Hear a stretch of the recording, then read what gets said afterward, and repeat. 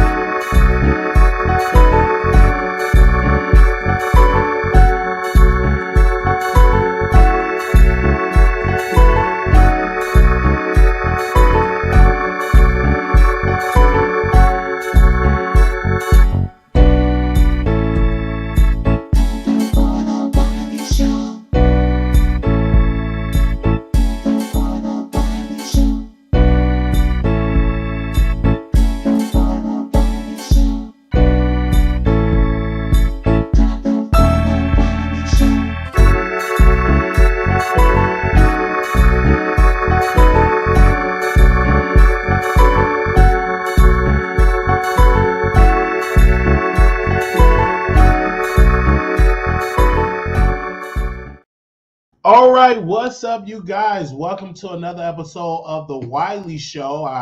We got a couple of little breaking news here. We was watching what was going on in Georgia. I didn't want to come on it before that, but we want to say congratulations to Reverend Warnock. He have beat Herschel Walker. He will be serving a full 6-year term as a senator of Georgia. So we want to say congratulations to Reverend Warnock. Of course, CNN have not called it, but Occupy Democrats and other outlets have called it. CNN not going to call it because it's a ratings thing. So what they do, they just pull you in and sit there, keep you watching. But pretty much all the votes that need to be remain that need to be counted are blue parts of the state. So again, Reverend Warnock, we can report to you that Reverend Warnock have won the race. Okay, that means Democrats have 51 seats, and this is powerful because number one, it will give Democrats more power in the Senate. It will make, again, let me see, because they said it so well. It's Governor, I would Senator, because it would give them more power is what I'm saying. It won't just lead to one senator, Senator Manchin, to have all this power saying no. They'll have a little bit more cushion to move around and do it. So I think it's great. And the reason why Republicans have lost the race, let me tell you why they lost, because number one, they voted for Herschel Walker. Herschel Walker was one of the worst candidates ever. Herschel Walker was a terrible, terrible candidate. And when I tell you that Herschel Walker was a terrible candidate, he really didn't have great plans. He really didn't speak that well. He was abusive. He was everything like that. Trump just supported a terrible candidate. I humbly believe that it shouldn't be that you see Governor Kemp literally have won, like really beat Stacey Abrams in the Senate. They don't a Republican don't win the Senate, but the governor wins this race because Governor Kemp was much a stronger candidate. He was a stronger person to run. And you see, they had Herschel Walker, one of the worst candidates ever, one of the worst candidates. And it's not just because he was African American, not saying that. He just was a bad candidate. It was plenty African Americans that could have took on the mantle to run and actually had great policies and actually could have spoke to African Americans. And another thing that I want to say about Republicans before we get into the mess, this is what I want to say. Republicans have to do a better job telling their people to vote early. They have to do a better job telling their people to vote by mail because, again, that is a big cushion for Democrats. Don't be surprised if you see Georgia try to change the laws and try to make it illegal to vote by mail, make it illegal to vote absentee, to make it illegal to try to cut down. They really did cut down on early voting with the midterm, with the runoff election. But again, Republicans need to tell their people, say, hey, vote early. Hey, vote by mail. Hey, knock on doors. Hey, cameras. And the reason why this race was semi-close is because Governor Kemp and his people, his team have boots on the ground. And that's why this race was really kind of close. Again, another thing, Herschel Walker did not really go out and speak to his base like that. He was really MIA for a while. And I guess his team was like, well, we don't want to have you on the campaign trail because, again, when you talk, you go viral for just bad stuff. You're not really making sense. And I think that was a bad thing. I think Herschel Walker should have really reached out to the rural areas, and Republicans really need to get out the vote campaign to get their people energized to vote. So again, I want to say congratulations to Reverend Warnock, and congratulations to Black Voters Matter. Congratulations to the Georgia Project. Congratulations to organizations that really put boots on the ground and said, "Hey, we're going to make sure that African Americans get out to vote." So that's an awesome thing. So this is a win for Black America. This is a win because Black folks was like, "Listen, we're going to vote. I don't care how you try to pull these hurdles for us. We're still going to vote." And that, to me, I want to say congratulations. I think this is a really, really, really a good sign for African Americans and a good sign for 2024. Because again, Georgia, and the reason why Georgia is really doing good, because if you look at Georgia, they have a lot of organizations like Black Voters Matter, the Georgia Project, and so many other organizations that are educating the voters, getting the voters out to vote, passing out T-shirts, passing out, educating them, passing out food and all of that. Mississippi needs to duplicate this plan as well as Louisiana.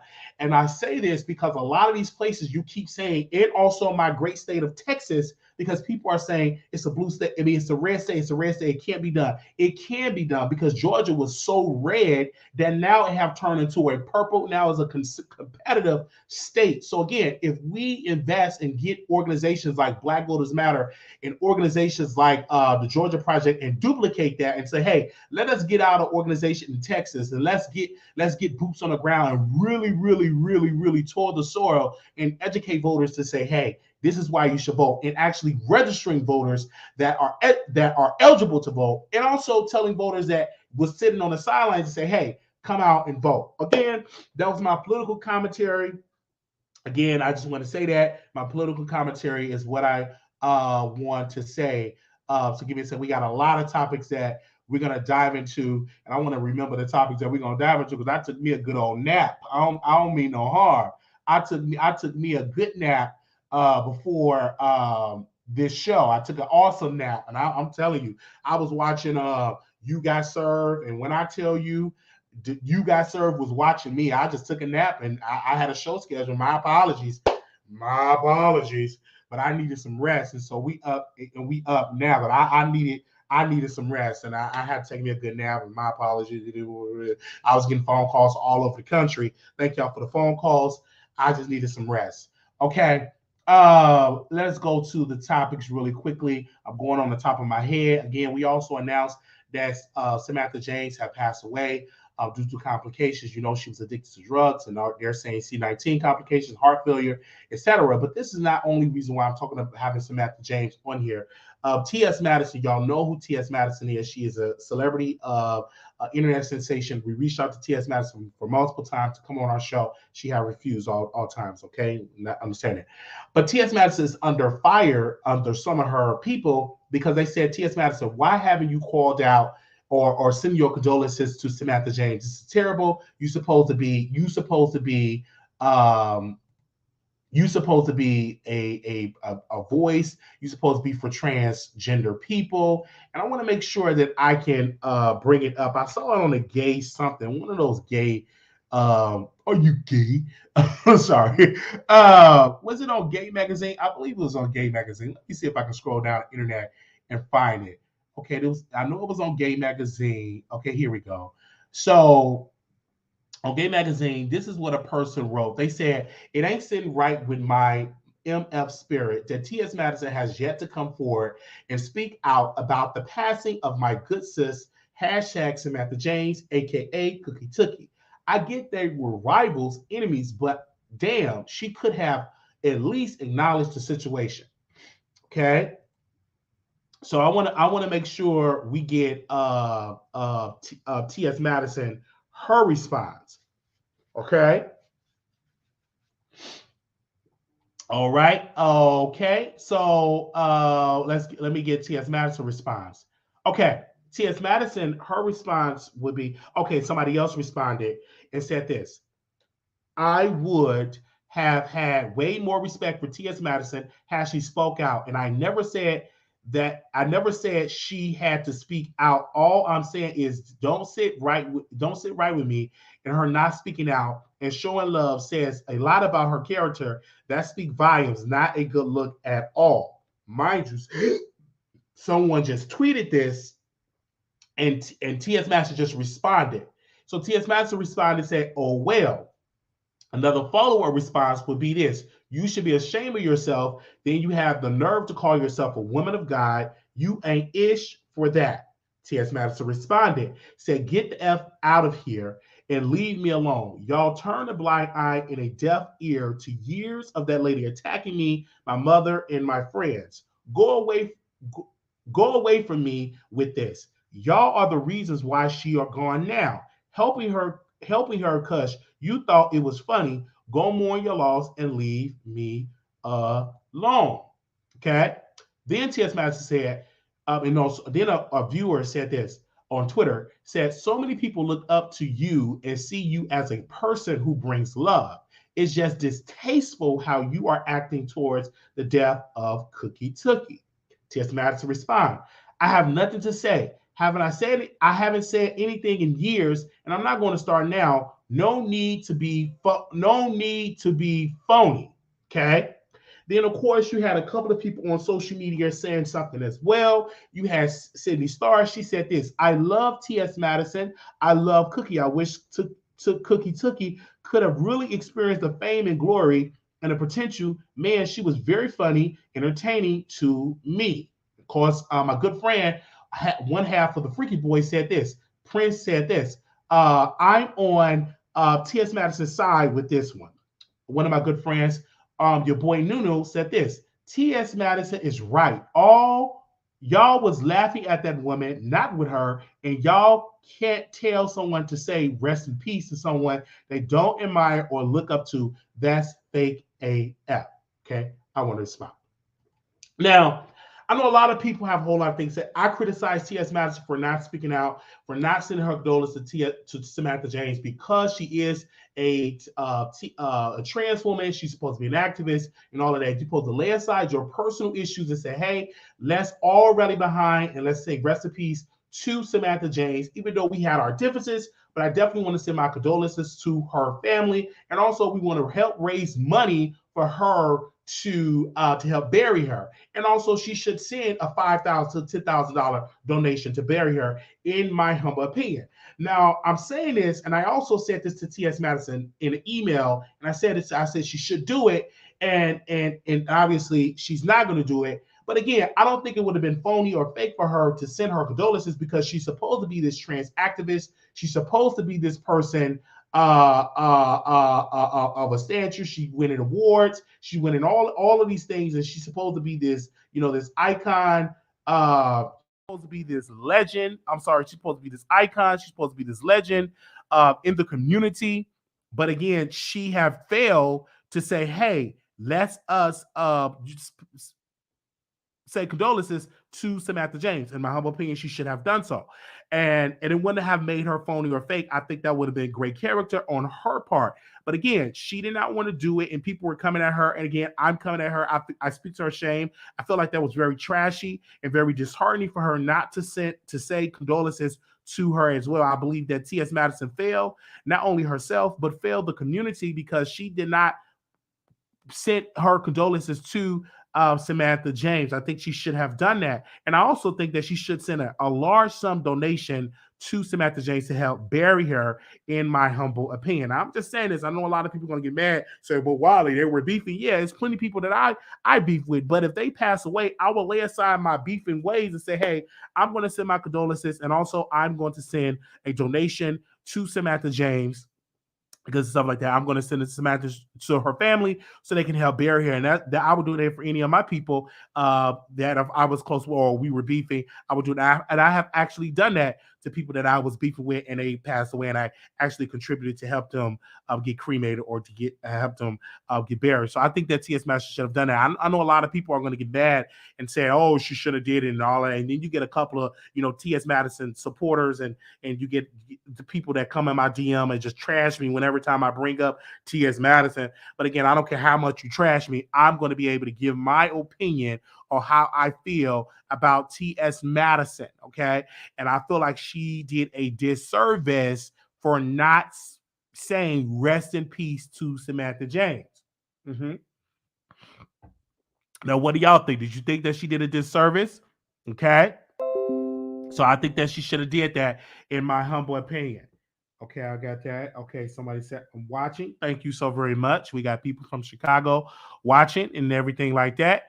Um, and everybody said, "But why did you send a donation?" I have sent a donation to Samantha James, to have buried. It wasn't a large sum donation because I'm not rich. I don't have T.S. Madison money. T.S. Madison was on Bros, and actually, Bros is actually on Peacock. So she got the money. She got big money. She got a house remodel. She about to purchase a new house.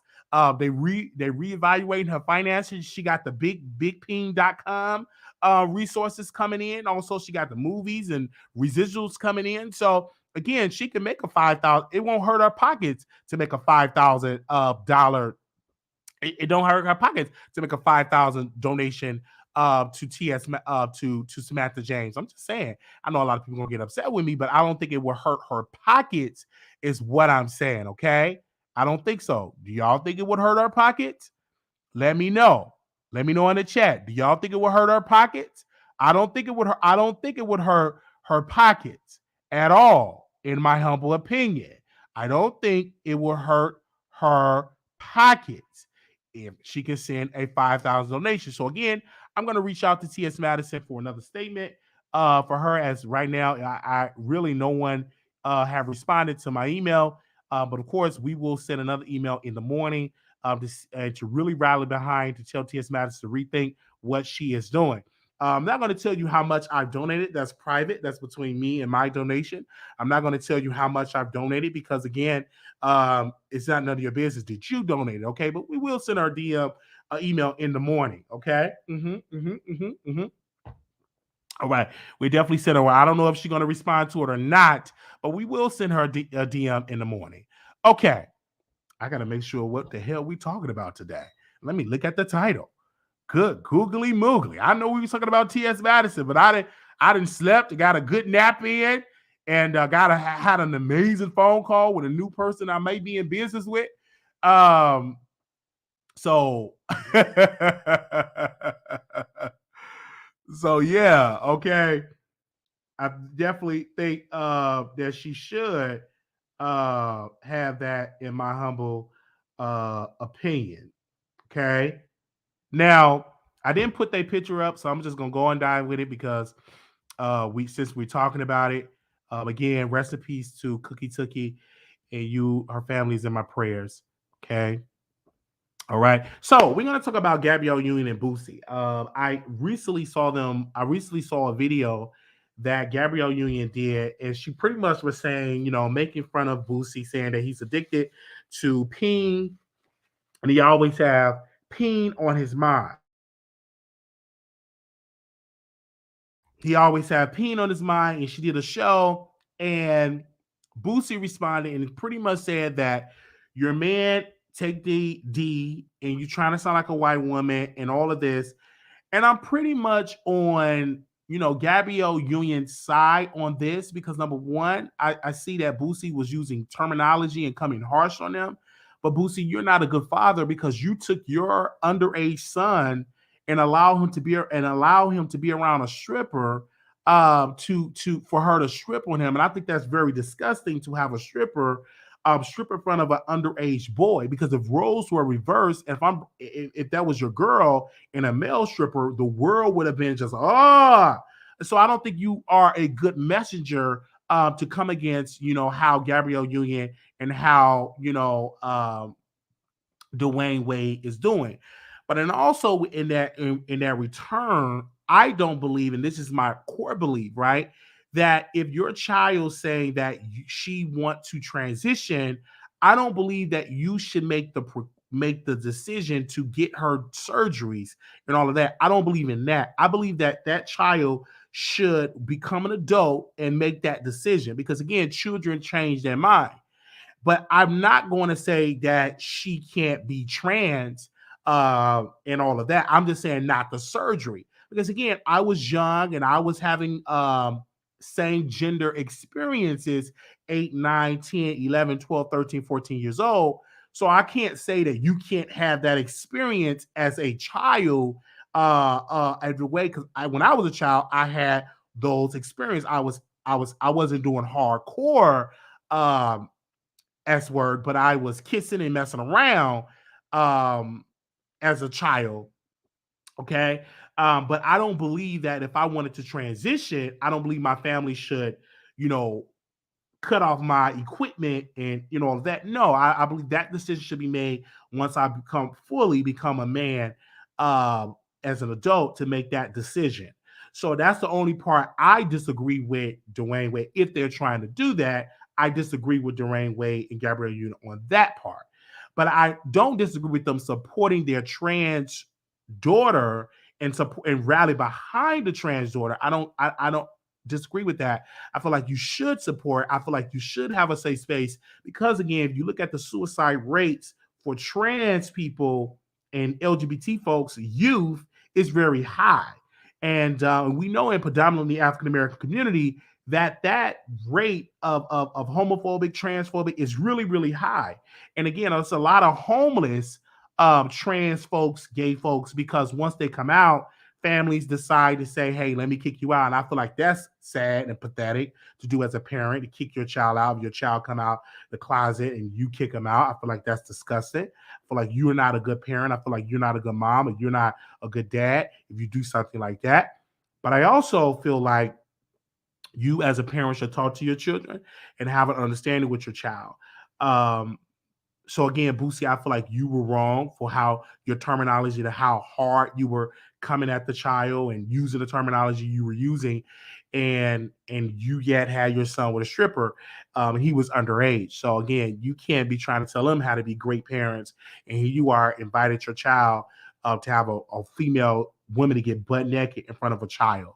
And I feel like that stripper should have been arrested and charged, because that is a crime. Because if roles were reversed, and if that was a little girl and you get and if it was found out that you get a male stripper, um, um, you know, that it would have been outrage. So what I'm saying, and he said it, and no charges have been brought. He wasn't canceled. He continued to do his Vlad interviews. Nobody really called him out. Nobody ever like called him out and all of that, and none of that. Like, they just say, oh, okay, it's whatever. They really didn't. That's how folks are. But if roles were reversed, I don't think that the world would be so accepting of that in that regard. In my humble opinion, is what I'm saying. And also, that's what I have to say about Boosie. That's what I have to say about Gabrielle Union. Okay, now Larry Reid, I had him on the docket because I was going to watch the interview with Pastor John Gray wife. Did an interview with Larry Reid. I didn't watch it in depth. I watched little clips. So I'm going to rewatch it and get an in-depth interview. But I will say this as his wife. I feel like she stood by her man, even though her man, cheated on her. She stood by her man. I disagree. If a man talk and communicate on the phone, that is a form of cheating. So if you give him a pass for that, then that's just a stepping stone to actually get involved with women. So again, and then also too, and I feel like this, and I'm saying it in my humble opinion, I know people ain't gonna like what I'm gonna say. Some people are gonna like it. But I want to say, I wish that Larry Reid would have asked her, should Pastor John Gray resign for being a pastor? I feel like if you cheat on your wife, you committed a sin. And I feel like if you don't repent of that sin, you should be, removed from office as a pastor. I don't feel like you should continue to be in that position of authority if you are cheating on your wife. I feel like if you commit adultery, if you commit fornication, if you commit all of those type of sins, if you lie, if you cheat, and you're supposed to be a preacher and you preach against these sins, then I believe that you should be removed as a pastor, in my humble opinion. I don't want to even follow a pastor. You telling me not to commit adultery, you telling me not to cheat, you telling me not to steal, and I'm really living up to these Christian principles. Because what you teaching and I'm believing in this and living a clean life, and then to find out you cheating, you lying, you commit adultery, you commit fornication, you commit all these sins, and then you get to stay in your position of power. I just don't understand that. And I feel like a lot of churches need to wake up and be like, hey, pastor, until you repent and change of your wicked ways, you need to be removed as pastor because you're no longer a leader, a spiritual leader, because you in sin. So until you clear up that sin, until you repent and admit of your sin and ask God for forgiveness and repent, then you shouldn't be in this position of authority. Now, once you repent, once you ask God for forgiveness, once we see that you have, change, then you can be reinstated as our pastor. But I don't think that you should continue to be the pastor and you out here cheating, just like the prophet Khan. He cheated and actually slept with one of the bishop's wives, and he had caught into another controversy sleeping with people's wives, and he's unmarried. And I think that is stupid, being unmarried and having all his temptations. Why don't you just get married? Why are you sleeping with other people's wives? He should be removed. I don't care how he hoop, I don't care how he holler, I don't care how he be prophesying, I don't care how he do any of that. If he's committing sin, he should not be in that position of power. He should be removed. And if you don't clear up the sin and forgive and get it clean out of your system, you're going to do it again, and yet you're going to embarrass the church. So again, I feel like if you don't have that, you should be clean. So again, back to Pastor John Gray. I really wish that question would have been answered. I would have asked her, are you a foolish woman or a wise woman? I would ask her that question. So again, I'm going to really get in depth and watch the interview. And I'm going to come back and I'm going to watch the interview and get my notes, and I'm going to come back and get my in-depth commentary on Pastor John Gray wife interview. I would prefer to have not just the wife on the platform, but also the husband, because the husband had all these dirty deeds. And I'm going to send an email to Pastor John Gray and be like, hey, come on the Wiley Show, because I want to ask him some very, very, very tough questions. This is why he's not really that accepted over there with Pastor Joel Osteen, because of his adulterous ways. Okay, so I will ask him some very tough questions. I don't know if Larry Reid going to ask him them tough questions because he want these people. He want to be accepted by these people and be accepted by the church community. But if he come over here at the Wiley Show, I don't give a darn about your title. I want to ask the questions about what the people want to know, and I would have definitely asked Pastor John Gray some tough questions.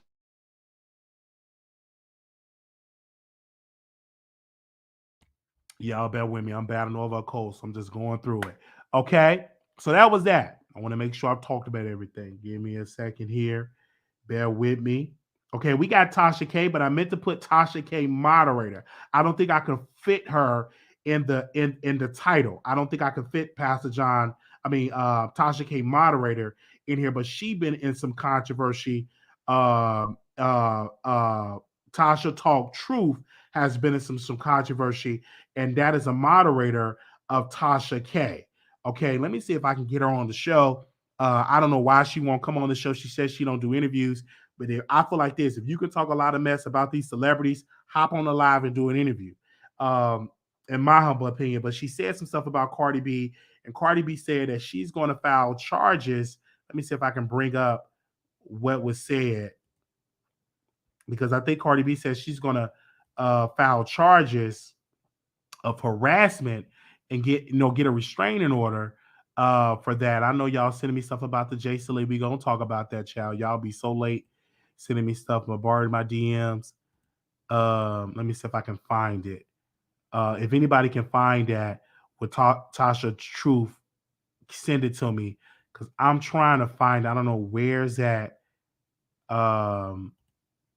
They said it was posted. Someone sent it to me, and I cannot find it. Oh, here we go. Okay, so this is Tasha Truth. Okay, she's not answering. Okay, let me see. You ready? Okay, we were in contact earlier today. All right, let me go to that way. Let me screen share this so y'all can see it for yourself. Okay, this is what's said. Okay, Tasha Truth.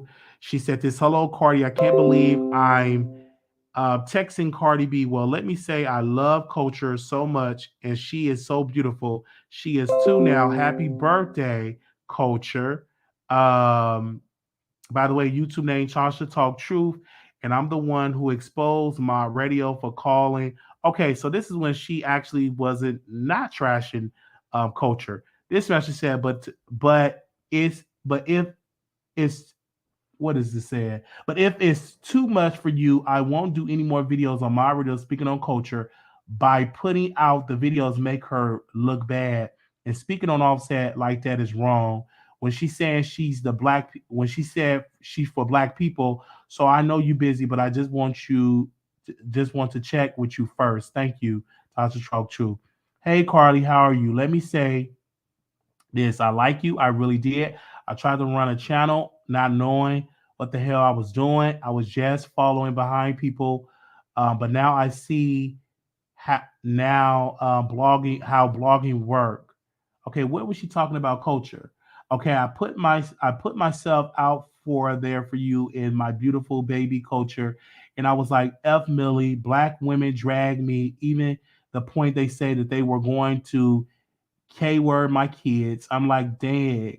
But when Candace thing happened, these women were in my DMs on the videos I made about my radio, calling Culture ugly. They were dragging me. So they asked me what they were going to say about it. So I made the post saying I defended you and you talked about another baby, LOL girl. I wasn't making ish. I was being funny, petty, pretty much saying what they wanted me to was doing. So I used to mod for Tasha K. Okay, I guess you don't mod for Tasha K anymore. But no more. I can't. Cardi B is like siding with someone that lie and evil, and I'm more of that. I believe in karma, and is like siding with Tasha. I'm scared that God will punish me knowing what she's doing. Okay, let me zoom in because baby, I need some glasses. I can hardly read what's it's going on. Okay, I can't. Even when I zoomed in, it ain't gonna look right. Okay, so in these messages, I don't see her talking about Culture. Question: why you talk so much silly about me on your page, but sending me DMs about Tasha, a liar, even speaking on my child? Why is that you have pictures of my child? Okay, this is Cardi B on your page, calling my daughter your child. Calling my daughter your child on DMs, calling her my baby, you are truly a psychopath. Okay. Hey, honey, I'm just now seeing this. My phone about to die. I'm going to charge it and I'll let you know. But I would say, I'm sorry, Cardi. Okay, this is what Tasha Truth talk. She said, Miss Cardi B, how are you? Well, I got busy and couldn't respond, but let me ask you a question. Defending my baby Culture on my radio. Okay, so that's how it goes. So I didn't really see her talk negative about Culture in those DMs, so she probably have, and she probably was obsessed. So of course I did some little digging. I saw some stuff like that. I'm like, this is quite weird. I'm like, stand 10 toes down on it. And then also, and I was like, I'm gonna be humble, and I'm gonna say this. I'm gonna be real. And I know people ain't gonna like what I'm gonna say. Mm-hmm. Oh, you may like it, but Cardi B, why are you responding? Not only did you respond, but you respond on your major Twitter account, and you delete it. But you responded, of course, and then you did a post and delete. But anytime you post something, we're gonna capture it. Why are you responding to Tasha Truth talk? Why don't you just block her? See, the problem that I have with Cardi B is that she promotes her ops. And when you have an ops, you shouldn't give them all of that unnecessary clout on a platform you work hard to build. Why would I give Tasha Talks Truth all of this clout, a unknown blogger, an unmonetized blogger, used to mob for Tasha, issue all of that to millions of people, and you announcing, well, if you don't stop, I'm gonna file her, I'm gonna get a restrainer on all of that. Just get the restraining order and move on, right? You don't have to let us know in promoting this because you make the same mistake with Tasha K. You promoted her, you uplift her. She got 1 million followers. She got all of this unnecessary clout from your fan base. And then you have to sue her, and then you have to cry. Then you said you couldn't have sex with your husband. Then you have to get on medication. Then you have to a psychiatrist, et cetera, et cetera, et cetera. I'm saying stop giving clout to your ops because that's unnecessary energy. You still have not released an album. Your baby is a beautiful baby. You have beautiful children, right? But you still don't have an album, and we follow you for your music, but it's like your antics. I guess you do this to distract for you not having out your album. You said on the Breakfast Club that's going to come out next year that is not all the way done. Girl, focus on that and stop focusing on your ops. Stop focusing on people that's criticizing your baby. People are going to always put out there, your baby is this, your baby is that. They do that to get under your skin so they can get a repost on your Twitter account, so they can get a repost on the blogs. Focus on your album. People are going to always talk about you. It is what it is. But the more and more you bring eyeballs and ears to what people say about your child on your platform, the more people are going to pick up that baton to talk about your child. We know your child is beautiful. You should know your child is beautiful. But everybody's not going to believe that your child is beautiful. You got some crazy folks out there that's going to say all type of derogatory things about your child. You are a public figure, all right? You are a public figure. And I was Googling some stuff and looking at some stuff. People saying all type of nasty things about your child. But you shouldn't put that out on social media, responding to your ops. If you want to sue them, if you want to get a restraining order, do that privately. Do that behind the scenes. And if the media folks pick it up, they just pick it up. But don't you be the leading force in putting this all out there when it comes to that, because you don't see Beyonce. They talked about Beyonce. They called Beyonce child ugly. And I remember Funky Dineva. Oh, I don't know if he watching. Should I say that, Paul? Because you know these people be in the bushes watching poor Lil Wiley. I ain't got number 28,000 subscribers, not even 30,000 subscribers yet, but they be in the bushes watching. Just like when fucking Dineva, he called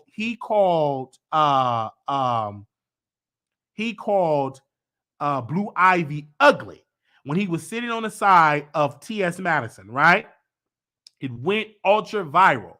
Not one time did Beyonce or Jay-Z came out and reposted what Funky Dineva said on their major Twitter accounts, on their major Instagram account. If they did say something, it wasn't public. It was all behind the scenes. The mistake that this queen, Cardi B, makes is that she uplift her ops. Really, she uplift them. Maybe it's the stripper in her, maybe in her mindset that she still don't know that she's wealthy and she got clout, and she got influence. She still want to get people together. You're no longer that type of person no more, Cardi B. What you say actually have power. What you say actually have influence. What you say actually have reach. Okay, and your child is beautiful. So you ain't gonna bait me to talk about your child. Your child is beautiful. Your husband is beautiful. And you used to be beautiful, but you did so many alterations to your face. Good God of Zion. I don't know what you're trying to do with your lips or your body. It ain't all matching. But again, you make good music. I just want you to go in the booth, finish your album. Okay? So I ain't gonna talk about your child. Your children are beautiful, but your face, you did too many alterations and too many alterations on your body. And so you need to get that together. And I don't know why you didn't study Lil' Kim. You say you love Lil' Kim. She's a legend. But you should have studied Lil' Kim and say, let me not mess up the face in my body. Because you see what Lil' Kim coming in. I don't know if I need to speak in Chinese or pray for sis. I just don't know, because some days she look all right. Some days she look like she ready to break out in some shrimp fried rice and some egg rolls. And so you should have not done that, in my humble opinion. Now, maybe your Barty gang going to take what I say, screen record it, and send it to you. Don't go on your Twitter account giving me all this free clout. If you give me the free clout, I accept the free clout because it's good promotion. But I don't think that you should put me on your Twitter account because I said you made too many alterations to your face and where is your album? Because who's going to gain from that? I'm going to gain from that. Okay. I'm good because you already got the clout. Your clout, and it's going to sprinkle to me because what it's going to do to the Barty gang, they're going to be in my mentions. They're going to be on my TikTok, and I'm going to be talking about you more. And they're going to watch my show. They're going to subscribe. They're going to watch what I gotta say. And it's going to be all about Cardi, because I'm going to feed that to your minions because they're going to be, because I'm going to give them what they came here for. And they're going to be in the comments giving me all this algorithm that's in the comments. What you saying about Cardi? Yo, I ain't straight. Blah, blah, blah, blah, blah, blah, blah, blah. She should sue you. Blah, blah, blah, blah, blah, blah, blah, blah, blah. So again, that's what I had to say about Cardi B. So when I saw that, I said, wow. And I wanted to bring Tasha True to come on the channel to speak her side. And she said she busy and she busy. She can't do it. So okay, you busy, you can't do it. I understand. I get it. Now you busy, you can't do it, but yet you're not busy to troll Cardi. So my thing is, to Tasha Talks Truth, you need to capitalize off of this moment, do interviews, and build up your channel, and don't just be known as the oversized troll. I'm going to say it again. Don't be known as the oversized troll. All right? Either you're going to be an oversized troll or you're going to get into the business of actually doing blogging and all of that. Okay, because you already got the focus of Cardi, and if I were you, I would just continue to talk about Cardi B, continue to talk about her family, continue to get clicks and views off of it because you already on Cardi B lips in her psyche and already in the psyche of her followers is what I'm saying. Okay. What I'm saying, I don't want to continue. I just don't want to be a oversized troll. See, when I troll, it's with a purpose. It's with a video. It's with a show. It's with a purpose. So I just want to say that. And I know a lot of people. What you mean by oversized troll? Look at it. She's an oversized troll. Wiley is an oversized troll. Don't get mad when people say well, it is what it is. Can't get mad. You can't get mad at what it is. If you Google her and look at her, oversized troll. What you mean? She exactly what I said. Oversized troll. Wiley is an oversized troll. What do oversized mean? I'm talking about weight, overweight, oversized. You know what I'm trying to say. Get up out of here with that. Okay? And if I could talk about me being oversized, then if you oversized, you don't stand a chance. Okay? Did I say that right?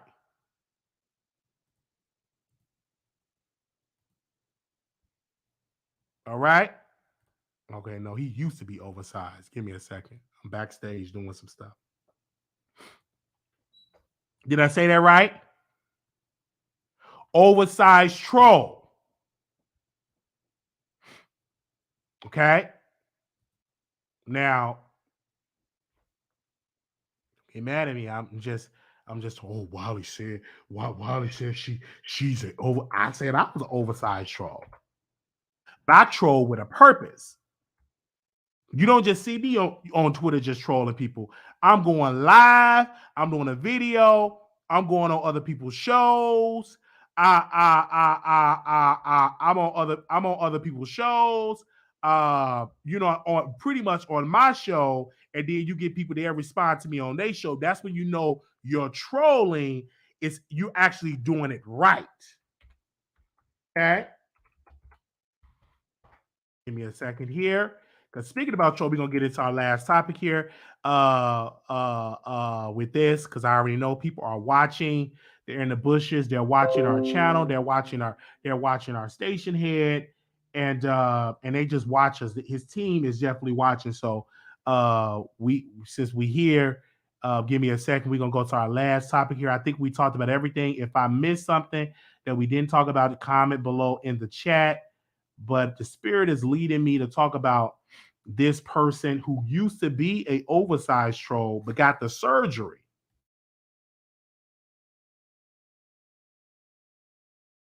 They used to be a oversized troll but got the surgery and no longer a oversized troll. Okay? So, Jason Lee, now mind you, I'm in my bed watching the results of Reverend Warnock and watching the results of Herschel Walker on CNN, and I'm watching Roland Martin. I stopped watching Roland Martin because his microphone wasn't loud. So I was getting turned off by that. So I said, let me watch Jason Lee gagging. This is his last show. Let me watch it. So I'm literally watching it, and then I go to his story to see what he's doing on his story. He's sage in his house. I hear my name, Wiley. I'm like, is he talking about me, Wiley? So I click off his story on my Fufu account because I'm blocked on his Instagram. So I'm on my Fufu account. Get off the Fufu account, and I'm watching it. So he said, Wiley, he's cockeyed. Wiley, he get turned on by talking about me. I wanted to tell. This is what Jason Lee said. I wanted to tell my team to reach out to Wiley to come on the show, and we're gonna do this whole little rollout, and then don't show up. And then Wiley, you cockeyed, hope your eyes get straight. And then he said, it's gonna take you 25 years to get on my level. That's what he said. Okay, it's gonna take you 25 years to get on the level. So I want to respond to Jason because I posted it on my Instagram. And I saw it in real time of what he said. And you seen his cast, his team member, they was giggling in the chat about this. And I'm like, but why is Jason responding to Wiley? What is Wiley doing for him to respond? I'm just 28.8 followers in. I'm just 6,000 followers on Instagram. I'm just a couple of thousand followers on Twitter. So why are you responding to me? What did I say? So what did I have to do? I had to go back in my mind. I said, oh, you don't like it because I'm criticizing you with a built-in audience, and we see right through your foolishness. We see right through that Sherelle's world, who is controlling her husband and is one of the worst wives I have seen in history and will never make it on reality television. And she never made it in that. And so now she had to become a YouTuber, right? And she's sad and depressed because she really want to leave her husband, but her husband was the breadwinner. And now she's making bread on the internet. And now I'm going to come on the show and kiss Jason Lee butt. And so that interview didn't pop off. And so then Jason Lee will say, okay, the Sherelle Real, who got 400,000 followers, it didn't really pop off. It didn't really go viral. So let me go to another channel, House of Aaron. He's feminine. And so I could try with him. Maybe that interview would pop off. Maybe that interview would go viral. That interview went nowhere. Actually, the host himself was very sleepy. He was very, very sleepy in the entire interview. So I criticized that. And then I also uplift the success of brother Armon Wiggins, the wins that this man had. He had the wins of the cast, over hundreds of thousands of followers tuned in.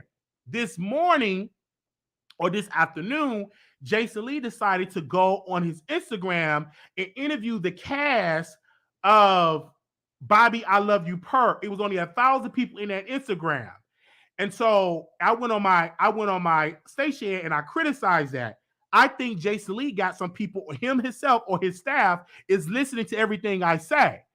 So that didn't go off nowhere. That didn't go popping. It didn't go viral, right? So you are seeing all of these things, these losses that Jason Lee has accumulated on this online stuff. And he also stopped doing gagging because gagging didn't really go anywhere. It didn't really go viral like that. Nobody really watched gagging like that. Armon Wiggins' ratings outdid gagging. Gagging actually got his highest ratings when Armon will host, right? And so it really didn't go anywhere. So Jason is mad because we are criticizing him with my cock eye. I see right through brother Jason, and we're criticizing him, and he does not like the criticism because though you got a fancy house, that don't impress me. Like I gotta kiss your mother because you got a fancy house. Ain't like you giving me no bread. Though you taking pictures with celebrities, I still see through the lies and the deceit that you're doing. I see through all of that. And so you don't like it because I'm not kissing your butt. I'm not uplifting you. I see you coming to YouTube and you're trying to sell a course to become this big superstar or to become a millionaire, but you're not going to tell them folks how to become a millionaire in the Instagram land, how to become a millionaire on YouTube. You're going to be selling them people a bunch of bullshit, right? You're not gonna tell them the real deal of how the deals that you made, the people that you got in contact with, how you made the moves that you made. You ain't gonna tell them how to finesse in this industry. You're gonna give them a bunch of bullshit. Okay. And so you got mad about that criticism. So I'm going to continue to criticize you when you do bad. I'm going to continue to criticize you if you have wins or uplift you when you have wins and criticize you when you do bad. And so this is what I'm going to do. I have always done it. And so then you had the audacity to prophesize about my life. That prophecy ain't gonna go nowhere. You said in 25 years, I will be on your level. No, I'm already on your level right now. Is because you're talking about me. Because if I wasn't on your level, if I didn't have half of what you have, why are you responding to me? That does not make any sense, Jason. You in a multi-million-dollar house somewhere out in California with a staff of people, and yet in your mind, you're talking about Wiley. In your mind, you're criticizing Wiley. In your mind, you're talking about me right now. I don't have hundreds of thousands of followers. I don't have the 400,000 followers like Sherelle's World. I don't have the 50,000 followers like House of Aaron. Okay, none of that, but yet I'm on your mind. So I am on your level because you're talking about me. You could have talked about anybody else, but yet you're talking about Wiley and said my name. First of all, you went on House Aaron, didn't say my name. You said cockeye. We all know who you were talking about. Anybody with good common sense. And then on your show, that ain't reaching up. So let me say Wiley. All right. And so, of course, I'm going to talk about it, whether you say my name or not, because I'm in the business of talking about people. Okay. I'm not upset. I'm not pissed. This is what I do. I talk about people. People talk about me. But I found it quite interesting that you're talking about Wiley when you're supposed to be talking about a YouTube $1 million YouTube course. In your words, that you got this in-depth waiting list for a YouTube course, which I highly, highly doubt people are rushing to sign up for this course. And if you're rushing to spend your money, you're wasting your money. Because I will use that $1,000 to invest in your platform and really deal with somebody else than to waste your coins dealing with a Jason Lee that have lost in the ratings with Armon Wiggins. If you want to invest in a platform, learning how to do YouTube, learning how to do all of that, I would invest in somebody like the Neighborhood Talk. Their algorithm, their engagements is better than Hollywood Unlocked. I would invest in something like the Shade Room, but none of those people really going to tell you the real tea of how to really make it in this business. It is what it is. They're going to tell you, it's just like those info commercials about real estate. Have y'all seen them info commercials in the middle of the night? They tell you, sign up for this course. I'm going to teach you about real estate. I'm going to be in your city. Come to this hotel. It's going to cost you this, and they do a little intro. Then at the end, they tell you how many thousands of dollars going to cost. And then when they talk, they give you a bunch of bullshit. And they prey on uneducated, poor, hungry people that want a better life, but they're listening to the bad people that ain't going to give them the real tea. Okay? So that's what I think about this whole thing with Jason Lee. I think that about him. And he's angry. And another thing he's angry about, folks, because I know his people is watching. He's angry because Armon interviewed all of these people and he accumulated over 100,000 plus without a staff. This man interviewed all the cast on Instagram and it didn't go nowhere. And no one even talked about it. And his YouTube channel don't even accumulate to what Armon Wiggins is accumulating on his channel. And these are facts. This is me being critical, sitting down, giving my facts. And he's sitting there. He need a co-host. He need liquor. Maybe he even need the Wiley Show on there to liven up the show because he is boring by himself. Because when he do the show, it's boring. It don't touch you. I'll be like, this ain't funny. Like, and he's talking about, I want to do daytime television. What, to go to sleep? It's going to be canceled within the first season. You just don't have that. You just doesn't have that gift for me. It's not for me. So that's why you get your people on there to liven up your show, because it's not really working. So now you're leaving gagging, and now you're telling your people you're going to transition and to do a daytime show, which it will be on the internet. I highly doubt it that people are going to put resources and give you a daytime television show. And if you're going to get a daytime television show, it's not going to be on a major network. It's going to be probably on Tubi, probably on Zeus, but it's not going to be on one of those leading networks on your channel when it comes to that. And then it's all the people that's in the chat that's over there from Gag Nation that's in my chat right now saying that next topic, saying that putting sleeping emojis and all of that coming from over there from Gag Nation. We know who you are. You can say next topic until you blue in the face.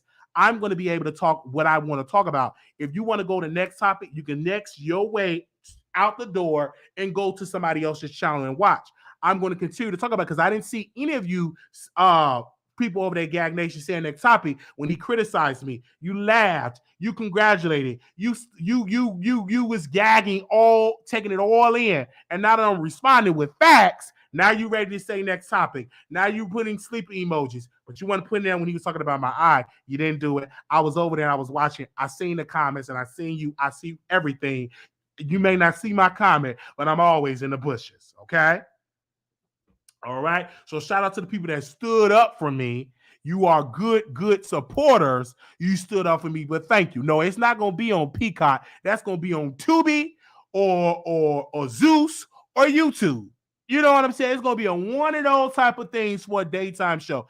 I highly doubt that he's going to get a daytime show on Fox, ABC, CBS. I highly doubt it. And if he do, it's going to be canceled, just like Nick Cannon's show was canceled, because I felt it in my energy that is going to be canceled. Okay.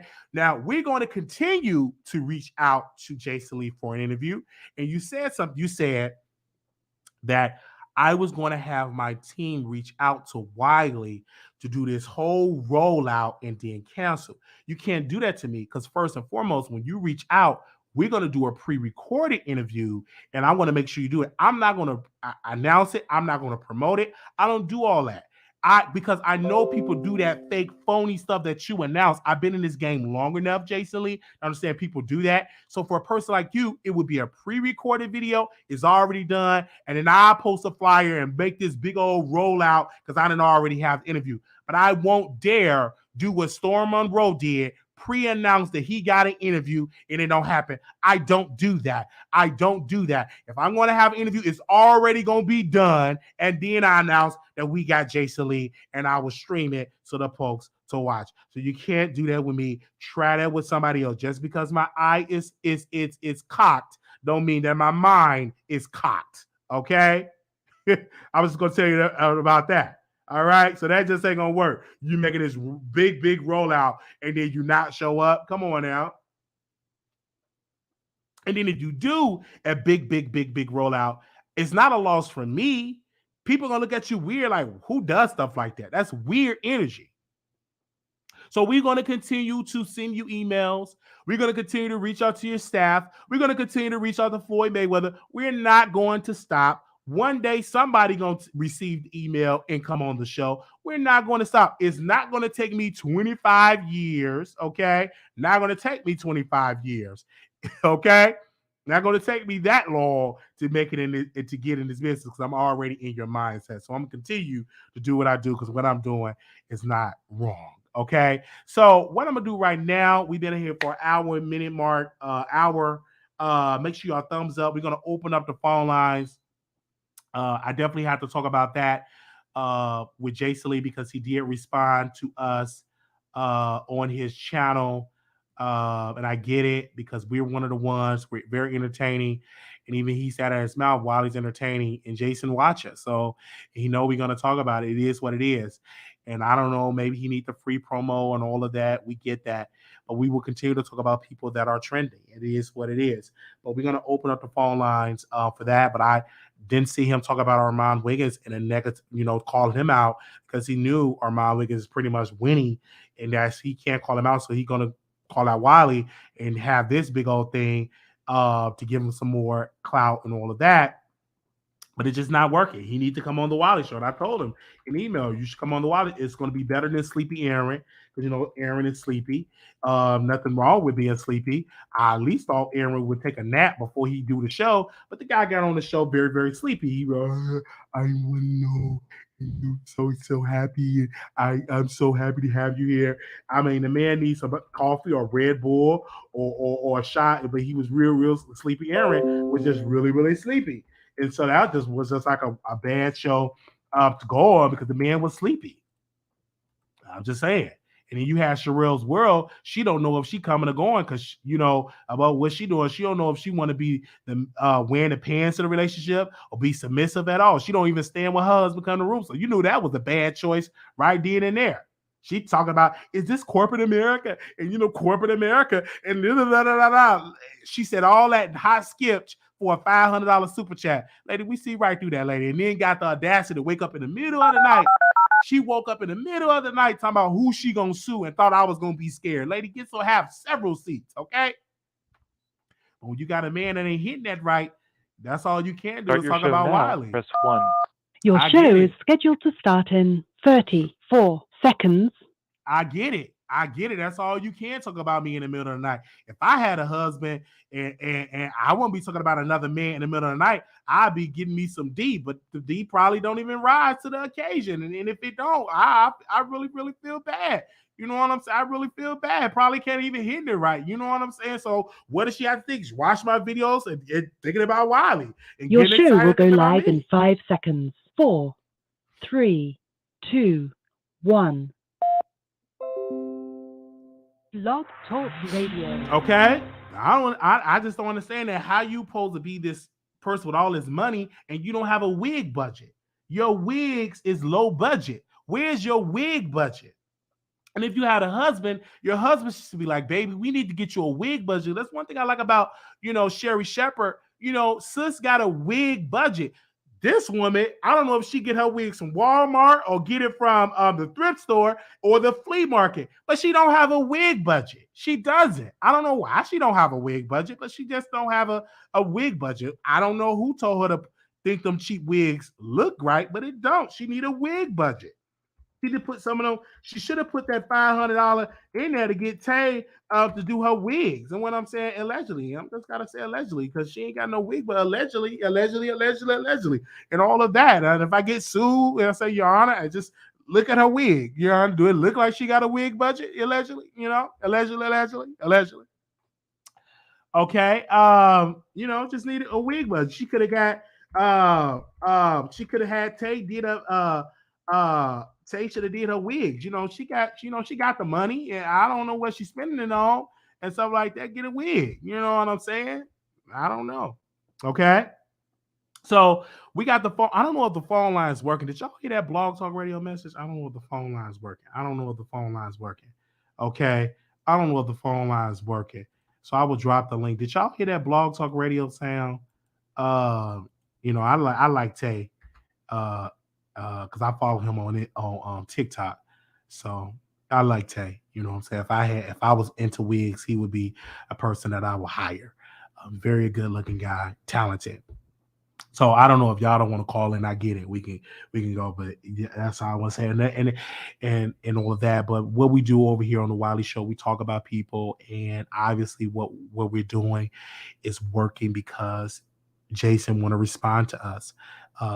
It is what it is. But when we were on his bingo, he blocks me from his bingo.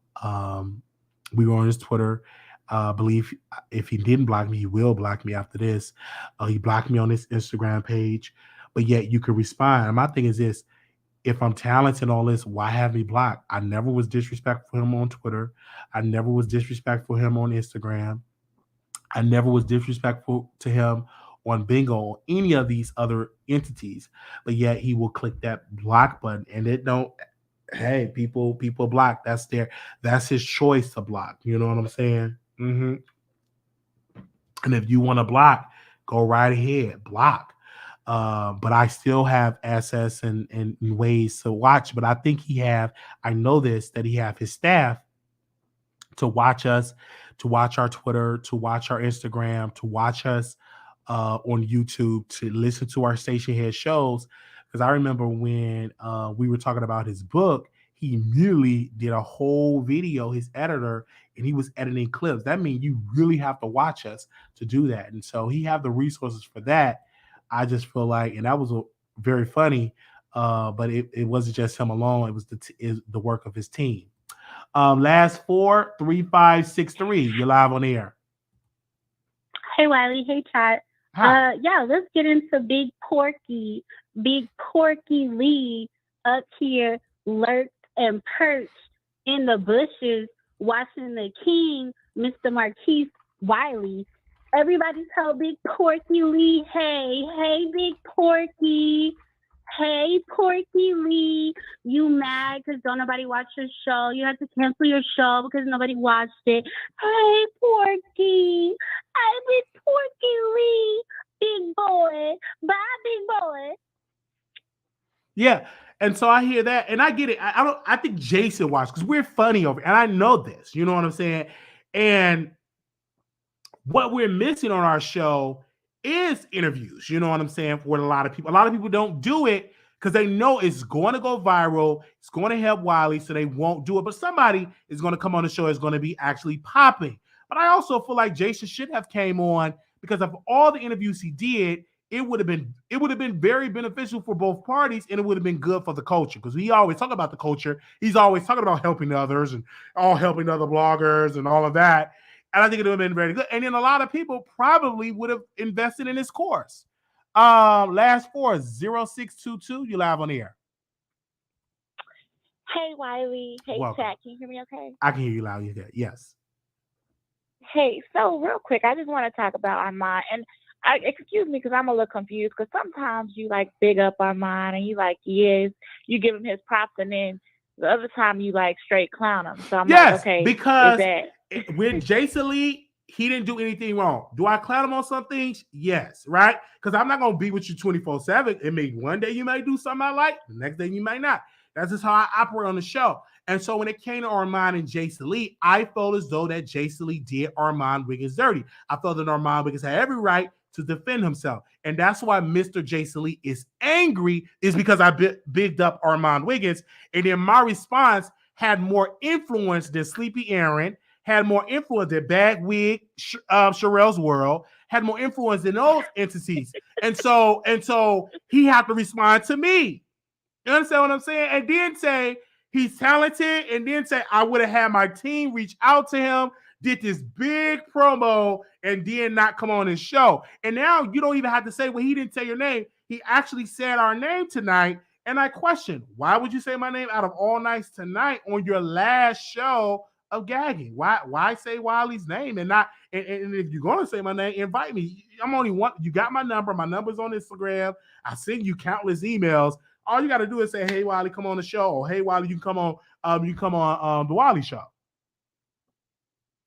I mean, but honestly, at this point, though, after Armon did that big gagging on his show of gagging Jason Lee has to get rid of his show because he sunned him. And now he's taking pictures with Tank. He's been in there with Brandy, Cardi B, and doing a sit down with Bobby Lights and his whole cast. I mean, he got sunned, in my humble opinion.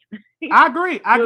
And when he had on the gagging hoodie and he burned the book, like Armon literally put a nail in gagging because he didn't. And then we were waiting on Jason response. No response. He couldn't respond to it because he don't have the intellect, the talent. He don't have a good staff writer. I would have wrote him a couple of jokes to clap back at Armon. And now you have to cancel the show. And now you're doing, well, I'm going to cancel the show. Guess what, y'all? I'm going to sell y'all overpriced course to learn how to become a millionaire blogger, but I'm not gonna give you the real tea. But go ahead and sell it, and then I'm gonna lie, as they always do, to get y'all to buy into stuff. It's a big waiting list. And then the next day, oh, you can do it half right. Like, no, he do that to get y'all baited in, to get y'all to get this, to do that course. But have you noticed that all of Jason Lee is kind of falling apart, right? Like first it was Balenciaga, then it was Kanye, then it was, it was Wendy Williams. I mean, like he is losing. He is. I mean, at this point, I think you should leave him a voice note. Yes, and I agree, and I hear you. And we always send emails. With the voice note, he have us blocked, and then people say, "Well, he's rebranding." Yeah, he have to rebrand again. After where Armon said to him, destroyed his reputation with fellow people. They look like, I think you play, because the way how Armon painted it out, he showed evidence and proof that this man was trash. You know what I'm saying? And it was honestly receipts. It was receipts. And it was like those CVS receipts. Mm-hmm. Like, those CVS receipts that just keep going and going and going. And you're like, bruh, what about the paper? What about, conserve for the economy and stuff like that? But it was a CVS receipt. That's what he read out. But you know what? I want to ask you a quick question, though, if you don't mind. Because this really bothers me. When people tell you to move on, like we, the producers, the executive producers, like we want to hear from you. That really bothers us when people in the chat say, move on. Like, no. Because a lot of them is saying that because they are Jason Lee supporters, and they come over here and they just change it up, but you can't change it up. And most of them, they won't call in, they won't energize. We talked about politics. As you see in the chat, you didn't see them people say anything about that. When we get to Jason, move on, because they leave Jason Lee's show. And these be the same people that send me the emails. These are double agents. Because when Jason Lee talk about us, they be the main ones in my DMs, okay, sending me the stuff, and then they play both sides. And I'm glad, because they're viewers, so they can post 1,000s move on, because they're putting money in our pocket by viewing the product and stuff like that. So it is what it is. They should have told Jason to move on this product that he's trying to sell, and that have flopped. Right. Do you think Sherelle World is a submissive woman? I don't think that she's a submissive woman. I think that she's making the bread, and I think that she have a very weak husband. I don't think that she's submissive at all. I think she's a very controlling wife. And I also think that Mr. Perry is not, hitting that right. Because if that was my wife, number one, I hit that right. Number two, I want to make sure she gets some good wigs. We invest in the wigs, because she's making good money on there. She got 400,000 followers, making good money on there. And we'll make sure she get better wigs. We'll make sure she get a glam squad. And stuff like that, in my humble opinion, because again, she does have a big fan base. I just feel like she needs to upgrade her glam squad, to upgrade her wig budget, and I just and then also I think her husband needs to hit that. I don't think he's hitting it right. You know what I'm saying? And I guarantee if you really ask her in the corner, is he hitting it right? I guarantee she'll probably say, he ain't hitting it right. And that's why she had to talk about Wiley, because we know how to hit it right. We younger. A lot of it is what it is. And so who did she talk about in the middle of the night? It wasn't her husband. She was talking about Wiley. It make you want to wonder, why are you talking about Wiley? Somebody had 28,000 followers and you have 4, because she's thinking about me. She watched me. She's thinking about me. It is what it is. All she could have sent me an email. Could have hit the cash out. And we know. I would have made a little trip, pay for my flight, hotel, and hit the cash out for about 30,000. And hey, I guarantee you then you will see a shift in her attitude. But as of right now, a lot of women will not be submissive to a man that ain't hitting it right. They become dominant, they become controlling, they become masculine. But if you're a good man that know how to hit it right and know how to be the dominant figure in the relationship, then she would be more submissive. I feel like the reason she's controlling, because she's making the money and he ain't hitting it right. 100% Wiley. Look, I was making the bread at my job, and my dude was not making money at all. But because he was hitting it right, I was listening. Tell me what to do. Absolutely. So I balance it out, because it's kind of hard. It's kind of hard to be submissive to a man that ain't really making them bread and ain't hitting it right. Like you're gonna get frustrated. You're gonna be picking up those masculine characteristics. And so I see that in her. And then when she get frustrated because she don't like a man telling her what to do. So what does she do? She went live in the middle of the night, and I'm watching because I'm always up. I'm single, but I question. I'm like, you a married woman? What you doing up? Shouldn't you be getting it in? What you worried about talking about another man? And then I question her husband, like, why you ain't put your wife in chat? Why she talking about somebody in the middle of the night? Shouldn't y'all be getting it in? You know what I'm saying? If I had a wife, in the middle at nighttime, that's when I'm really, really in up. It is because if I was with Neek. You know what I'm saying? You ain't gonna be seeing Nick at night on there in the middle. Cause that's daddy time. That's zaddy time. That's what I'm saying in my humble opinion. Right. I agree with Quiet Storm Designer for you. Like I don't think Sherelle World is standing up for her man when he come in the room. I don't. No, of course she don't stand up for her man, etc. I think he stand up when she come in the room and all that. I think that, of course, she don't, But of course, I was where she was thinking I would demand you get a good man. Of course, we're gonna make sure, is what I'm saying. I know she's gonna come back. She's gonna send me a cease and desist. She's gonna try to sue and all of that, and you're gonna see how she operates. But she'll be wasting her resources. We will fight it back with our lawyers and all that. And then she ain't gonna sue, but she will go live and say, "Oh, I'm gonna sue Wiley. He said I don't stand up for my man." If you want to put that in court documents, I'm gonna read it on the air, and that's gonna be a good Wiley skit to talk about. Because Wiley, you got the same lawyer. Wiley, you got the same lawyer from the library, or would you get a new lawyer? I would get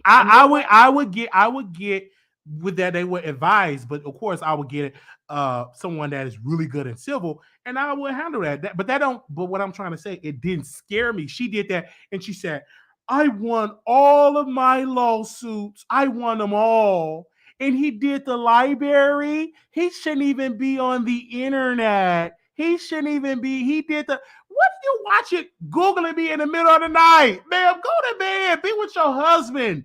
This when your husband supposed to be playing the song. There's a meeting in my bedroom. She's in her living room with her camera equipment, worried about Wiley. Like, I couldn't understand it and got mad because people criticized her and dragged her. And she took the video down because it didn't work. She thought that people was going to drag me. They dragged her in the middle of the night in her living room. And you got a whole husband. He probably in there knocked out, and she in there talking about who can I talk? Talking about poor little Wiley. And I'm giving her, and she excited now to be talking about it. And she right there watching in the bushes in her living room with her microphone, Googling her, emailing her lawyer, waiting till the law office open up. She's going to waste all these resources to sue Wiley. And guess who's going to gain from that?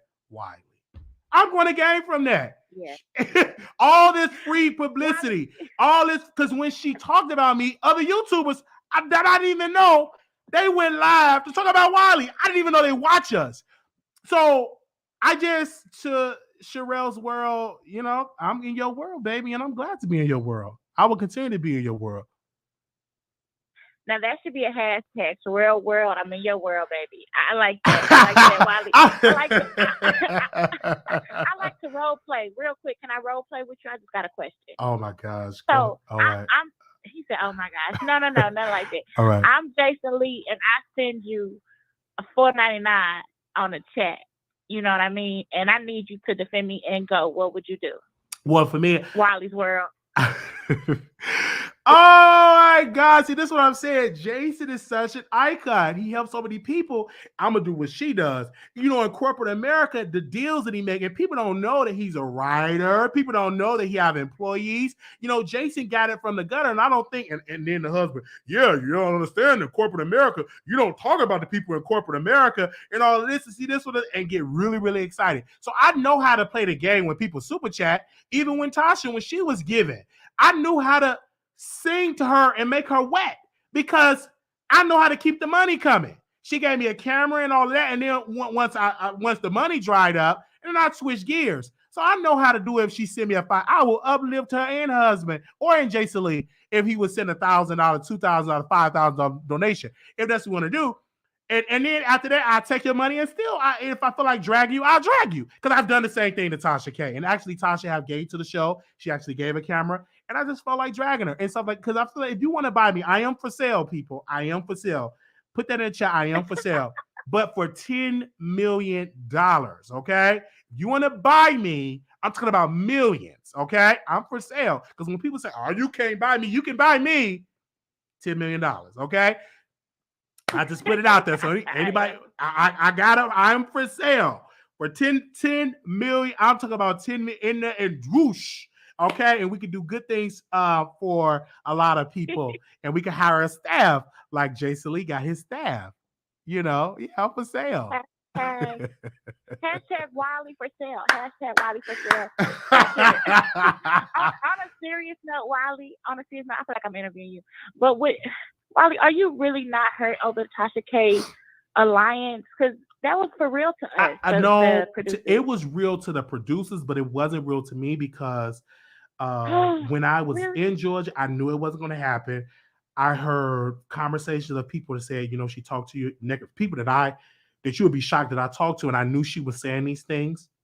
And then when I was in Georgia, and I went about almost a year or two ago, and I was there for the Monique comedy show, and she was the one, we're going to do a podcast, but she never thought that I could just get a flight and come to Georgia, because her promise was, I'm going to send you to Georgia, I'm sending you to Georgia. I'm like, okay, but I'm in Georgia. So I hear, you in Georgia? We definitely got to do a podcast, but all that. Then about an hour before I get my Uber to get to do the podcast, this is before Vine, this is before all of that. My baby is sick. He's in the hospital, hooked up to tubes. I just so happened to go on her Instagram, and her baby was playing, laughing, wasn't sick at all. And so that was like I already knew that she didn't too much care for me at all. And that was like a confirmation that she's just going to dangle that we're going to do a podcast, we're going to do this just to keep me going. But in my mind, I'm going to uplift you for the clicks and views. I have my own motive for the clicks and views to be different. But once I saw that, I said, I have to let Tasha K know I see what she's doing. And I don't agree. And so then I started to come out, and then slowly but surely, the employee, Tasha, will call me. She said, why are you coming at the employee? Why are you blah, blah, blah? She does this and blah, blah, blah, blah, blah, blah, blah. And then I just kept doing. And then I started to notice that she didn't like my coverage of her and Armon. I did that purposely. And then she announced, I don't think you should put Armon and me in a title because it messes with his spirit. It messes with him. And they did this whole Christmas thing. And then when I went on the app, so it was a lot of things that I saw that Tasha K was doing that I said, okay, you're going to do what you're going to do. And then when she didn't put her employee in check, I said, I got to get this employee back, or I got to get that back. And then she was like, oh, Wiley, I didn't know she was going to say that. But girl, you're the CEO. If we supposed to be allies, good Judy's, you be like, no, don't come out, put her in check. She the employee. But once I saw that, I said, I'm gonna get her. I just sit there and I took it. I said, when I go live, I'm getting that employee back. And I've been on their neck ever since. Yeah, we see it. And the way Tasha did your mentor, was not cool either. How she did Larry Reid. We all watched it. And you see how she falling out, not only with the mentor, with my mentor Larry Reid, but she did it to Conscious, but Conscious was critical of Wiley. And once we called Conscious out on that, he stopped answering my phone calls. Once we called him out, because during that time, he was saying, stay with Tasha. Don't burn bridges. He didn't see the evilness. I saw it already.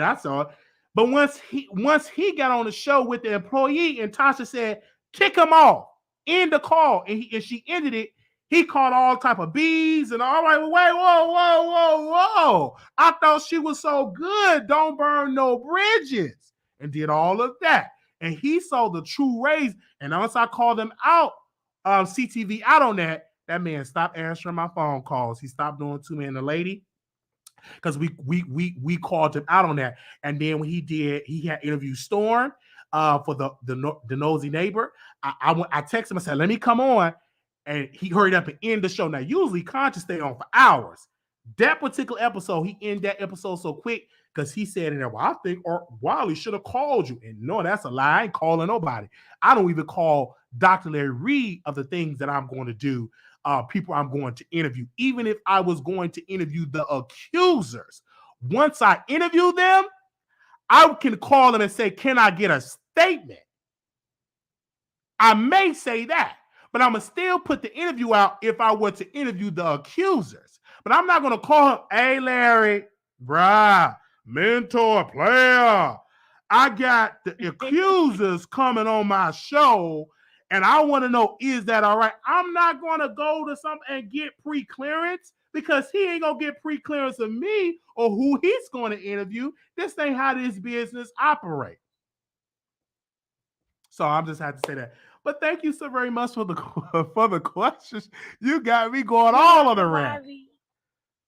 You know what? I've actually DM'd you before, but you probably too busy.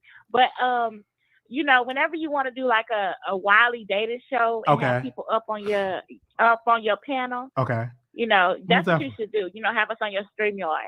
Okay, that would be great. I would definitely love to do that in 2023. And just DM me again. We could definitely do that. I'm down. Thank you. Okay. All right. Okay. Bye. Okay. Thank you so very much. And I listen. And when it comes to CTV, I still watch his platform when he goes live and everything like that. I'm just telling you my experience. And if he disagree, he can bring me on the show. We can talk as brothers. He watching right now. As y'all send it to him with y'all messy selves. All right, 4334. We got a Chi-Town caller. You're live on air. 4334. Yeah. Welcome. Can you hear me? I can hear you. Yeah. I'm from West Inglewood, up to no good. Oh, I love Inglewood. I love it. I know it ain't up to no good, but that's home. That's where my roots are. Yeah. So I know. But you know what? I disagree with you about T.S. Madison. Okay. I think it would have been very sick of her to send out these condolences when she's been having a problem with the young what's her name? Tookie Samantha James. Yes. Yeah. I mean, if you're having a problem with somebody once they die, I don't think you should, all of a sudden, you want to get to their GoFundMe and you want to shout them out and stuff like that. I mean, the best thing to do is just to not say anything. But of course, social media, they came for her and they asked her about it. But if nobody would have asked her about it, she wouldn't have said nothing. And she, to me, yes. Go ahead, sister. If I was beefing with somebody and they died, I wouldn't say nothing. I wouldn't be like, oh, rest in peace, my condolences, because that's not how I feel. And so, so I disagree about that. And then she hold on, let me say this. She responded, and then she said, y'all didn't help her, y'all laugh. Everybody didn't laugh. Tookie raised a lot of money. People gave thousands. Every time she go to thousands.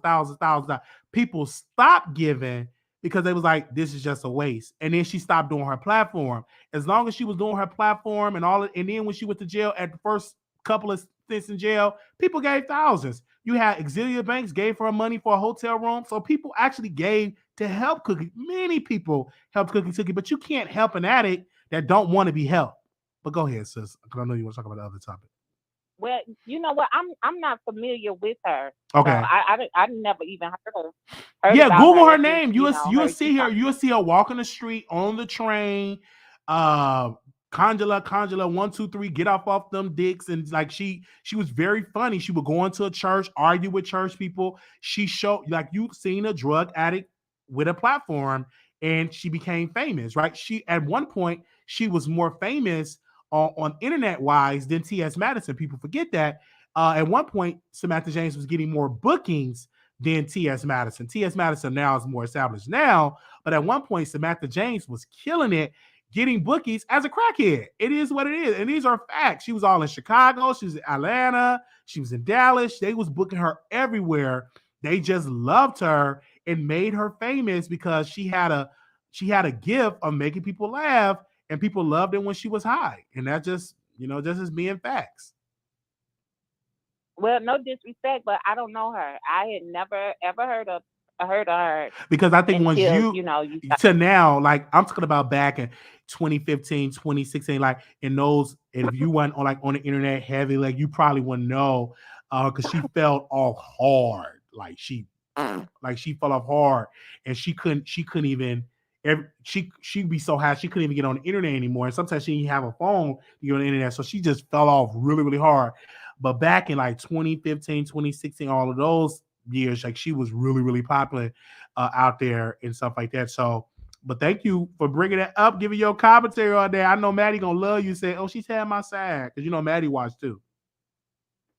I mean, for me personally, I mean, right is right. Like, if I'm beefing with you, I'm not gonna say nothing. I'm not gonna, when you dead, I ain't gonna be like the drill rappers in Chicago. Like, I dig you up and so you can die again or nothing. All right. But I wouldn't do that. But my next thing with Jason, child, boo. I mean, look, he gave you some promotion. I'll just take it as that. Oh yeah, he did, and that's why we responded. Go ahead. Yeah, so he gave you some promotion, and you know what? I think he just did that to get under Armon's skin, because he didn't say Armon's name. Absolutely, he wouldn't say Armon's name for nothing. But he said your name, so he said that to get under his skin. Right. That's all, because it's gonna get back to him. But he don't say Armon's name. It's like it hurts to say it or something, but I don't know. Oh, he's really doing too much. He thinks he's like way more than what he is. It's like, you don't have the engagement, honey. Like Armon said, like I said, like you did a Kanye interview, it ain't even hit 1 million. You did that Khalees interview, and actually the Khalees interview was really good. That ain't hit 1 million. Like, you don't have that thing that people, gravitate to. But if you have these big artists that you're interviewing and you can't break 1 million, that's not their fault. That's yours. Absolutely, because Armon said something that is so true, even though he's being shady when he said it, but it was the truth. He said, it's not, you can interview Kanye, whatever. It's not just about the guests, but it's also about the host. Because he was explaining that other cast members of Bobby I Love You Purr did interviews and they ain't getting hardly no views. So it's not always about the guests, but it's also about the host that brings a lot of viewership. Because let's be clear, if Kanye West would have done an interview with me, or Kanye West would have done an interview with Armon, I'm just using him as example since they're beefing, I believe that interview would have reached more people than it did with Jason Lee, because Jason Lee, unfortunately, is just not one of those entertaining hosts that you just want to see who he ain't in that way. But I think if Kanye were to sit on the couch and we do the same type of interview, I think it would have done better numbers. The conversation would have been different, and then the impact would have been different, and it would have been different also if he would have done it on Armon Wiggins' show. And the reason why I think Jason didn't say Armon Wiggins' name is because he don't want to give Armon no more free publicity, because he's seen Armon know how to get into Hollywood doors. He see Armon is definitely getting into all of this. He's getting into circles. And so with Jason now is trying to blackball him to not make it into Hollywood. And he can't do it. And he can't do it because his gift is like too strong. He's not the gatekeeper. Absolutely. He's not the gatekeeper. Armon is still, moving and doing things, and Jason can't stand it. No. He can't stand it at all. He can't stand it at all. And he see the love, and Jason saw the light of Armon, because what he used him to build up gagging, to give gagging this big internet imprint. And Armon actually helped him with the audio, with all of that, even though Jason got all this producers and writers, all this, but he couldn't garner a response or get people to tune in. And so he saw Armon, and he donated to Armon, and he attached himself to the Armon Wiggins brand just to get that audience. But then the audience, they left way before Armon said anything negative about Jason, is because Jason is dry. And so their use of a lively type of show, not a sleepy type of show. They love a lively show, and that's why they did not continue to watch gagging. Yeah. Yeah, I agree. And so, if I was him, I would fire my staff, because they're not, what are they doing? I watch his show. I tune in a couple of times, and he always got audio issues, and the prompts that's supposed to come up don't come up, and it's like, well, why do you have this staff and it look raggedy? I agree. So if I was him, I would fire his staff. You're wasting money. You're definitely wasting money, because anytime it had to take Armon to help you with your equipment and you're paying people right then and there, they should have been let go and hired Armon to be a staff member. You know what I'm saying? Because if you have to get him to help you, then you might as well hire Armon Wiggins, because he did better than all 6 or 7 people that you hired, because he get on Zoom call with all these people and they didn't know how to help him with the audio stuff. Yeah, and that's the perfect example of just having money and paying people, because I'm a landlord with stuff break, in the apartment. I don't know how to do none of that stuff. I had to call somebody to do it, and I'm like, damn, I wish I could have went to school and learned how, to do these things or whatever. Facts. But yeah, he just was a fool. Right. But that's all I wanted to say. Thank you so very much. All right, people, don't hang up. We're gonna get to you. People are calling in. So we're going to get to the call lines first, and then we're going to go to StreamYard, get the StreamYard people. Last 4, 6127, 6127, you live on the air. 6127. Hello, Wiley? Yes, I can hear you. Yes, welcome. Hi, Wiley. Hi. I love your show. Love you. And I'm just calling to say only one thing, though. I like Aaron. Yes. The House of Aaron. Yes. I like him too. And I don't think he's sleepy. Okay. All right. You don't think he's sleepy? No. I like him too. I like him. He's a very attractive guy. It was just that particular episode. It sounded like he needed a little boost, is what I'm saying. He's very attractive. Okay. I think he's single. I don't know if he's single. He could be on my dating show. When I find love, I'll make him one of my cast members. I'll put him in my top 2. But you say he don't sound sleepy. No. All right. I don't think he do, but you maybe. I'm not gonna change your mind. I'm just saying when I watched that Jason Lee episode, he sounded a little bit, and he responded to us on our show when he said it. Yeah, I heard he did say, yeah. Yeah, he had responded. But I know he y'all didn't want to get into it. No, he didn't. And hey, he brought a guest on, called him cockeyed, and he should have told him, said, wait a minute, I'm gonna get Wiley on the show. He should have said my name, but it's just that particular episode, unfortunately, Aaron and Jason was using Aaron because, again, even Aaron himself, due to the way he was saying it, he said, you don't even hardly know my name and all of that. And Jason don't even watch House of Aaron content. He went over there to get under Armon Wiggins' skin, and that just ain't the right show to get under Armon Wiggins' skin, because Aaron just not a threat to Armon Wiggins yet. He may be in the future, but not right now, because we see right through what Jason tried to do. He went on a press tour and pretty much stopped the press tour because it didn't gain no traction. Because every time he did a press tour, Armon yet had another win. And one of them major wins he had Bobby Lights on the show, the executive producer of Bobby I Love You Purr.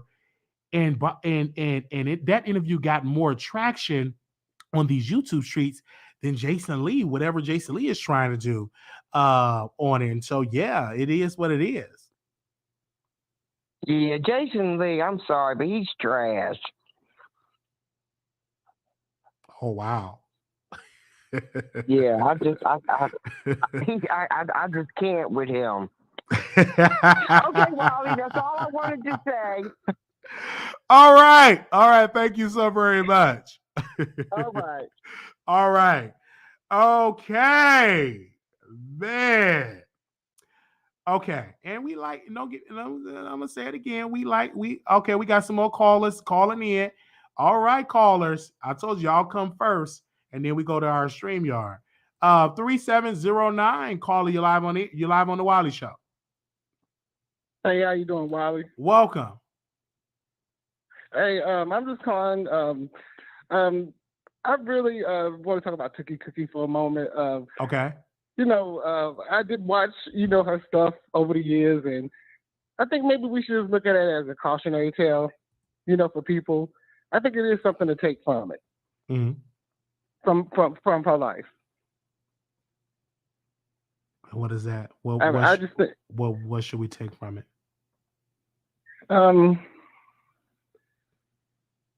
Be cautious with.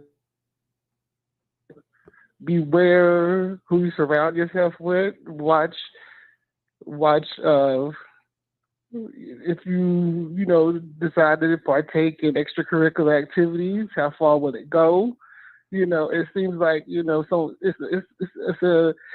it's a story of somebody's life spiraling out of control. Like there was no control. Like she had no control of her life at some point, and it was there. Like when you watched her, there were times I would watch her, but like it's there, you have it. But her life itself was just so messy that she couldn't get it together. Okay, I want to help you out right there, and I keep it real. She was addicted to drugs, and the what I've learned from it: don't do crack, don't do cocaine, don't do crystal meth, don't do any of that, because the downfall of that is death. If you keep abusing that, that's what's going to happen. And that's absolutely. And that's what we need to. Hey, you saw this example. She was, and don't try to hide it. Don't try to cover it up. And this ain't. Are you judging her? You can see it in live time with her going live, high out this world, dirty, all on the street. Absolutely. She went from a habit from Philadelphia, went all the way to California with that same habit, and got worse. Died in a place she wasn't even born in. She died there. Yeah. And it's really with no burial insurance, and so it's really sad. So the message to people is don't do drugs, and that's something that we have to tell our community, because a lot of people in our community, people that I know personally, I have a friend personally that's addicted to crystal meth. He's literally on that road, homeless and don't have a place to stay, broken, and all of that, and so going through mentally and all of that, and we saw that decline on Cookie Tookie. And many people had a front row seat to her demise because she went live every time. The night before she passed, a couple days before, she was at the hospital, and you saw the end, and she knew she was at the end. And it's on YouTube. Yeah. And it's sad that she burnt so many bridges. That really, bothers me, that how many bridges she burnt, how many people are real dismissive of her life. Because I guess it has to be pretty bad, when people are just dismissive of your death. You understand what I mean? Facts. When you're addicted to drugs, I look at my friend Jonathan. We've been friends for over 10 years. Everything good. Got addicted to drugs. He got worse and worse. And so the friendship, I'm loving him from a distance because I can't have him in my house, because last time we had him in there, he stole my laptop and he had to bring it back when I threatened the cops because he had a habit. And so, of course, drug addicts burn bridges because, number one, if you have a drug addict that like to steal, that's going to be a bridge. It's going to be burned. People are not going to trust you. You're dirty. You're weird and all of that. And they don't want you around them. And many people will sit there and they talk, oh, you should do this and do that. But how many drug addicts you're going to have in your house that steal from you? Like, come on. Like, you don't want people in your house that's going to steal from you, stealing your TV, stealing your bed, stealing your money. Like, come on now. Right. So that's what happened with Cookie Tookie. She was fortunate as a drug addict to get people to really invest in her. They was giving money. She was having bookings. But unfortunately, you know what I'm saying? Many people offer rehab. She was in rehab. She didn't want to get off the pipe. She didn't want to get off whatever type of substance she was on. And that's how she ultimately, her life was ending. And she ain't the only one. Look at Whitney Houston. You look at Michael Jackson. Look at Prince. Look at all these people that had some type of. Jim Morrison. Yeah, Kurt Cobain. a whole line of people that we know that, that no longer with us because of a habit. Mm-hmm. Oh, and I want to make one more comment.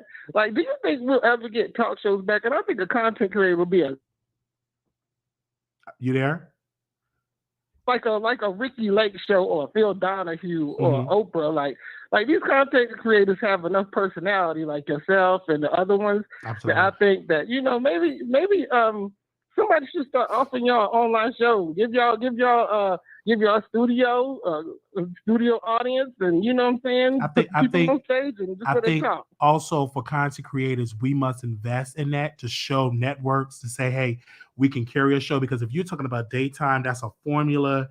It's a certain formula that they follow. So if a content creator say, hey, let me get an audience, hey, let me get a team together and tape it, and maybe some networkers say, okay, let me put Wiley on network television.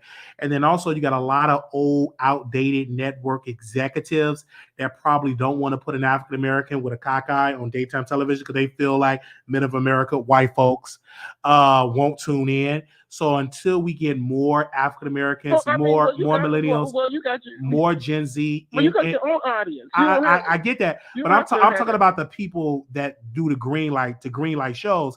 Until we see that demographic of people change in those positions, because most of these people in those positions are old white men, and so it's going to be difficult to sell a show for that. And so again, until we get more people with disabilities and in a position of power, that understand the vision of social media, then yes, you will see more people on social media that will get into doing shows. And so we will see.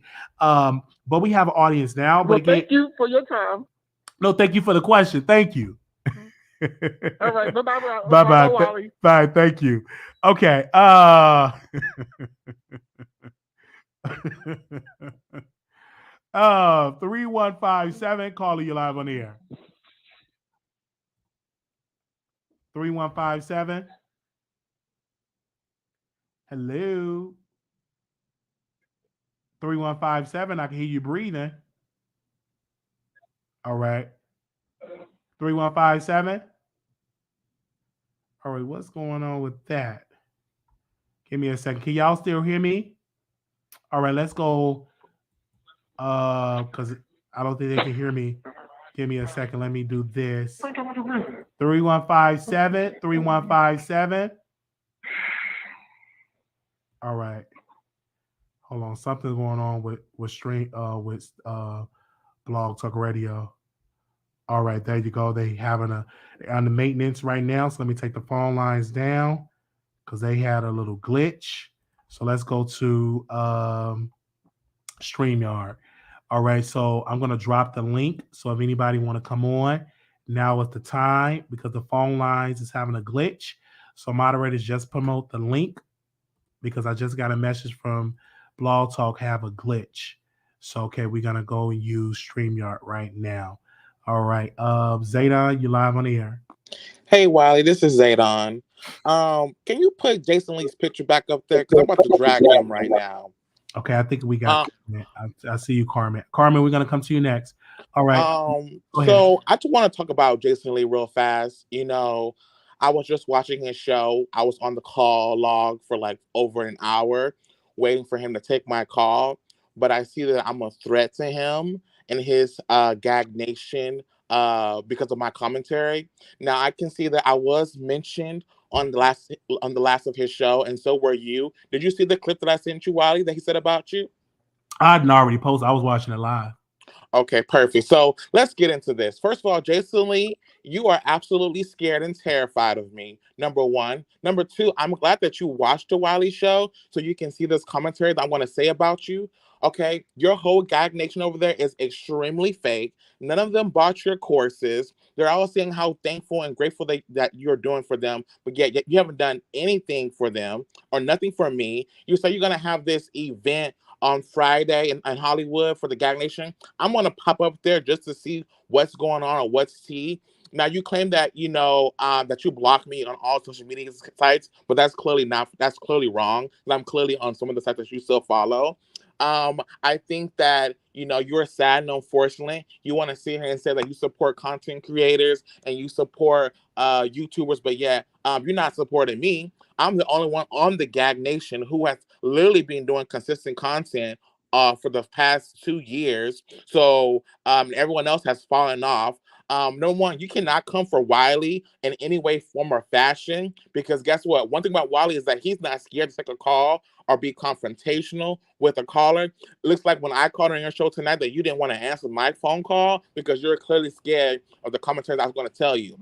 Now, I also want to talk about the message report. Everybody knows that Zaydan created the message report, and as of today, that show is going away. You need to let that go, because if Sharon doesn't let it go, I will have my attorney send a cease and desist letter in regards of the message report that I created on your show. So if you want to sit there and be messy and try to slight me or shade me on your last episode show, but not pick up my phone call, it clearly shows how scared and pressed you are, because Zaydan did it. I was the best to ever do it on your show, and no one has ever done it better than Zaydan.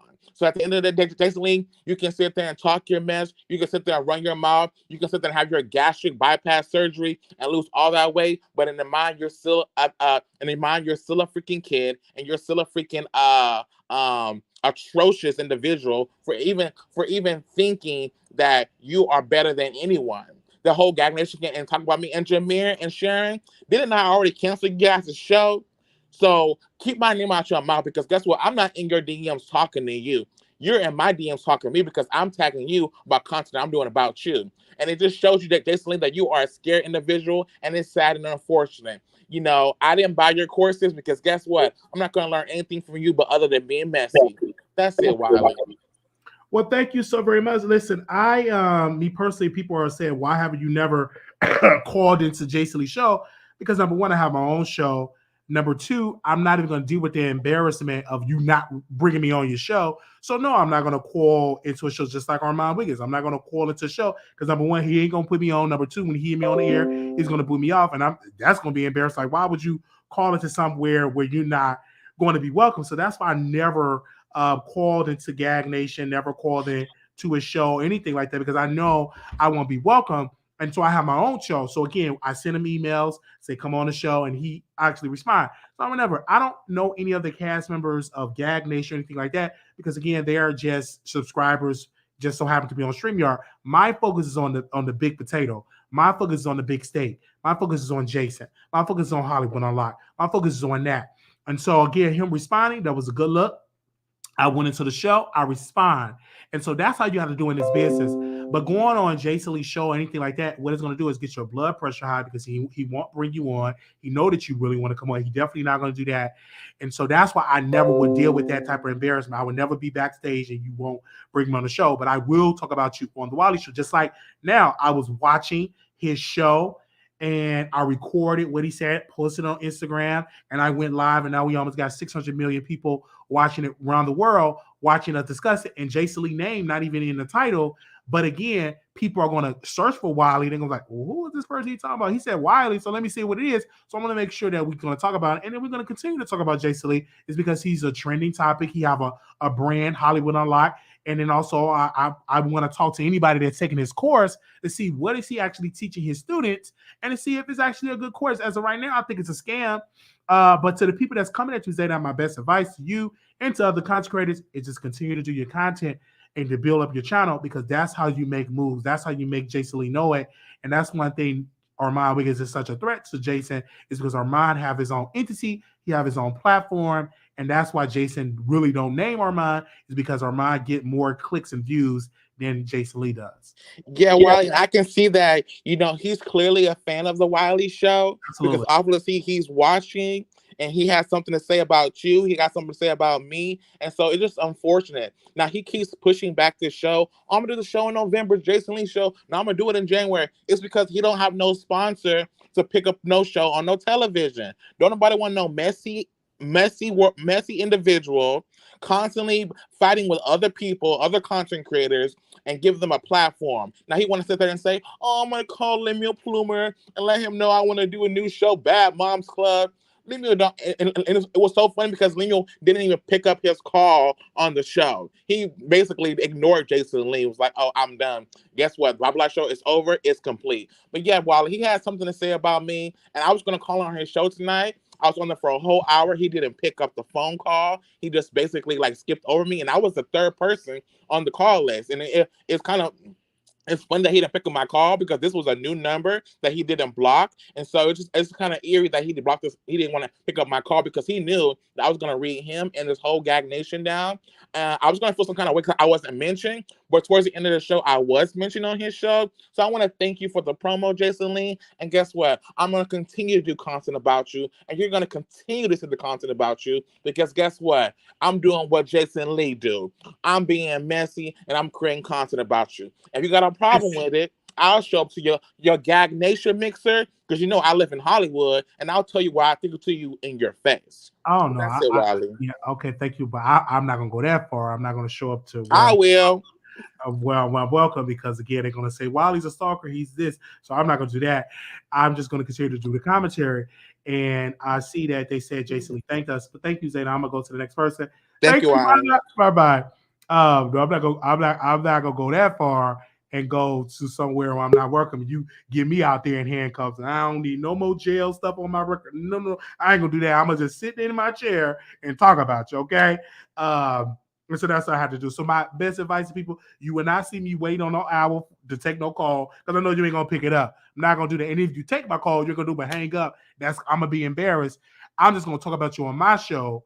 That's what I do, and that's my advice to anybody that's in this business. That's how you have to do it, because don't waste an hour waiting to come on somebody else's show. Use that hour to do your show.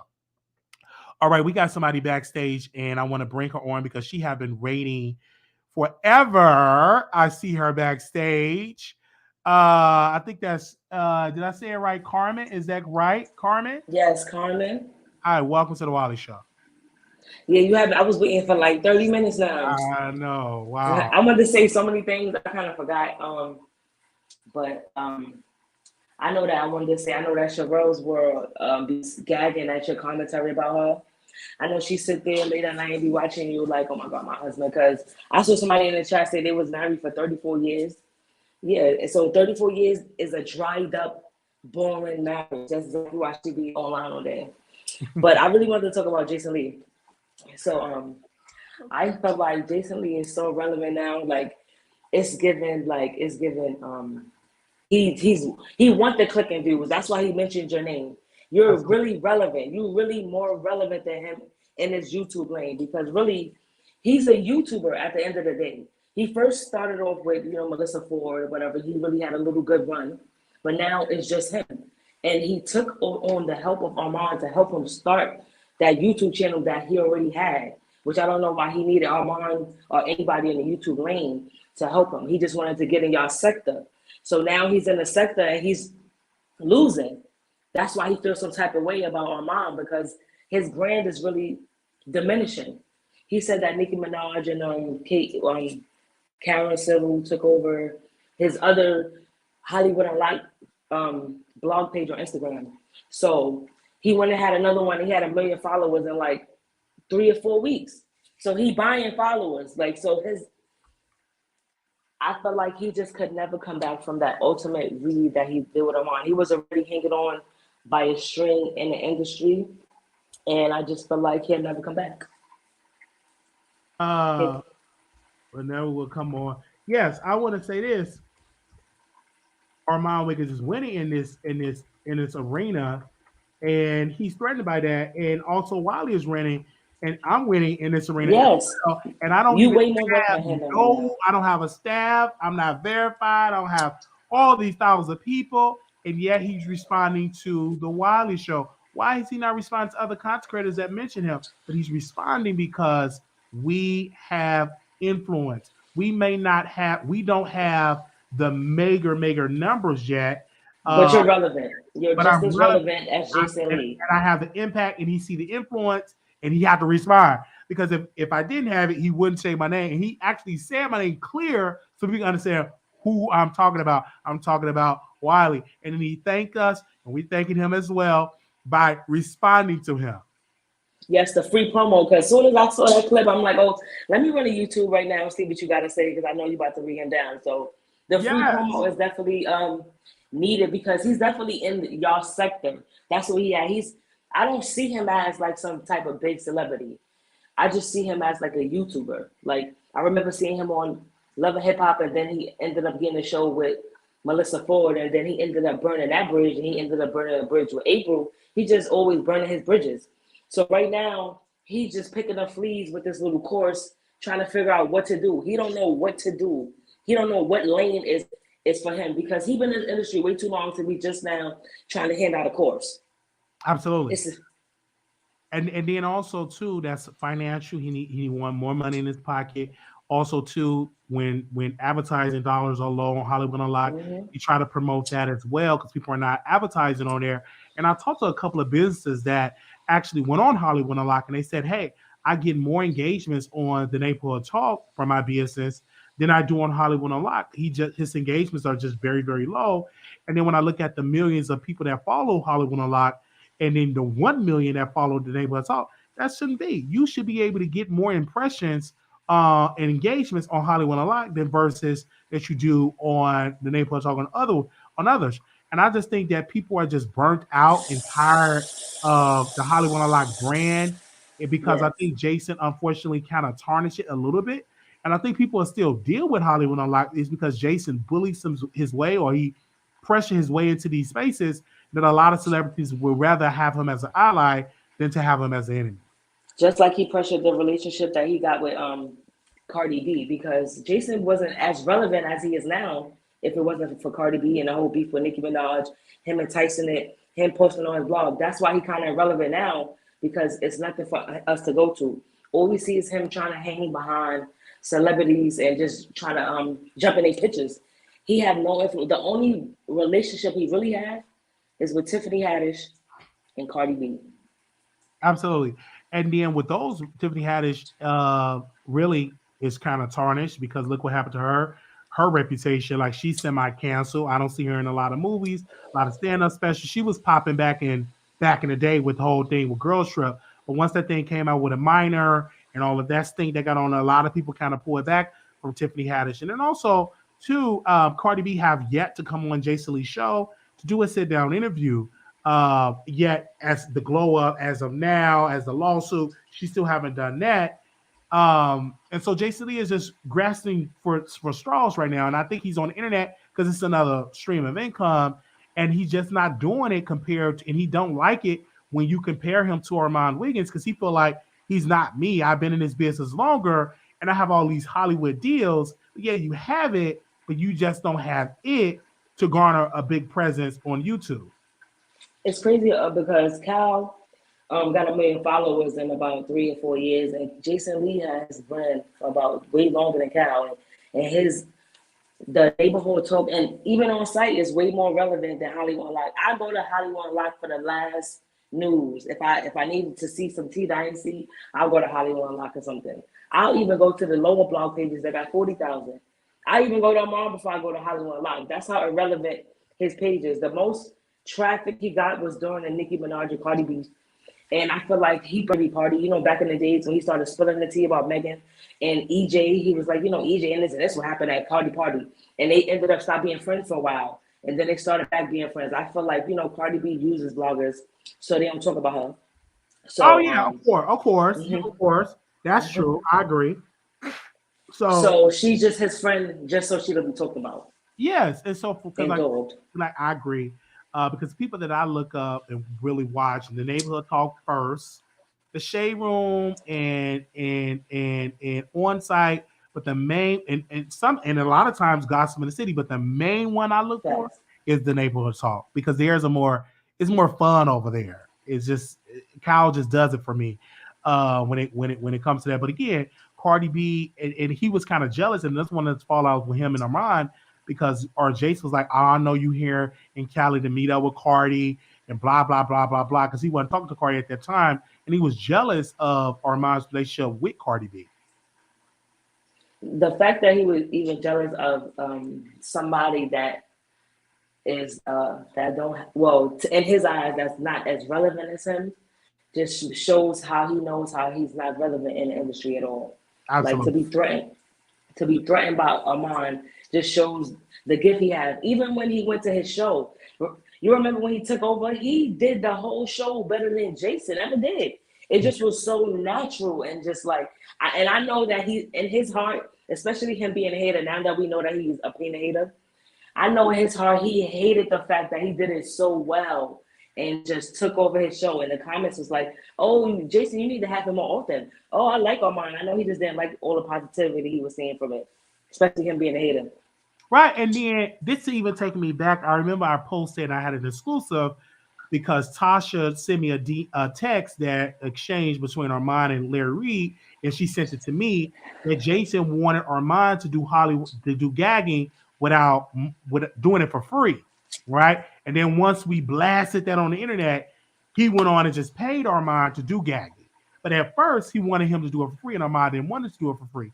And then you're right, when he did gagging, the response, the fans, they was more energized. And that have to do something to your ego and spirit that somebody else that younger than you, that's been in the business less than you, and you have all these connections, and he pulled that show without a celebrity, and people was more energized. Yeah, because Jason Lee is just not engaging. The only controversy he really has is when he talk about Nicki Minaj, and that's getting old. It's getting played out. You know, the Nicki Minaj and Cardi B thing is like really kind of old, and I'd rather go to Armon and listen to him speak about Nicki Minaj and Cardi B before I even go to Jason. So that's the issue. He's seeing that he's declining. He got a major decline, and all those relationships he burned is starting to take a toll on him because he needs those relationships now. Now he needs the interviews. Now he needs these people. He made it seem like as if he was better than and he didn't need, but now he's just grasping for straws. Just for me, for him to even do a course just shows me that he's just not in the lane that he once was. And he barely had a lane. He only entered into the lane that he is in now because of Cardi B. Absolutely. But yeah. I agree. I really, really agree. But thank you for giving me the insight on that. I also wanted to say something about Tasha. I think I forgot when you were talking about Tasha K and Conscious TV, and how he switched up. I don't know how people don't see how vindictive she was since she started from Lovely T. Like, I knew that she was way smarter than that because you basically, I feel like you use people too. Like at the same time, like you see that you're being used, so you're like, okay, I'm gonna just play the same game with you because I need the views, I need the promo, And she definitely did all she can. I don't feel like. And, this is what I wanted to say. I feel like ever since you stopped talking about Tasha K and her on her app and all of that, I know for sure I'll never go pay for Tasha K app. I'll never care about going to ever pay for app. I'd rather see it on YouTube. And her views is really on 21K. I never seen her have 21,000 views before on a clip or anything. I never seen her have that. So ever since you stopped promoting her and talking about her, nobody cares. Like, and Armon stopped talking about her. Nobody cares. Nobody put her in titles no more. She used to make controversy so people could have 52 videos about her. So now nobody cares. Like now she's getting sued and nobody really cared. Facts. That was a key. That was a secret for her success, having people put her in a title, and they used to brag about it. The employees say it's 50 people talking about, it's 100 people talking about her. Not anymore. And one of her biggest promoters, myself, he stopped when she kicked me off the app. That stopped her, and ever since then she's just been on decline, and now she's on bingo. So we'll see how that goes. But you're seeing that Tasha right now, she's in a place where she's battling, trying to get into a beef with somebody to make YouTube talk about it, and nobody's really catching on. It ain't really popping right now. I don't think that she'll ever be relevant again in YouTube again. Like she had her hype from 2017, and when she did the thing with Lovely T. I think she will. She got a lot. She gotta have the biggest controversy, like for her to like get the traction. But I'm not interested in her live. When I listen to her, I feel like she's lying. It's gonna be her falling out with Nicki. You're gonna see that. When that happened, that's gonna be a big boost for Tasha. It's gonna be her falling out with Nicki. Leaking phone calls that she had with Nicki Minaj, because she have all of that in her arsenal. Because Tasha said something, and then y'all hear today on 12/6/2022. She said, Nicki Minaj wanted me to sign a NDA, and I told her no. So anytime somebody say I need you to sign NDA and you say no, that means you were saying a lot of stuff to Tasha, and she have all that to record. So she's just waiting. So when every time they fall out, that's going to be really big for Tasha because Tasha's going to have some recordings to bag that up. And then that beef is going to take Tasha to a high heights because one of her key ingredients that really made her who she is the beefing, it's the drama, it's the breaking stories. And so Nicki Minaj is definitely going to be that person. Is it going to happen? Eventually, it's going to happen. It ain't happening yet, but don't be shocked when it happens. I agree that she really on her hit list. You're right. I agree with that. But Tasha may happen again, but Chelsea the employee will never, ever, ever, ever happen. I just want to let her know that. Chelsea will never happen. So Fetch will never happen. Thank you. Take care, everybody. Bye-bye. Okay. We're gonna see right then and there. Okay. We have somebody backstage. Hello, Creator Arena. Is that how you say your name? If you there, you got me muted. Let me see if I can unmute your mic. I can't unmute it. Hello. I'm trying to unmute it. Can you hear me? I can hear you now. You can hear me? Yes, I can. Okay. Hey, Wiley. Thanks for having me on the show. Yes. So actually, I just wanted to make a comment about Tookie. Okay. So yeah, I want to say, like, may she fly in peace. And the thing about it is with Maddie, it's so strange. It was about a couple months ago, and I actually found it. It's the Missing the Mess. I felt like, and I don't watch the show at all. You know how you see like the thumbnails and everything? So I saw that, but I couldn't help but to notice, like, I felt like I saw like Cookie on her face. Like, you know how you see like a cast of someone's face, or like a translucent thing. I don't know. I just felt like I saw the spirit of her on her face. And I just thought that was really wild. And it just seems like she's on her. And I don't know. She's definitely on her now. And so I think that it also says a lot for Madison's character to not say anything, to not acknowledge this woman's passing, to not acknowledge her life. Like you said, it doesn't matter about the beef that they were in. She's a human being, and they have a history, and it's so I don't know, but I think a lot is going to come out now that she has passed, and I don't know. That's all I want to say, and I think that's so great of you to make an acknowledgement of her. I agree, and that's what I feel that way about Maddie because Maddie get all these awards, and this would show like her character and say, hey, even though we had differences, I'm gonna bring out support and send my condolences to Samantha James, Cookie Tookie, and I'm also going to donate, and that would have just show like, okay, wow, this is really good for her character. And if she did not want to do that, Maddie did not have to respond. The person didn't even at Maddie; they just tweeted that, and Maddie searched her name on Twitter, and she responded to that person on Twitter. So again, Maddie, this one I've not been news of Maddie didn't respond to the person. So obviously, Maddie still to this day, she have a problem with people criticizing her. And when you criticize her, she have to respond. She did the same thing with Shanquella Robinson when people kept saying that one of the women that took her out was a trans. She didn't like it. And then she was like, y'all saying that she was trans. That was one of y'all own. Got mad when it backfired. Black women dragged her.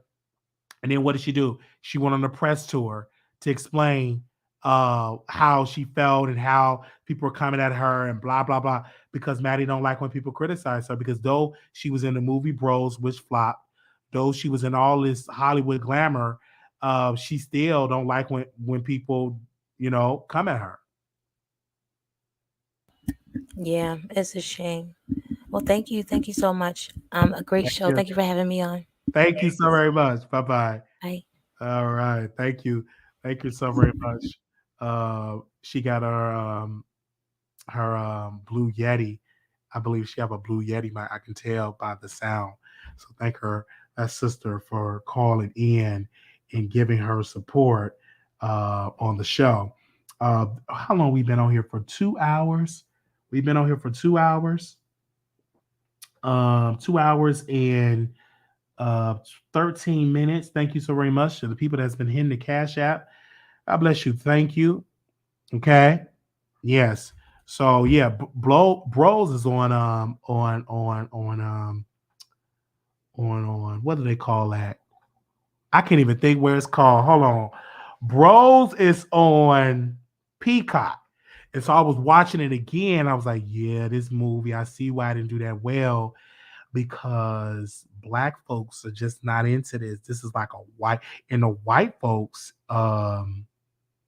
wasn't into the movie.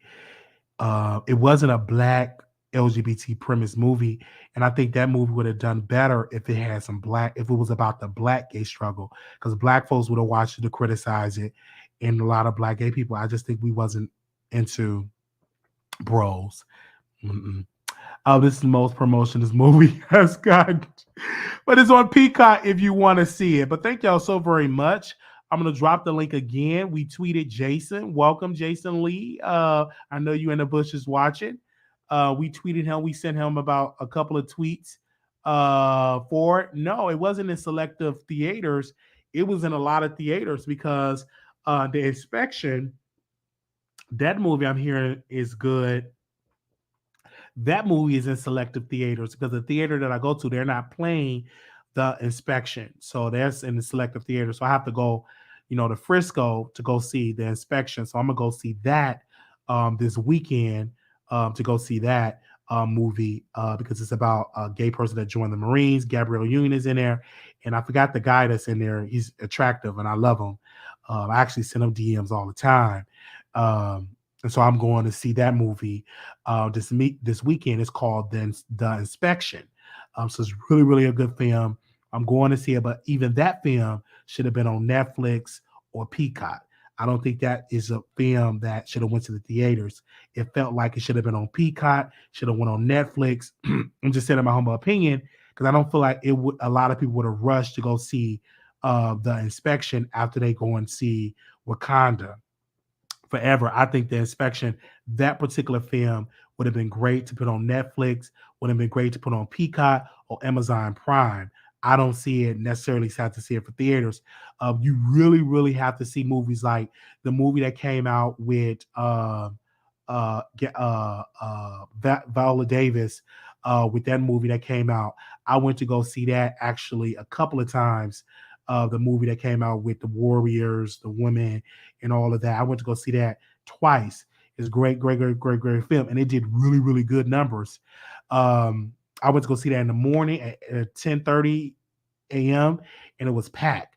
So that film did great because it had a great story, good production, leading people, good promotion, and all of that. That's what this went on. So say I just like the video. Yeah, like. Send your donations in. I see y'all doing that. Thank you.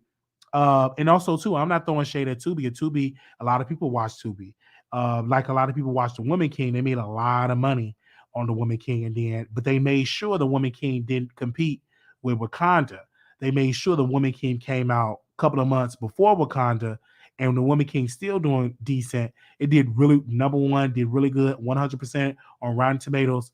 And so there's nothing wrong with Tubi. I think Tubi is a good app. I watch a lot of movies on Tubi. So it's a lot of eyeballs and ears on Tubi. I also heard rumors that Zeus is going to do movies as well. Eventually going to do sitcoms as well. So that's one of the rumors of Zeus. So we're going to see how that's going to play out. Thank you so very much. So we will be covering Tory Lanez and Megan when the trial start. I'm not going to cover it now. The trial have not started. A little update. Tory Lanez is off house arrest. Another update that he settled out of court for one of the guys from Love and Hip Hop. They got popped in his mouth, allegedly. He said he got, they're reporting that, Tory Lanez settled. So I will be reporting on the trial. The trial have not started yet. So people don't be in my DMs saying when you're gonna cover it. It have not started. We don't know if Kylie gonna be a witness. We're gonna see it during trial. Once the trial happens, we will cover it. For people saying you need to get to LA, I already told you we need to raise $5,000. That'll include room and board. That will include me getting to and from the courthouse. If you send $5,000 to us or more, we're able to go to LA. You know, LA expenses. You have to get room. You have to get a hotel. You have to get a flight. You have to get, you know, to and from the courthouse. So if you want to see me in these places, you have to donate. You know what I'm saying? It is what it is. If you want to see me cover these things, you have to send donations. And if you're not donating, don't suggest where I should go. I'm like, where your coins? Because it takes coins to get to LA. You know what I'm saying? It take about $5, because you're talking about covering the trial. A trial and it's going to take $5,000 or more, because the trial may last 2 weeks. So that means 2 weeks. And I don't mind even staying in a motel. But that's going to cost money. Nothing is free. Motel, hotel, Airbnb, contribute. And then most people there say motel, and they won't give a dime. So if you want to see me in LA to cover this trial, I'm giving you that amount. And I will be there if you send a donation. Now, it ought to take some good believers to go ahead on and send it the donation in. I think the trial start on the 12th. Send donations for me to go. It's to be like, you know what, Wiley, I'm gonna cover your flight. You know what, Wiley, I'm gonna cover your hotel for about 2 weeks. So if it's last on that, I got you. Go and cover it, and I will be there covering the trial. But if you're not contributing to the platform, don't suggest me go to LA. That's insulting to say go to LA. How I'm gonna get there? It costs money to get there. Okay? It costs money to get there. And don't even say you can room where me and Armon don't get along. It costs money. It costs money to get to LA. It costs money. I'm going to say that again. It costs money. I'm looking at the cash out right now. Somebody just contribute $40 to the to the cash out. So I put a price out there, $5,000. So give me a second here. Minus 40. So right now we need $4,960. So if you want to see me there, I'm giving you the price. And so y'all got it. Give it to me so I can get there. Grid Entertainment. How you doing? Trey Sorrell TV. Love you, bro. I see you in the chat. Love you. I love that you covering the LGBT shows. I think that's awesome. I think that's great because it's a lane, it's a niche for that. And I love you, and I love you and T Spiller. I was there having a good time with y'all in Atlanta. It was great. So make sure y'all go follow Trey Sorrell TV. Okay, I'm giving y'all the price right in there. Somebody gave 40, and y'all want me to get there. Let me check the cash up. Y'all want me to get there, and we will cover. We will actually cover that trial. Okay, still a zero. See, y'all don't want me at Atlanta, please. Okay, how we gonna get in Atlanta with $40? Okay, I'm giving you the price. Contribute. All right. Let's see. We got it up until okay. Somebody sent a super chat of $10, but I would prefer the cash out. But they sent a super chat, so let me minus that off. I prefer the cash out because that goes directly to the account. Because cash out may take a deduction out of that, but let's just put it for the point of argument. Somebody gave $10. Okay, it's $4,950. Okay, somebody else. We trying to get there to cover the trial. Okay, cover the trial. Okay, somebody donated $1. Okay, let's minus that. I don't mind. It could be $1, whatever. When it comes to it, give me a second. Let me minus that off. Okay, minus $1. Okay, now we need $4,949.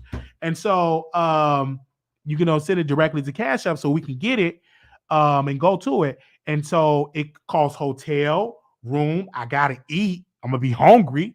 And then a trial may last a week. It may last 2 weeks. Was what I'm saying. So people say, "Whoa, Spirit Airlines not $5,000." Ding dong.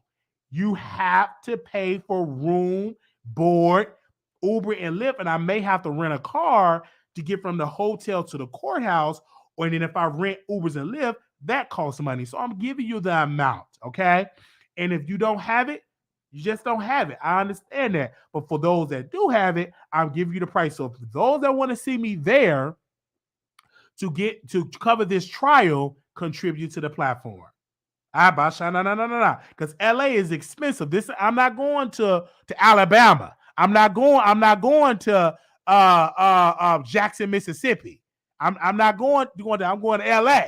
And I'm definitely not going on public transit because I don't know the system of where I'm going on public transit. I don't know public transit. So don't even try to do all that type of stuff. And then people that doing that ain't sending no public transit money. All right. LA Metro will get you there right in front. Okay. Still, I have to get there. So where the money? Where's the LA Metro money at? See, people, and see, this is the thing. And see, I'm going to say this really, really quickly. Let me take Jason Lee out. We talking about money. Okay. They would suggest and say, well, take the bus. Are you sending bus fare? See, don't suggest nothing if you ain't contributing to the fact. This is talking about money. People say you want to see me in LA. Most of y'all want me in LA covering this trial. I'll give you the price. Whether I'm on the bus, whether I'm on the train, it costs money. Last time I checked, I can't go to the bus driver. Bus driver, I need to get to the courthouse, but can I do it for free? That costs money.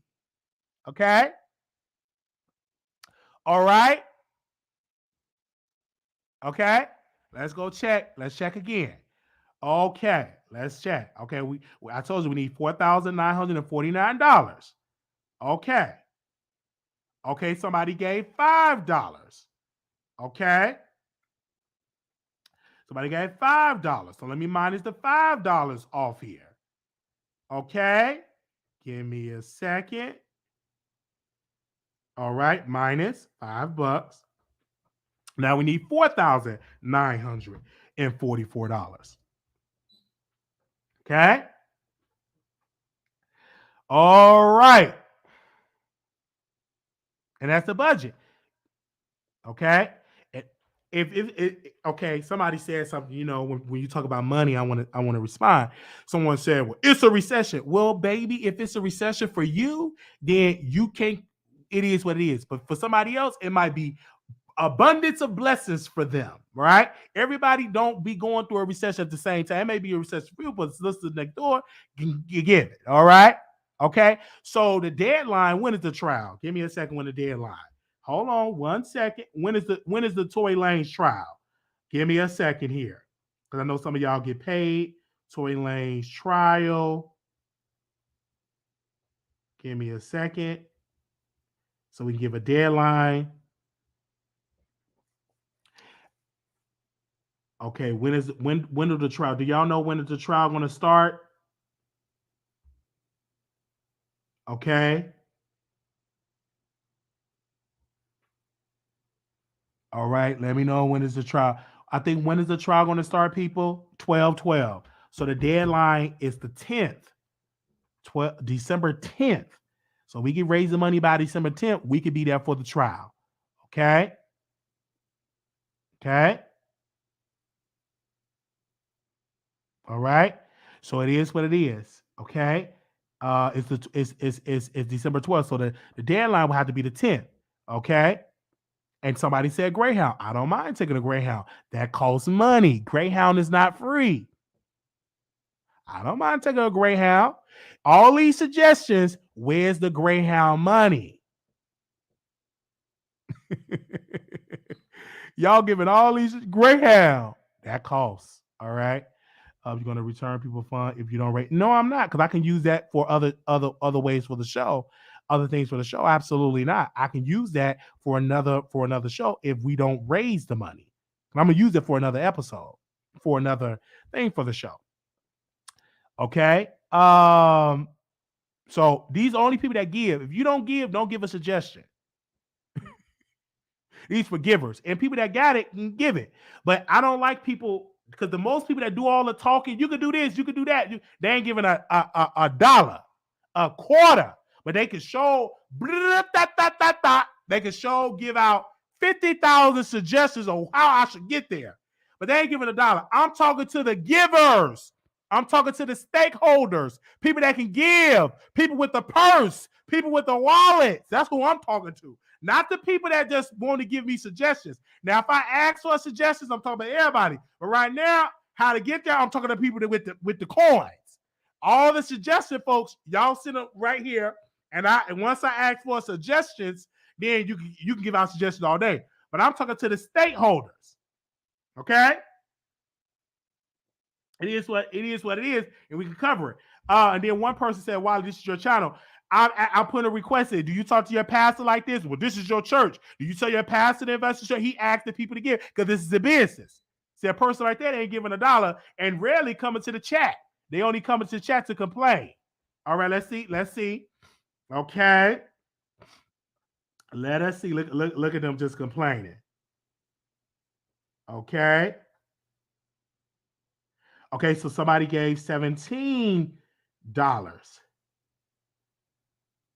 Okay, give for the LA trip. Okay. Somebody gave $17. Give me a second. Let me deduct it off of here. All right, so they need $4,927. Okay. There we go. Okay. That's what somebody gave $17. You know what I'm saying? That's what they gave. So okay.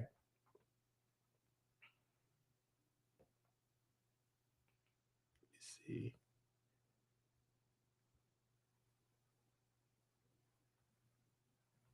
Okay.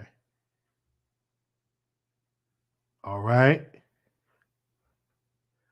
Okay, we gonna host another telethon on tomorrow. All right, if y'all want us to get there. I donated some plasma earlier. I'm a bless you. Okay, thank you so very much, Brother Sam. Looking forward for that to get us to LA. All right, so we can cover the trial. Wiley, a flight now from where you live in LA is $788 a round trip. Look at that. I'm from Dallas. That's $788 right then and there. If somebody can cover that, that'll be great. Okay, no, I'm not driving. I'm not driving from no Texas to no LA, and you still got to pay for the rental. Okay, that's more expensive paying for the rental and gas. Ain't nowhere in the world. I'm driving from some Dallas to LA, and you come on now. Come on. You have to hit me around time, Christmas. And I understand that. If you want to cover the trial, that'd be good entertainment. These are only for people that want to see me there and actually got it. If you ain't got it, I understand. Like I'm talking to cash, Greyhound costs money. I don't only fly private jets, no. Amtrak costs money. Okay. All right. Costs money. Because you got to get there. Then you have to have the way to get to the courthouse. That costs money and all of that. Then you got to eat. My other call. Oh, okay. So yeah. So what do you think about? Oh, we already talked about that. Call in. What do you think about Jason Lee? I'll drop the link for you because we talked about that already. You came in late. Will they let you in the courtroom? Yes, they will let me in the courtroom if I get there early enough. Yeah, but not as much money as you can again. I agree. A Greyhound to California for you can't get no Greyhound from no Dallas to California for $50. Absolutely not. that don't exist. Like you take pictures, Wiley. That's why you need the PJ. Wiley, you have a grand total left. Your budget total sum of $4,000. No, I don't. Absolutely not. Do you have a press pass? We can make a press pass. That ain't hard to make one. I know how to catfish my way to pretend to be a press person. I can make one and put the aluminum on there. Look good. You need a rental car in LA. Taking a bus is an all-day process to Hollywood to Santa Monica to downtown. It's too much. Yeah, I need a rental car. I know that. Thank you, D. That's what we said, 5,000. While he's not catching a Greyhound, he needs to be on a plane and not Spirit. Who thinks he's going to win? Okay. We got to cover this. Uber, food, hotel, travel, donate people. Thank you. Core hearing is public. Yes. So we put a price out there. Hold on 1 second. And we got into the 11th. I'm sorry, to the 10th. So I can get there. So yeah, so that's the request. We will make a post. If y'all want to see us there, we will definitely make a post to get us there. Okay. Thank you all so very much. That's where Jason Collette, he stayed finessing. You might see heaven, you might see heaven, but it's cheap. Thank y'all so very much. And we'll make a post and have it out there if y'all want to contribute. While you better catch the Holy Spirit, maybe he can give you a live. But we thank y'all so very much for that. December 10th, because the trial starts on the 12th. So we said the deadline is on the 10th. While he got. No, I'm not. How do you know I have 2,000? Come on now.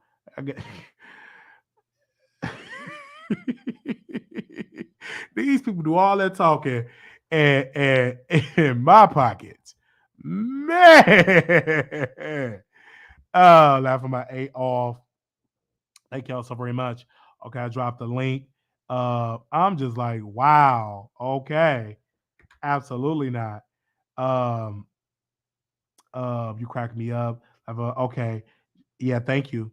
Pocket Rogers 700 and he had Delta First Class 2, not Coach Wiley. You got this. Thank you. Contribute 500 in the chat. Everyone get $10. There you go. Donate stand for Wiley. There you go. If you want to see me there. All right. No, I don't have any food stamps. I wish I had food stamps. I don't have food stamps. I don't qualify for food stamps. Y'all want me in LA. I gave y'all the price. Okay. Y'all gave me in a price, and I entertain y'all. While you got all your reporter equipment, when you're standing outside the courtroom waiting for interview, yes, we have a camera, I have a mic, and I have a stand, so we good. And all I got to do is get memory cards, and I think I have a battery in there. I think I get a memory card, and then if not, I can record on my phone. Yeah, I can record on my phone. Are the food stamps universal across the state? No, I don't know. I don't know about the food stamps. I can't even tell you. I wish I had some food stamps. I don't know, because I could just buy a battery and I could have the mic plug into the camera and stuff like that. And I have a stand. But I also have my phone. If push come to shove, and just get a mic plugged into the phone. Okay, I'll think about selling I was thinking about selling your food stamps. Okay. Can I work with you? It's an extra 3K for me. Child, please. Recording like Dennis Millie said, she believed Tory Lanez is innocent. That's her core belief. It's the trial. She's saying that because she have a motive of saying that Tory Lanez is innocent. She want to be what she want to get that Tory Lanez podcast, get Tory Lanez on her show. She wants Tory Lanez, so that's why she's saying that. She have a tendency of promoting problematic African American men. She said the same thing, that Kaylan Walker was innocent, and when he was guilty, she had nothing to say. But do you have an assistant who got to catch them when they're coming out the courtroom? They're going to wait for you to set up the camera and podium, all that. We have a phone, you guys. It's called Snap in New York 2. She want to be with Tory Lanez. Yes, that's how that goes. We got this call. We have a phone. We have a way to record it. We have a phone, baby. All right. They say, "Oh, Tory's her brother," and that's what most women say when they want to F. This ain't not my brother, but they fucking.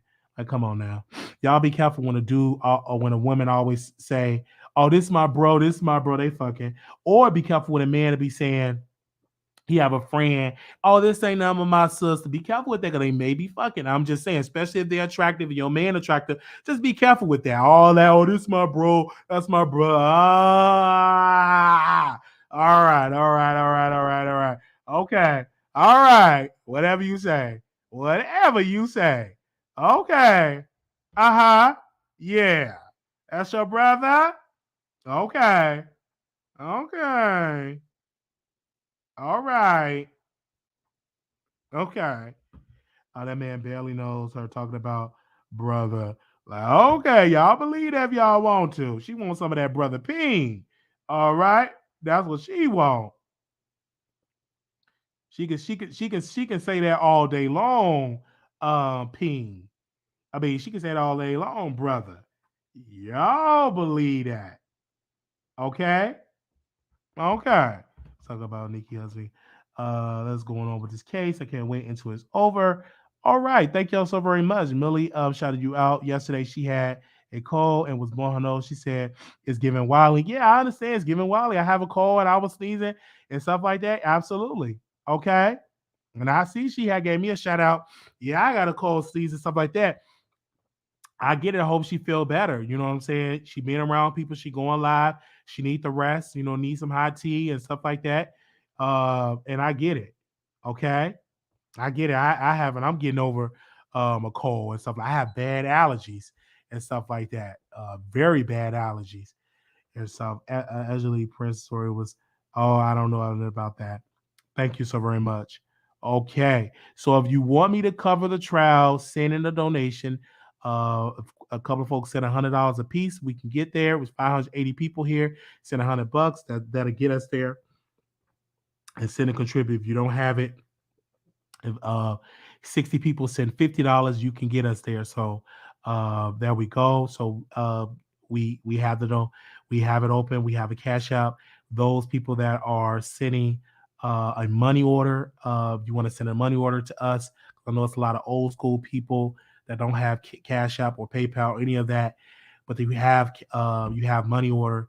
If you want to send us a money order to us, make it out to Marquise Wiley, and you can send it to PO Box 701122, Dallas, Texas 75370. So if you want us there, the deadline is December 10th. Somebody got it on their heart right now that they want to contribute to our show, and they have the money. So we will get there. We will go there. We're not going to scam you. Anything that you give, we do it, because we got another microphone that we have to get. A person already gave money for that. So we definitely will get there. So again, if you want to contribute, we got into December 10th.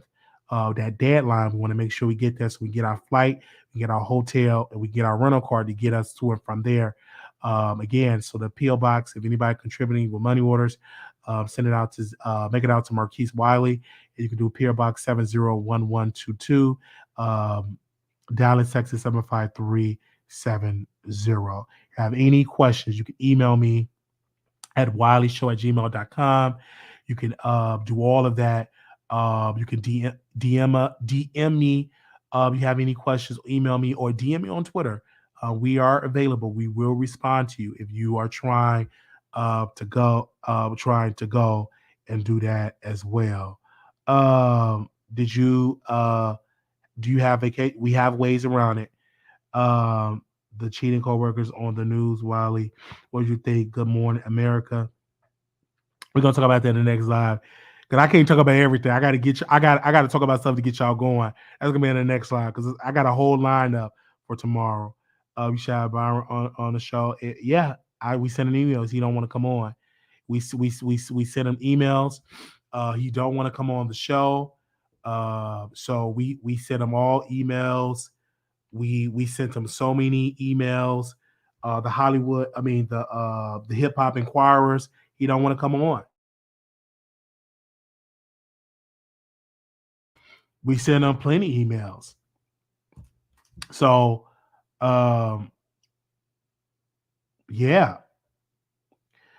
and Vaughn been in conversation. He said once he get everything resolved, he said he will come on the show. But then he deleted his YouTube videos. Okay, thank you. Someone sent $20. So we're gonna deduct $20 from the amount.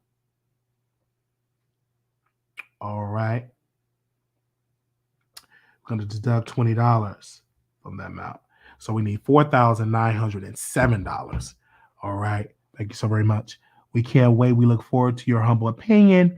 I love the members only live. Thank you. We gotta do another for members only. You guys, I'm off this weekend, so we're gonna reschedule. Hopefully my cold will be completely gone because we have a special guest that we're gonna have on, and then we're gonna do a mukbang for members only. And if the mukbangs are popular, we will bring it to the mainstream, bring it to everybody to see. Wiley done trolled the man so bad about his microphone not being plugged in. They said, we can't wait. We look forward to your humble opinion. People speculate that Vaughn broke up with his fiance. That's why he deleted his videos. Yeah. We can definitely see. I heard that too, that they broke up. And it's really, really sad, You know what I'm saying? And she was a nice woman. He picks good women. I don't know. I don't know. And I think he falls in love too quick too. What I like when you do your interviews with your guests on members only, they are informative. Thank you.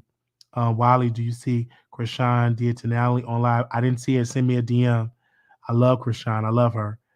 He keep going from girl to girl to girl. He falls in love quick. My thing is just be, don't fall in love quick, and get it in. You know what I'm saying? I think that he uses women and he's attractive and he's not bad in the bedroom from what I heard. I just think that he falls in love too quick, and he got a lot of baggage. He got baby mama drama. He probably loved to be with multiple women, and so he got all of that.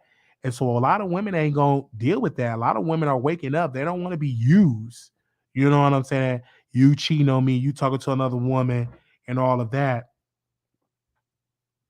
Thank you so very much. Absolutely not. Give me a second.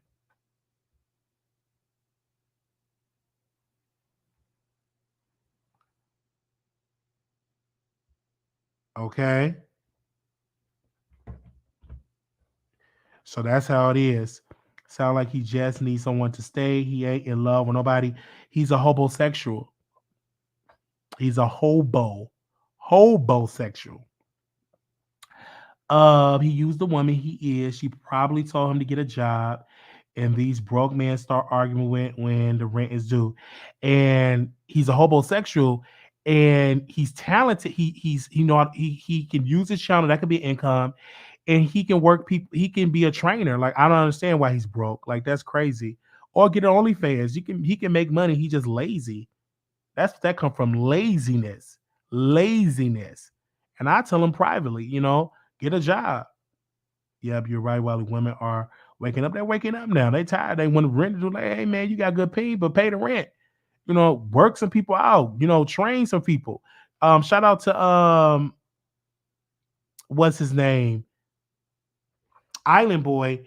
He have a whole course. He's training people, and people actually paying the money. I told him he could be my trainer if he was in Texas, and they're paying money for him to train. He's attractive, and people love that. Absolutely, because the training I'm getting, he have to be attractive. I'm not working out for no ugly guy. A guy that's attractive, I work out more. You know what I'm saying? Anyway, so if I was in Texas, he would be my trainer. Or if I was in Atlanta, I'll pay him to train me. He's a bomb. He used that woman to get her to get personal as well as a 20, and he using a woman as a come up. So yeah, that's how they. No, he's not in Houston. He actually went back to DC and in all that area. He was in Houston, but he's not anymore. Yeah, I'm talking about Island Boy. Island Boy is capping off the publicity, and I'm not mad at Island Boy. I'm not mad at them all. They just charge too much for interviews. I just ain't got the budget to be paying people for interviews.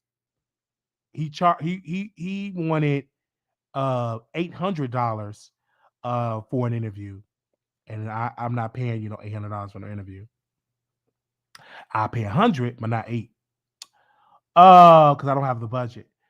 He also, I think, proposed who she would not testify against as well who shot him. He is afraid. What? Yeah, maybe she's afraid of him. And then also, you got a man that was popped a couple of times. You know what I'm saying?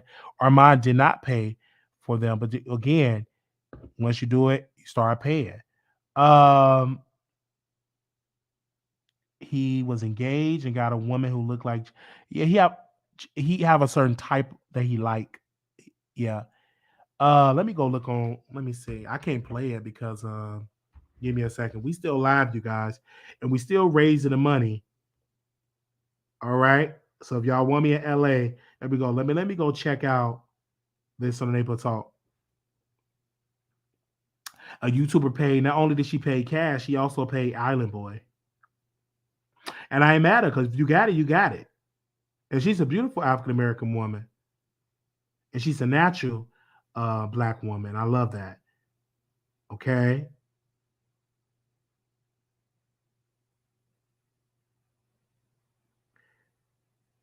Okay.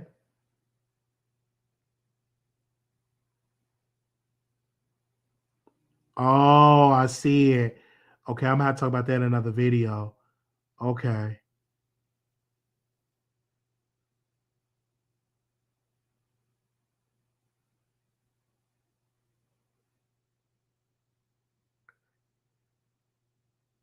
Wow.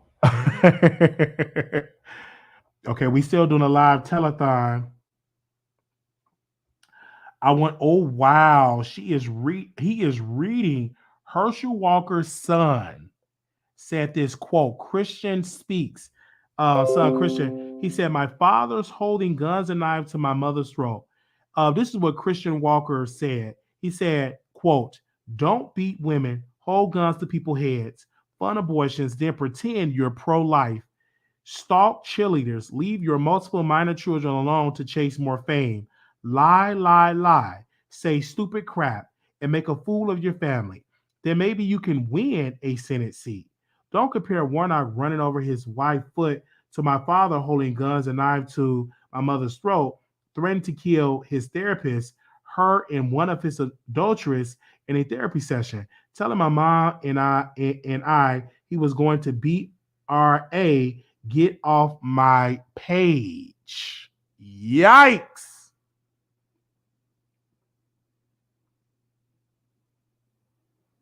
Ah!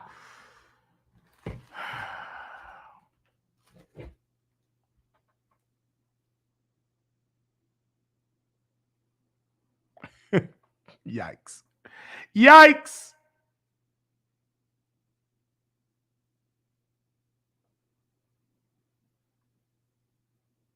I'm going to say it again. Yikes.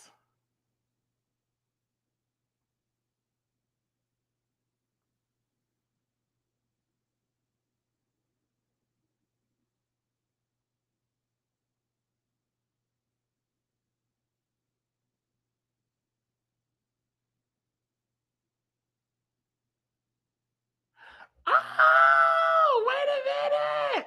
Okay. I didn't see this email, but we have breaking news. All right. Okay. So let me read it. All right. Okay. Hey, Boss Babe. We want to first start off by saying you are truly an inspiration. Watch your growth as an Atlanta community. We want to say thank you for your drive, motivation, talent to achieve all that you have achieved building even after a pandemic. Seriously. On April 30th, 2023, Atlanta will host its second annual Boss Babe Awards, where we will be recognizing and awarding and honoring boss babes that are making major boss moves. Furthermore, we would like to congratulate Wiley for being anonymously nominated for Boss Babe Show of the Year and Boss Babe Media / Blogger of the Year. If you accept this nomination, please respond to this email with your photo for a voter flyer and social media handles by January 15, 2023, 11 p.m. There are 4 nominees per categories, and the public votes will determine the winner. Public vote is opening February 1st, 2023. It ends March 1st, 2023, and will start to be released February of 2023. Make sure you promote and get your family and friends and supporters to vote for you. Out of 30 anonymous committee members, at least 10 believe in you enough to put you up for a nomination. Congratulations. That's pretty major. Keep grinding. This is the second annual Boss Babe Award Gala will be held at a private location in Georgia. OMG, we have been nominated for an award. And we did have to cry. We didn't have to argue. I wasn't even expecting it. Didn't even ask for it. And we were nominated. And so again, we will put all that information out and we'll let y'all know about where y'all can vote. I known that Boss Babe award show because other YouTube content creators was nominated. They're definitely doing great, and I've definitely been doing that. No, it's not fake. I know this. Okay. Oh gosh, child. When I tell y'all, this one I know a lot of y'all are not engaged. Okay. So this is not a scam. I know them. Okay. I know what they do. Okay. because actually other content creators were nominated and went to the award show. Okay. Oh my gosh. Oh yeah. So so thank y'all thank you for them for nominating us. And of course we will do a public post on it tomorrow about it. I just received an email and I said, wow. Thank you for that. Thank you so very much. For Elise nominating me, and I wasn't expecting it. Other people have won the award. I think TCB Network, they have won it last year. Didn't complain about it. Actually, congratulated them, and so yeah, I think we're deserving of an award. And when you least expect it, here we are. We're not beefing, but calling out somebody, and here we are. We were nominated, so we will keep y'all updated about the voting and all of that, and we will go there. This is our second award that we've been nominated for, because we was nominated back in 2019, an award in Dallas. We didn't win, but our platform is much larger than it was in 2019. So definitely, when I put out the information, y'all better vote for your brother. Okay. I love it. I really, really love it. And they have been doing great, great, great things. Wow, I wasn't expecting that. Oh my gosh.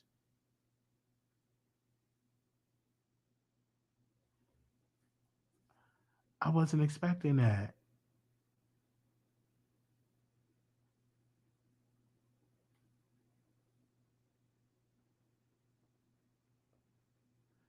Wow. Okay. Oh, I wasn't expecting it. Okay. Okay. Well, I really wasn't expecting that. I literally just went in my email and I was like, wow, like what? Cause I was saying, I'm like, cause I saw them was nominating people, and I was like, okay, didn't pay no mind. I didn't even bring it up to you guys about this award, because it must have slipped my mind. Just didn't never brought it up, and here we are. Boom, we got that nomination. So I'm gonna keep y'all updated with that. And not everybody can say that they were nominated for an award, and this is our second for being nominated for an award. It's our second time, so we want to win. All right. Even if we don't win, we were nominated, but we gonna win because we got an awesome engaged audience. Okay. All right. So we really want to thank them. Let me actually, do I have them on here? Let me tag them on my thing. Let me see if I can find them. Give me a second, you guys. All right.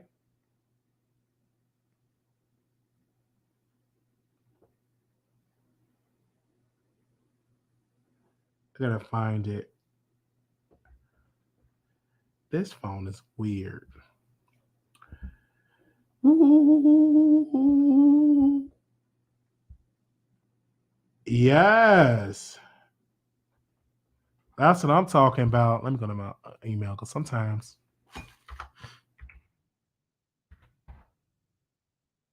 it's being okay. Sometimes when you read it. All right.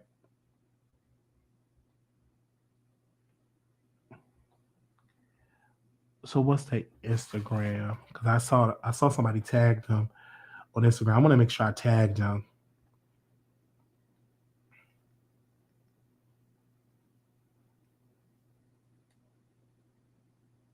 Okay.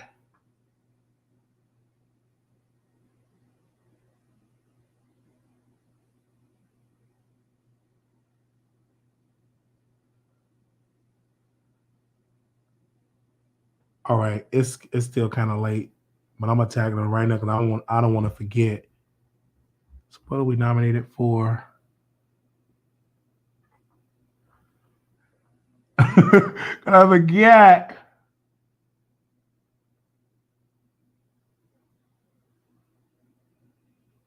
Okay. Ooh, I'm excited. Okay, I just followed them. Hold on, let me add it to my story, you guys. Oh, dead. Let me add them to my story.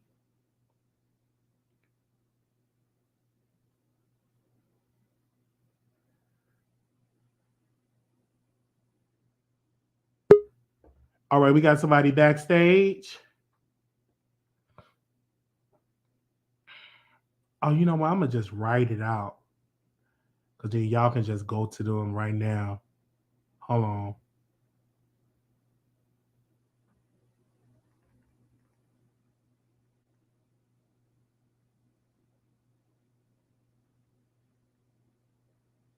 Wow.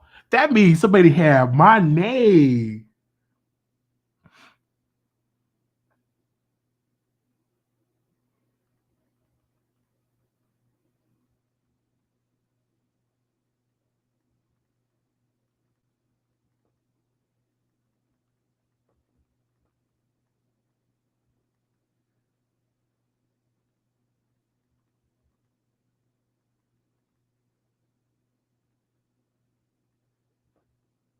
Okay, let me send this to people. Okay, somebody backstage. All right, let's see. Okay, who is this backstage? What is this who I think it is? Hold on, y'all. Welcome to the show. Is this Jason Lee? 90 seconds. Hello. Welcome to the show. Is this Jason? Hello. Hell no. Okay, I'm saying hello. You get all quiet and stuff like that, but go ahead. Oh, Lord, the quality. Hello. Is it connected? Wiley, can you hear me? I can hear you now. You were going in and out. There you go. Hello, you there? I might have to open up the phone line for you because it's going in and out for you, sis. Lord, you somewhere. You must live on in the woods. Hello. I can hear you now. Can you hear me? I can hear you now. Yeah, it's breaking up. I can hear you now. Hello. Oh, hold on. Let me see if I can open. Let me see if I can boot these lines back up. Hold on, ma'am. Hold on. Something's wrong. It sound like you in the bunker or something. Hold on. We're gonna open up these lines. I can't hear you. It's breaking up. I know it's breaking up because your connection is all the way. That's that Obama phone. Moderators, if y'all can post the number, we're gonna boost the lines back up because the phone lines is back working. Yes, we gonna open up the lines. Let me send her a message. If she see it. Your show now, press 1. To hear important instructions, press 2. Your show is scheduled to start in 31 seconds. Okay, hold on, ma'am. Hello. You got the call in. Yeah, with the number. Somebody type the number in. We got any moderators in the house? Type the 646 number in. Thank you. Okay. Because good God, that was Obama. Your show will go live in 5 seconds. 4, 3, 2, 1. Okay, we Blog Talk Radio. All right. So we got the phone lines open up. So if anybody want to call in, we got the phone lines open up. Wow. Somebody told Mama Shirley. Give her the belly. It's giving you need to use the phone. You can go to the closet. Wow. So we got it right then and there. Hold on right there. Call in the number 646-716-8447. 646-716-8447. 646-716-8447. Last 4, 1334. Call you on the air. Hi, Wiley. How are you? Oh, that's much better. Congratulations, buddy. I mean, you deserve it all. You deserve it all. I'm so proud of you. Thank you. Yeah, but you know what? I called. I'm like the other girl. You know about people saying something about TS. Now I'm not a TS Madison fan, but you know it's like I get that thing. It's like sometimes people pass and people get up there and he was a good guy and he was and you just be and just called you MF the last week. So I don't have any bad feelings about her not saying anything. If she still had a little animosity toward that person, why would you get up and start praising them just because they're gone?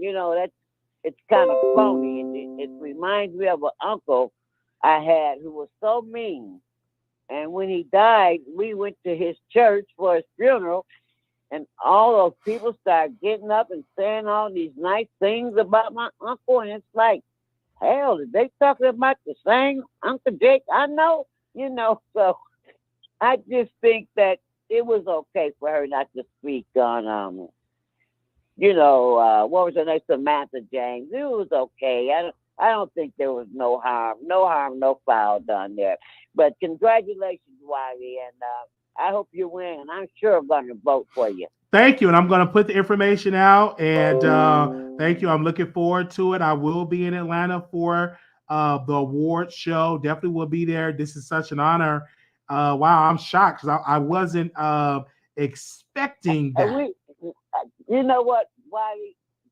The people who ride with you, they see something in you. Thank you. And you got 28,000 people that see something in you, and you probably got a couple of more thousand in the bushes that don't want to admit it. But you got that it factor. You got personality that draws people. And I don't agree with you 100%. Sometimes I be so damn mad at you. You know what? I do. My husband say like a book. And when you read it, if something don't pertain to you, then you just go with that part. So I'm with you at least 90% of the time. So I just wish you well. I'm proud of you, and I'm just proud to have known you. And you got my vote. And if I can slip in and vote 2 times, put my granddaughter on that. So, put your whole family. I'll give you 2 votes. Yes. Thank you, baby. Good night. Thank you so very much for that. And also to thank you so very much for your support. Thank you, sister. You just never know who's going to. Oh, wait a minute. Call back in. I think she wanted to say something. Oh, Lord, I hung up. Call back in, Mel. Somebody type in the chat, say call back in. All right, let me type that in the chat. Call back in. Because she wanted to say something else. We want to make sure she get it all out and stuff like that. Thank her for her support. Really, really, really, really great. Let me check the Cash App because we're still raising money to get to LA. Give me a second. Okay. None added on to that. So again, for the money that was raised, we can't even get a plane ticket. All right. Yeah, the whole film is about to vote for you out. Thank you. Call back in. Okay. So she called back in. Let me show y'all this. Let me do a screen share. Okay. All right. So on April 30th of 2023 will be one of the most epic nights in Atlanta. If you attended the first annual, then you know. If you didn't, you might want to make sure you're in the building this time. Indulge in an all-inclusive food and drinks included night, pink carpet media, cocktail hour, live band, live performances, giveaways, award ceremony, pop-up shop, some of Atlanta's most top-tier entrepreneurs, entertainer, designer, stylists, celebrity honorees, more. The network in the building will be off the radar. Have your VIP section yet? Click the link. There you go. And so this is what it is. It's called the Boss Babe Award, dedicated to women in the LGBTQ community. So we were nominated. So we're gonna work really hard to win this award. Okay. because we have a big fan base for that. Okay. And so we want to next, and I thank y'all for nominating. We didn't complain like last year when another YouTuber won. We didn't complain. You didn't hear me talk negative about it, spoke negative about it at all. We actually congratulated that YouTuber. And now here we are. We're nominated not for one award, but we're nominated for 2 awards. So definitely great for that. And so we will send the information of where we can vote for that, and I will give that all information. I'm gonna send my information in today, and I will update y'all with all information. I'm on station, I'm everywhere, so y'all will definitely be nominated. So we have to do is voting. I think it's a website where you vote, but I will have that information for y'all later. When I go back live, I'll have all the information for y'all. Okay, definitely I will do it for y'all. Okay, I'm gonna have all that information for you guys so you all can vote. Okay, and I will keep y'all. I'm definitely gonna keep y'all voted. Keep y'all updated on the vote. Okay. Thank you. And we will be attending because they nominated us. I was debating on going, but now I'm really gonna go because they nominated us, and it's a good networking. So I remember the last time we went to the award show and we were nominated. We didn't win because y'all didn't vote. I think y'all voted for us. I think it was rigged, but we didn't win. My good friend won. So this time we want to win. Okay. We want to win. The Vaughn, as you, okay, will be attending. Okay, I will definitely keep you on something. Some things are now important, Wiley. Then court in LA. No, that still can go. Like that, you still can walk and talk at the same time. You know what I'm saying? This is a show. Okay. And so we post a picture of him and his fiance on our Instagram. So we post a picture already. We already on it. Most of y'all not on my Instagram. And I check for people like that because I be looking at folks. They be like, did he post it? I'm like, are you following me on Instagram? How many of y'all follow me on Instagram? Let me see. By the show of hands. How many of y'all are following me on Instagram? Okay. How many of y'all, by the show of hands, are following me on Instagram? Okay. How many? There we go. The Instagram right there. Wiley Show. WILEYSHOW. How many of y'all follow me on TikTok? Okay. All right. Follow me. Keep your notifications on. All right. Send me DMs and everything of good hot topics I ain't even talking about. Thank you. Okay, we got a lot of people that's following me on Instagram. Thank you. All right. And so we can get to 7,000 followers if all y'all go follow that account. Thank you so very much. The chat, we live. So follow us. Get them followers up. We post on there all the time. Daily, we post on our Facebook page and also our Instagram page. Only thing we need you is to follow. At least my core audience, if you love and you support our show, follow the show right now. Follow us right now. Subscribe if you're not subscribing to the show. Thank you all so very much. The chat is live. Thank you. Okay. Let me see how we're doing. Okay. All right. Thank you so very much. If you want to see the pic, it's on Instagram. If you want to see the pic, it's on Instagram. If you want to see the pic, it's on Instagram. If you want to see the pic, it's on Instagram. If you want to see the pic, it's on Instagram. Go to the Wiley Show Instagram page and you will see it. Go to the Wiley Show Instagram page and you will see it. Go to the Wiley Show Instagram page and you will see it. Okay. Boss Lady, we talked about Boosie. Boss Lady, we talked about Boosie. All right. Boss Lady, we talked about Boosie. Okay.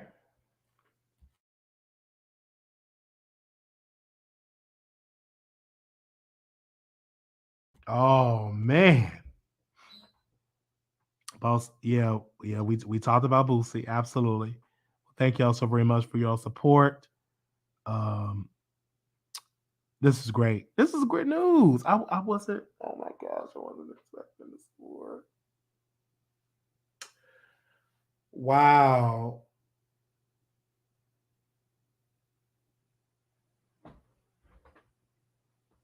I was not expecting.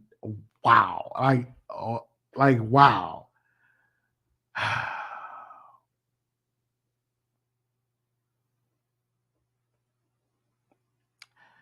I'm just shocked. Like, because God blesses you when you least expect it. When you least expect it, God blesses you.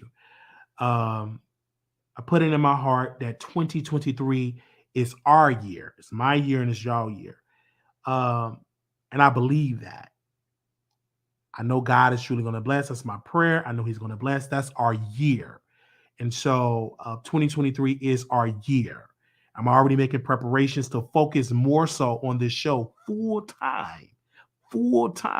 And 2023 is our year, right? For those people who are on this journey, contributing and watching, clicking, and also I call the stakeholders. Thank you, Larry. I love that word, stakeholders, the people that contribute to the show.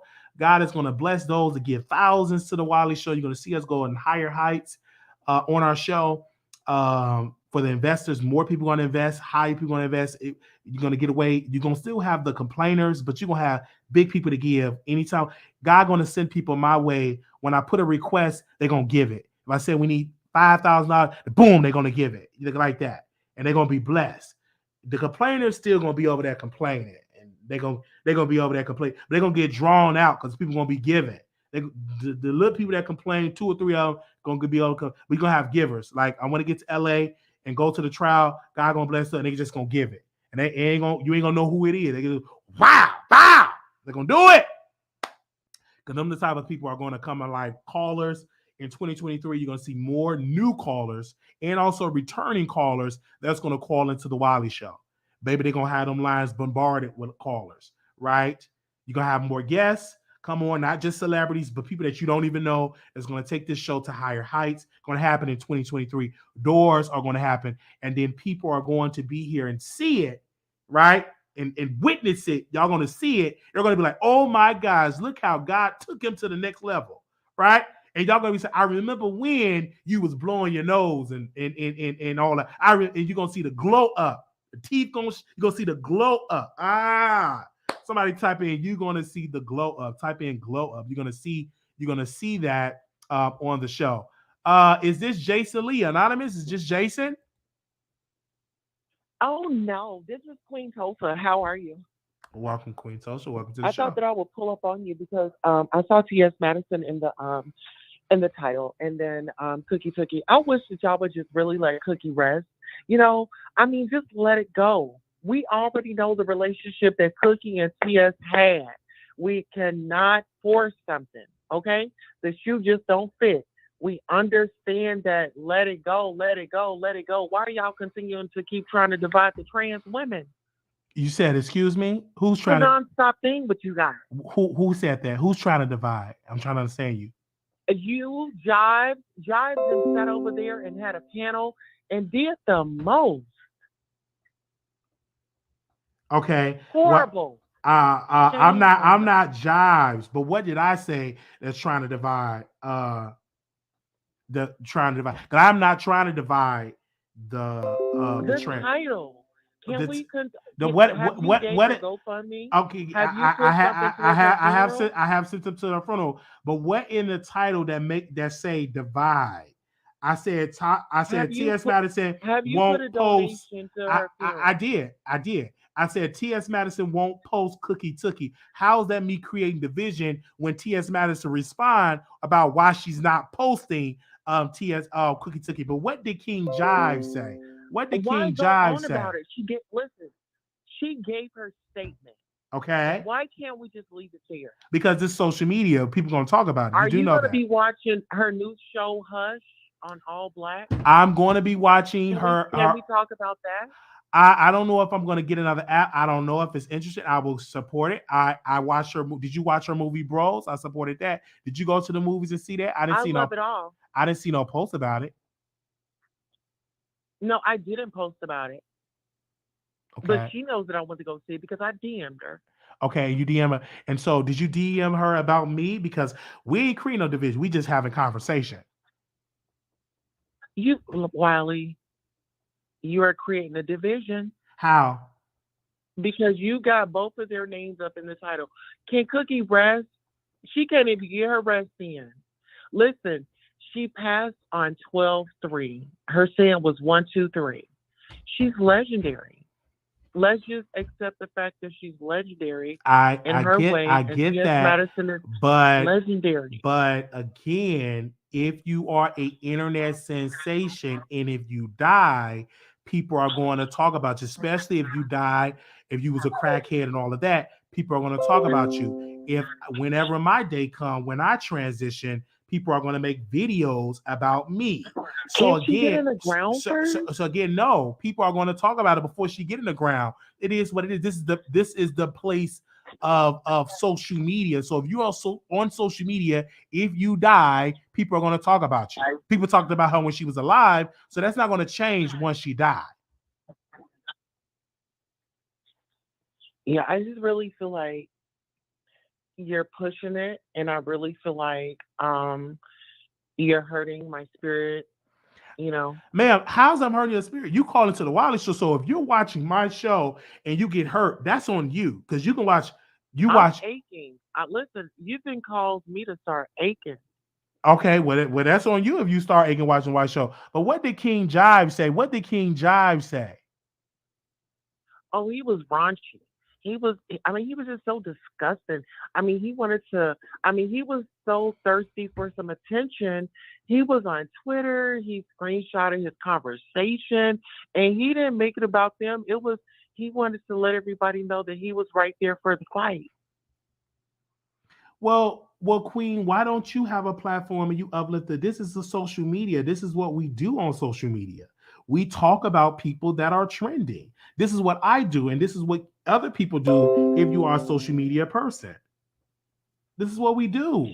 Listen, it's one thing to report on the story, but when you're sitting out there making it your moment, like you just down Cookie, but then you're posting her GoFundMe, like which way is it going to be? Well, for me, I'm going to say this. This is the America, and you should be able to talk about whatever. If you don't like it, Queen, you can on your platform, you can talk about what you want to talk about. Well, over here, we talk about trending topic. And Cookie Tookie 1, 2, 3 transition, and we're going to talk about her. Though she is in an eternal sleep, we're going to talk about her because again, our job is to talk about people that are trending. Though she in an eternal sleep, that does not mean that I gotta stop talking about her. People are going to talk about when Queen Elizabeth passed away. People talked about Queen Elizabeth. So people are going to talk about you. When Jesus was crucified. When Jesus Christ was crucified and they laid him on the cross 2,000 years later, we still talk about Jesus. So again, we gonna talk about you. Wiley. Yes. If I was in your presence, I would stamp on your toe in my kitten heel right now. No, you're not gonna stamp on my toe. My security will hold you back. What I'm trying to tell you is people gonna talk about you. So that you're not understanding that. You don't like when people talk about certain ones in your face, but they're gonna talk about you, Queen. We are in that business. If you don't like it, then delete your social media and go join the Amish or something like that, or just go on a remote island or something. But as long as you're on social media, people gonna talk. I just really feel like y'all are saying that y'all are about the Lord and y'all are into church and y'all are praising people. Absolutely. But y'all are the devils on the internet. No, I'm not the devils on the internet. I rebuke that. I'm not the devil on the internet. You get down in the gutter. I don't get down in the gutter. I do commentary. If you don't like what my commentary is, Sister Queen, go watch people that you like. But on the Wiley Show, we gonna talk about people. Yeah, well, That's what I do. I talk about people. Wiley. Yes, Tulsa. I feel like we were going in a good space. We are in a good space. I really did. We just have a disagreement because you don't like what I'm talking about, and I'm trying to educate you on the power of social media. You are in this same business. When you went to the hotel and got discriminated against and you had some around your neck, you had a vertebrae broken or whatever else happened, whatever else, people what? They talked about it. Oh, no, you didn't. I'm just telling you, did they not talk? Did they not talk about it? They talked about that story. Wiley, so people are going to talk about things that are trendy. Oh, no. Where's HR? I want to file a grievance because you're not going to step here and use my trauma against me. No, I'm not using it against you. No. It's an example that when that situation happened, it reached the news, right or wrong. Was that on the news? It was on the news. So why do you tell the news not to talk about it? They talked about it on the news. Yeah, but they didn't do how you did. You know what I mean? That's them. That's their perspective. They have editors. I'm a freelancer, so I have more freedom. Excuse me? You drugged me like Mama Joyce did criminal. It doesn't matter. Again, you are an entity. You are an internet personality, and people are going to talk about you. You're not exempt to being talked about. You talk about people as well, Queen. Do you think I'm a sensation? You are an internet sensation, yes. Oh. Well, I feel better. Go ahead and talk about us. Go ahead and let it be known. Say what you feel about it. Because you know what, Wiley? At the end of the day, I love you for that. I love you. You know, you just really, you won me over. You won my heart. I love you. And I'll be here. Yeah. I love you. Yeah. And it's a job that we have to do. And sometimes I just have to remember Queen Tulsa, you know, it's a job. I have to remind myself of that. But you just really gave me a big perspective, and I'm back in love with you. Well, I never fell out of love with you. And I want to encourage you to keep going. Don't stop your platform. You are a trans woman of color. So you pick up that baton and you fight and you build your channel up. That's my encouragement for you. In the next year of 2023, don't be just calling to people's show. Put more focus into your channel and really build that channel up, because it's going to open up more doors for you, because people need to hear your story. And then and you are talented. You have a gift. Use your gift on your show. So get back on calling into people's shows.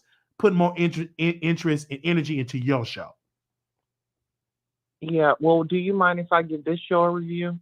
No, you can always give. I don't mind. You can review my show. I don't mind. Okay. Most definitely. Don't flag me. No, don't play all my content. No, review it. You just can't play all my content now, Queen.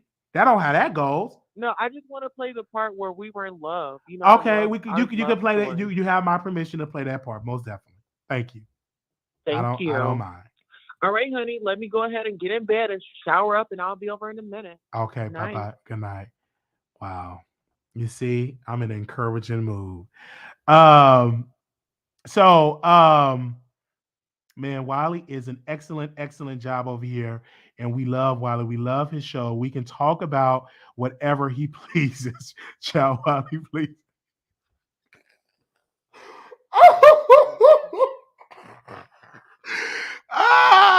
This shot is dragging. I love my imagination. Yes, we back. It's not nice. Oh man, oops, Wiley cracking it up. Man, this chat is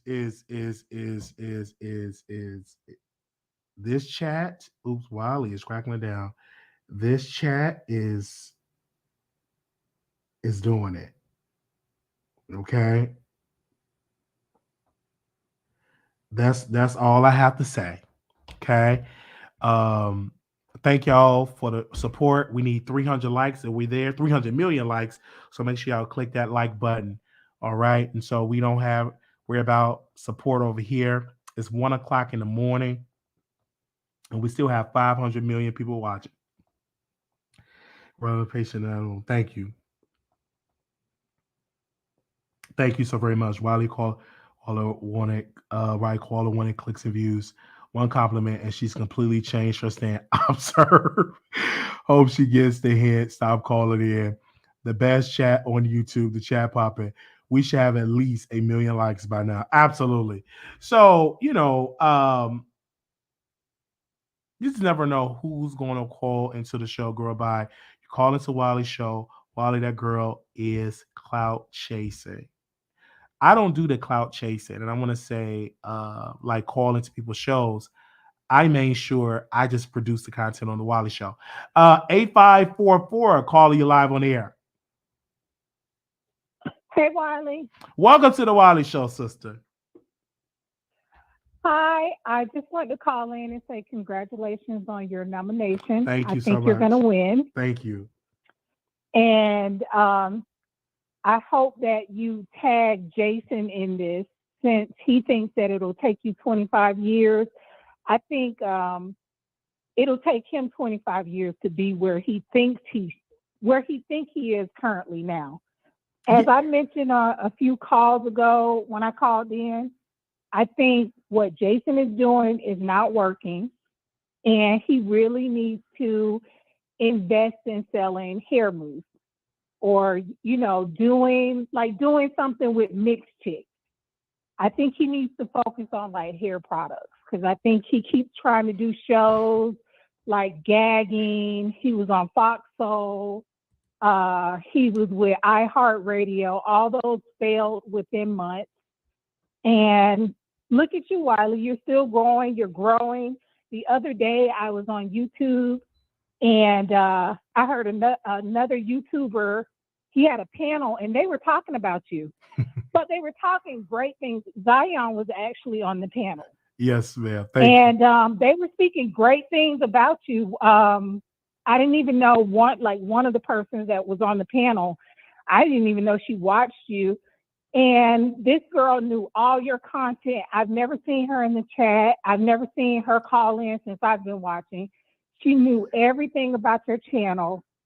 So people love you, and you don't even know it. And don't even know it, I don't because know how many people. I'm starting to know that. I know that now. At first I didn't.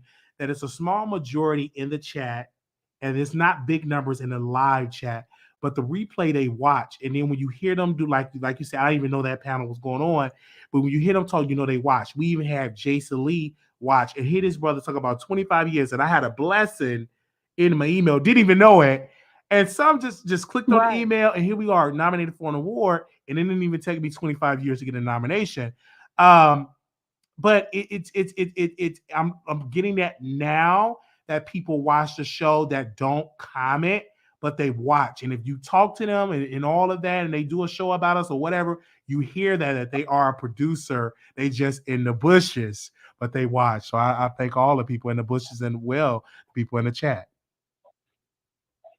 Yeah, my cousin, she's a content provider. I won't call her name because I don't know if she wants. Okay. She's very small, but she was the one that told me about you because we live in the same area. Uh-huh. And she was like, "Have you heard of Wiley?" And I had heard of you, but it was just one time at that time. And I had so happened to see that Christmas show with you on CTV's.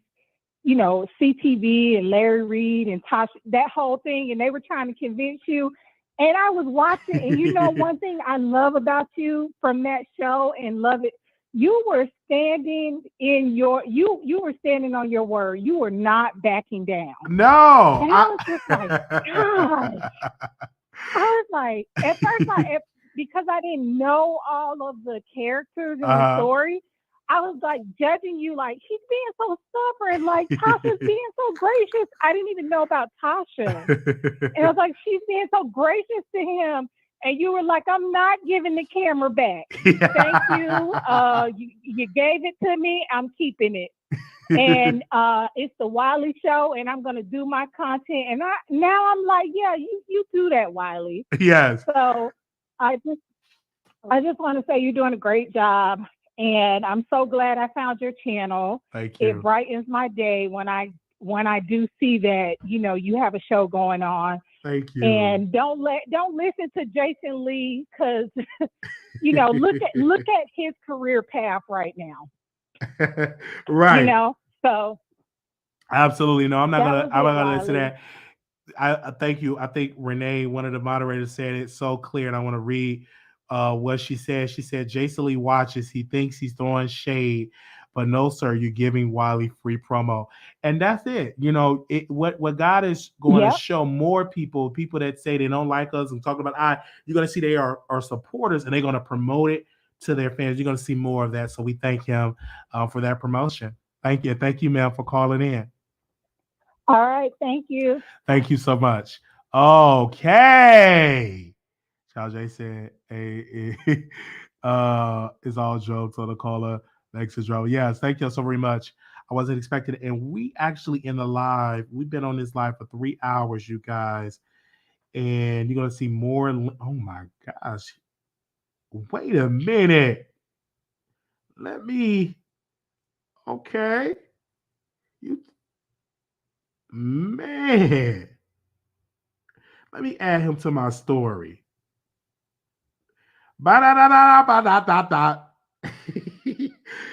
Oh man, if I ever were to get back with men, I'm about to post somebody in my story.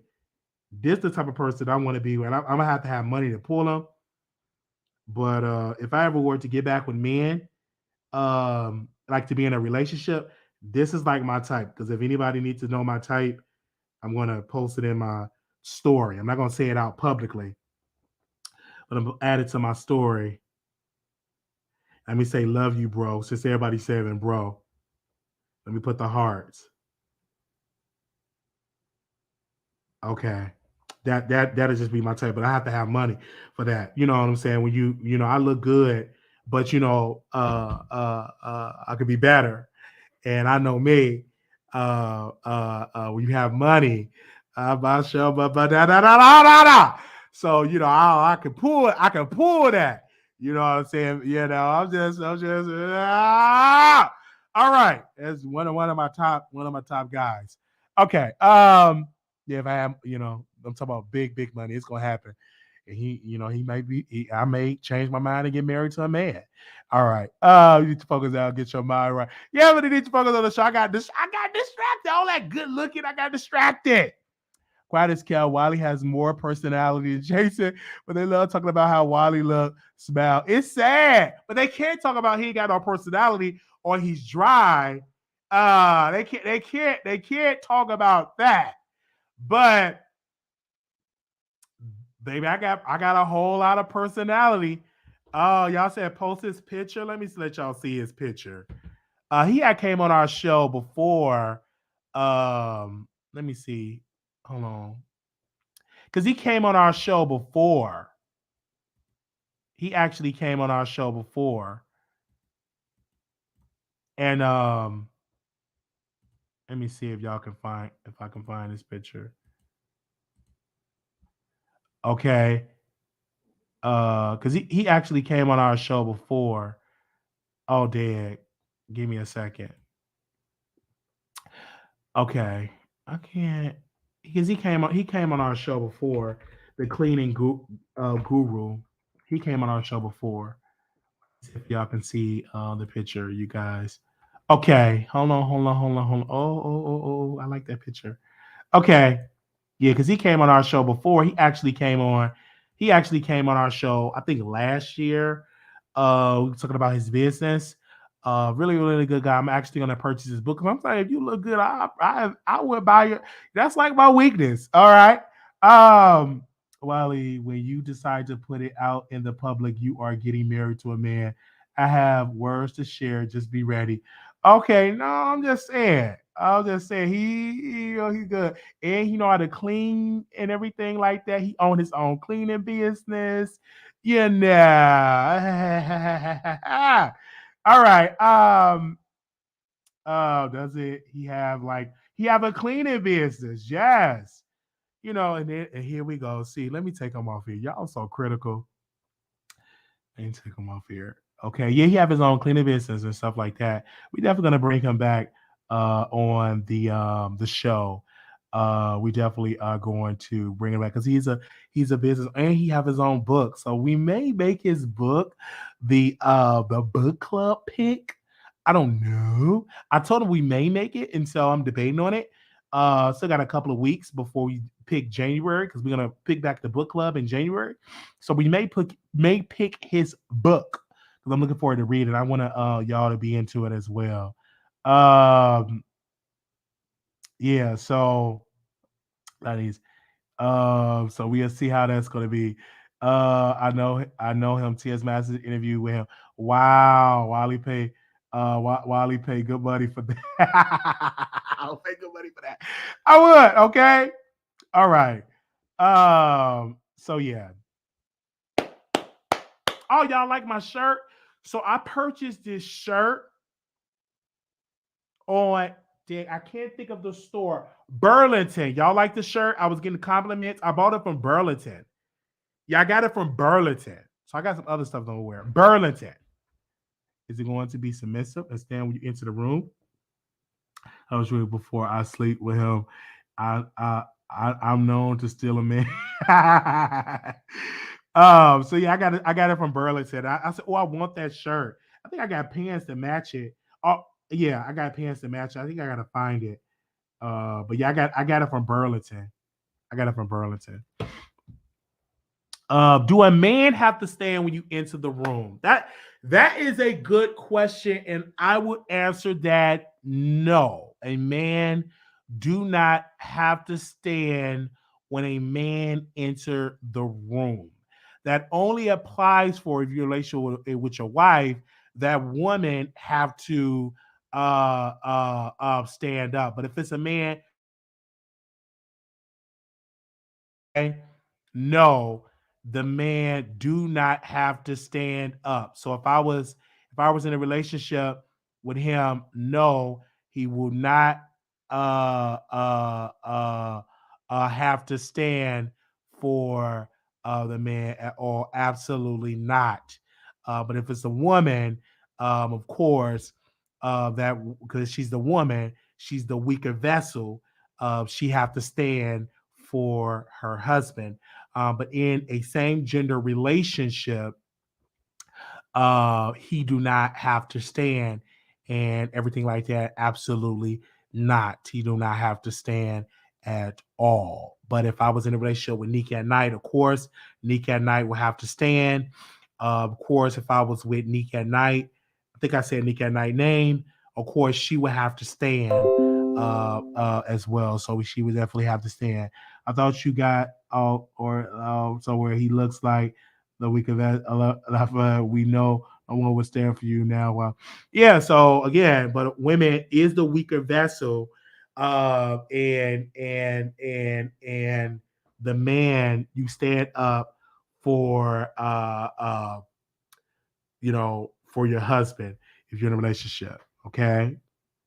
All right. So that's what I'm saying. Okay. So I'm saying that. All right. We thank you so much. But if we're the weaker vessel, why should we stand? Because that is a sign of respect. God made man ahead of the woman. So with that being said, when that man step in the room, you stand up. That's what you do. You stand up for that man. I'm giving you that. And so, but of course, we have a lot of educated African American women that do not want to do that.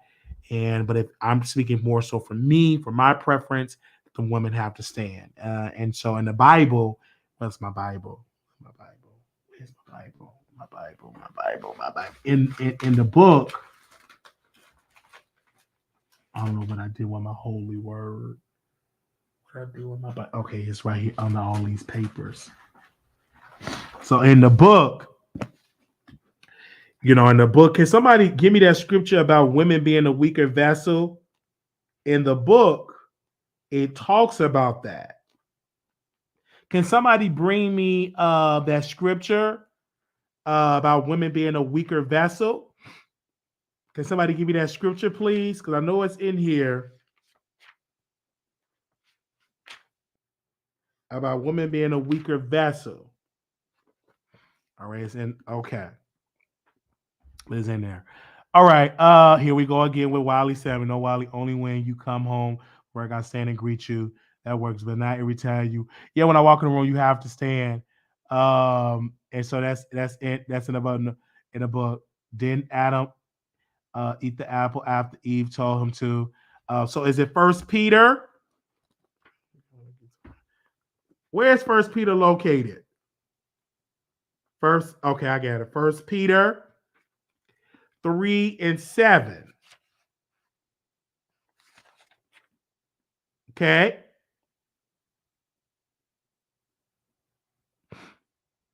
All right. First Peter 3:7. Likewise, your husband dwell with them according to knowledge, giving honor unto the wife as unto the weaker vessel, and as being heirs together of grace of life, that your prayers be not hindered. Likewise, husbands dwell with them according to knowledge, giving honor unto the wife as unto the weaker vessel. That's in 1 Peter 3:7. That's in the book. Okay? That's in the book. Because Peter was a servant of the apostle of Jesus Christ. Oh, my. Okay. All right. Yeah, shabash. Na. Oh, yes. Okay, that's in the book. I didn't make it up. It's in the book. Oh, hey, yeah.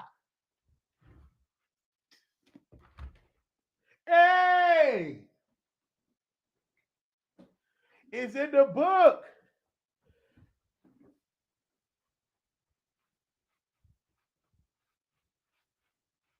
Hey, praise it. Okay, it's in the book. Oh, yeah. My shot now. Hey, yeah. It's in the book. Oh, right now. Hey, felt that. Hey, in the book. Okay. Woo. And I was reading out of the King James Version. Okay. Oh, Basha, now. Glory. Type it in the book. Type it in the chat. It's in the book. It is written. Oh, let me sit on down. Woo-wee. Oh, I felt that. Okay. But thank y'all so very much. Here we go again. Y'all having a whole debate right there.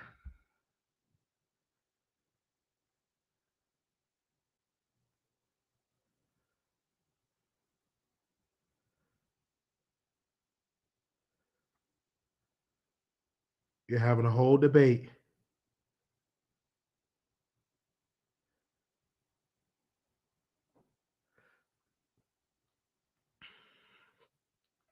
Oh, man.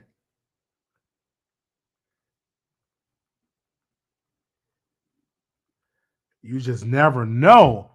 Okay. Okay, here we go. Listen. Y'all not gonna change my mind about this Bible. This is what I believe. I believe in this book. I believe in the Holy Bible. So you're not gonna change my mind about the Holy Book. This is what I was raised under. It got good principles. Woo, Lord, strength, blessings. Let's hold this book, get power. So you're not gonna change my mind about the book. Some of y'all said it's been written and this and this. I understand that, but you ain't gonna change my mind. Now the book might not be for you, but for me and my house, we gonna serve the Lord. Oh, Shabbat. Okay. Okay. Okay. All right. Okay. I'm reading the King James version. I don't read the NLT version, the New American version. I read the King James version. That's the version that I read. Hey, Bashana. I don't read all them different. I don't read all them different books that they got out and all that. That's the book that I read. Okay. All right. Okay. So, man, one of my favorite scriptures, and I'm about to close. One of my favorite scriptures. Excuse me. One of my favorite scriptures in the Bible. One of my favorite scriptures. One of my favorite scriptures, and it's going to touch somebody because this is a message right now, and y'all can send y'all offerings. This is my favorite scripture, Psalms 40:1. And it reads, I waited patiently for the Lord, and he inclined unto me and heard my cry. That's my favorite scripture. I waited patiently for the Lord, and he inclined unto me and heard my cry. Oh, man. There we go. That's my favorite scripture. That is my favorite scripture in the word. That is my favorite scripture. Okay. That's my favorite scripture right there. All right. In the book. Okay. My favorite scripture is Isaiah 54:17. See, people are posting their favorite scriptures. Thank you so very much for posting your favorite scripture in here. We got sister in here. Latavia is she posts her favorite scripture. Isaiah, Lord, send me to Isaiah. Okay, here we go. Send me to Isaiah because I haven't really been reading my word like that. So it's been a long time for me to find out where is everything at. Okay, send me to Isaiah. And so thank God that we have the book. And so thank God for the table of contents, because just in case you don't know how to get to the scripture, you can get to that way. Okay. Oh, Isaiah, is that in the okay, wait a minute. That's in the Old Testament. Okay. That's in the Old Testament. See, I haven't read my Bible in a long time. And so I got to get back to my word. That's in the Old Testament. Okay. And I haven't read my Bible in a long time. Please excuse me. I haven't read it in a long time, but that's all right. That's all right. Let me get to that's in the Old Testament. And you said Isaiah what? What did she say? Isaiah what? You said your favorite scripture is in Isaiah. Can you post that scripture somewhere in Isaiah? Let me scroll up. Latavia, post your scripture again. Oh, Isaiah 54:17. Isaiah 54:17. 54:17 is her favorite scripture. All right. No weapon that is formed against thee shall prosper, and every tongue that shall rise against thee in judgment thou shalt condemn. This is the heritage of the servants of the Lord, and their righteousness is of me, said the Lord. Oh, Bashana. I like that scripture. Oh, man. Oh, man. Yes, Lord. Oh, yes, Lord. I like that scripture. Oh, yes, Lord. Oh, hallelujah. Oh, man. Oh, man. And then in Isaiah, it said this. It said in Isaiah 6, the 61 chapter, in the first verse, in my clothes, that said, the Spirit of the Lord God is upon me, because the Lord has anointed me to preach good tidings unto the meek. He had sent me to bind up the brokenhearted, to proclaim liberty to the captives, and the opening of prisons to them that are bound. Oh, hallelujah. That is my scripture. Man. Oh, man. Look at that. Na. Oh, man. Okay. John. Okay. The people posted their favorite scripture.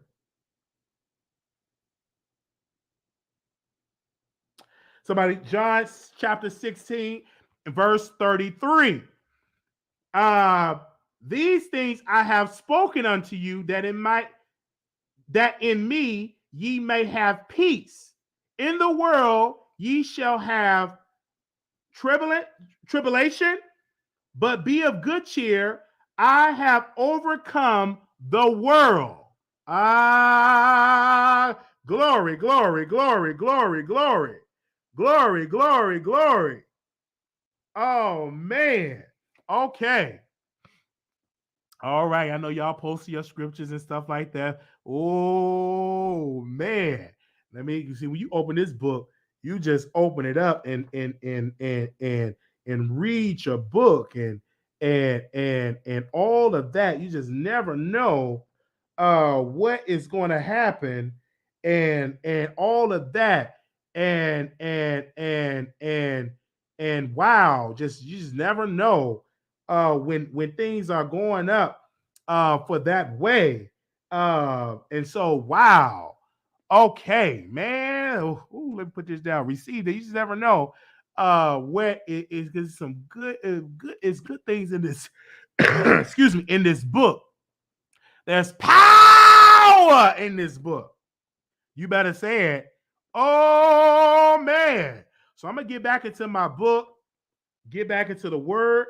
I need a Bible with big letters, because this Bible got small letter. I need the Bible with big letters. So I'm going to go to the Bible store and get one with big letters, with large print, and I got to give me some highlighters. I'm going to get back into my word. Oh, man. And God want me back into the word. I don't know what he's leading me for, but he want me back into the word. He want me back into the word. Oh, man, I see Ephesians 6:1. It said, children, obey your parents in the Lord, for this is right. Honor thy father and mother, which is the first commandment with promise, that it may be well with thee and thou mayest live long on earth. And ye fathers, provoke not your children to wrath, but bring them up in the nature and okay, wow, okay. Some words I can't pronounce, so I ain't gonna mess it up in a good word. I definitely gotta get into the word. But we thank y'all so very much. I don't want to mess up no words in here in the book, so I got to get back into my book. It's been a while. It's been years since I got into this word. It's been years. I don't want to mess up no words, so I'm gonna make sure. Let me close this book right in, and I don't want to embarrass myself because there's 500 people watching. Oh man, Basha na na na. Oh, hey, Bashana. Okay. Let me not do that. Okay. We thank y'all so very much for coming in and showing support. I want to give a special shout out to the producers. For that, I want to give a special shout out to the producers for the support. We're trying to get to LA. We can't get to LA for free. It costs money. So we want to cover the trial of Brother Tory Lanez trial because he's been accused of doing things to Megan, popping her with a weapon. So we want to get there to cover that.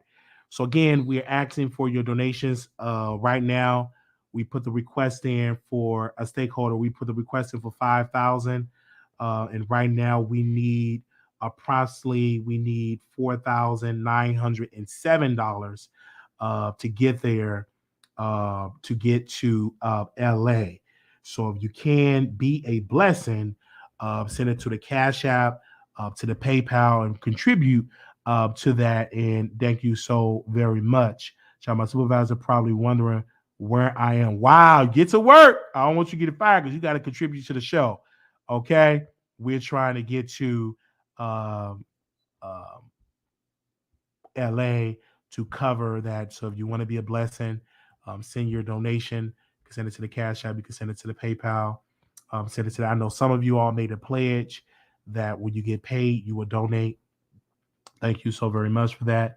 I see it. So thank you for that. Thank you for those that have gave. Special shout out to those that have contributed to the show. Love you, love you, members. We're gonna reschedule our live. We was gonna do one yesterday, but I was under the weather, so we're gonna do it this weekend because I'm off, and that's what we're gonna do for this weekend to do a members only. So we're gonna do like a mukbang, and we're gonna have a special guest on the show. And I say that humbly. We're gonna have a special guest on the show, and we're gonna do a mukbang. That's what we're gonna do.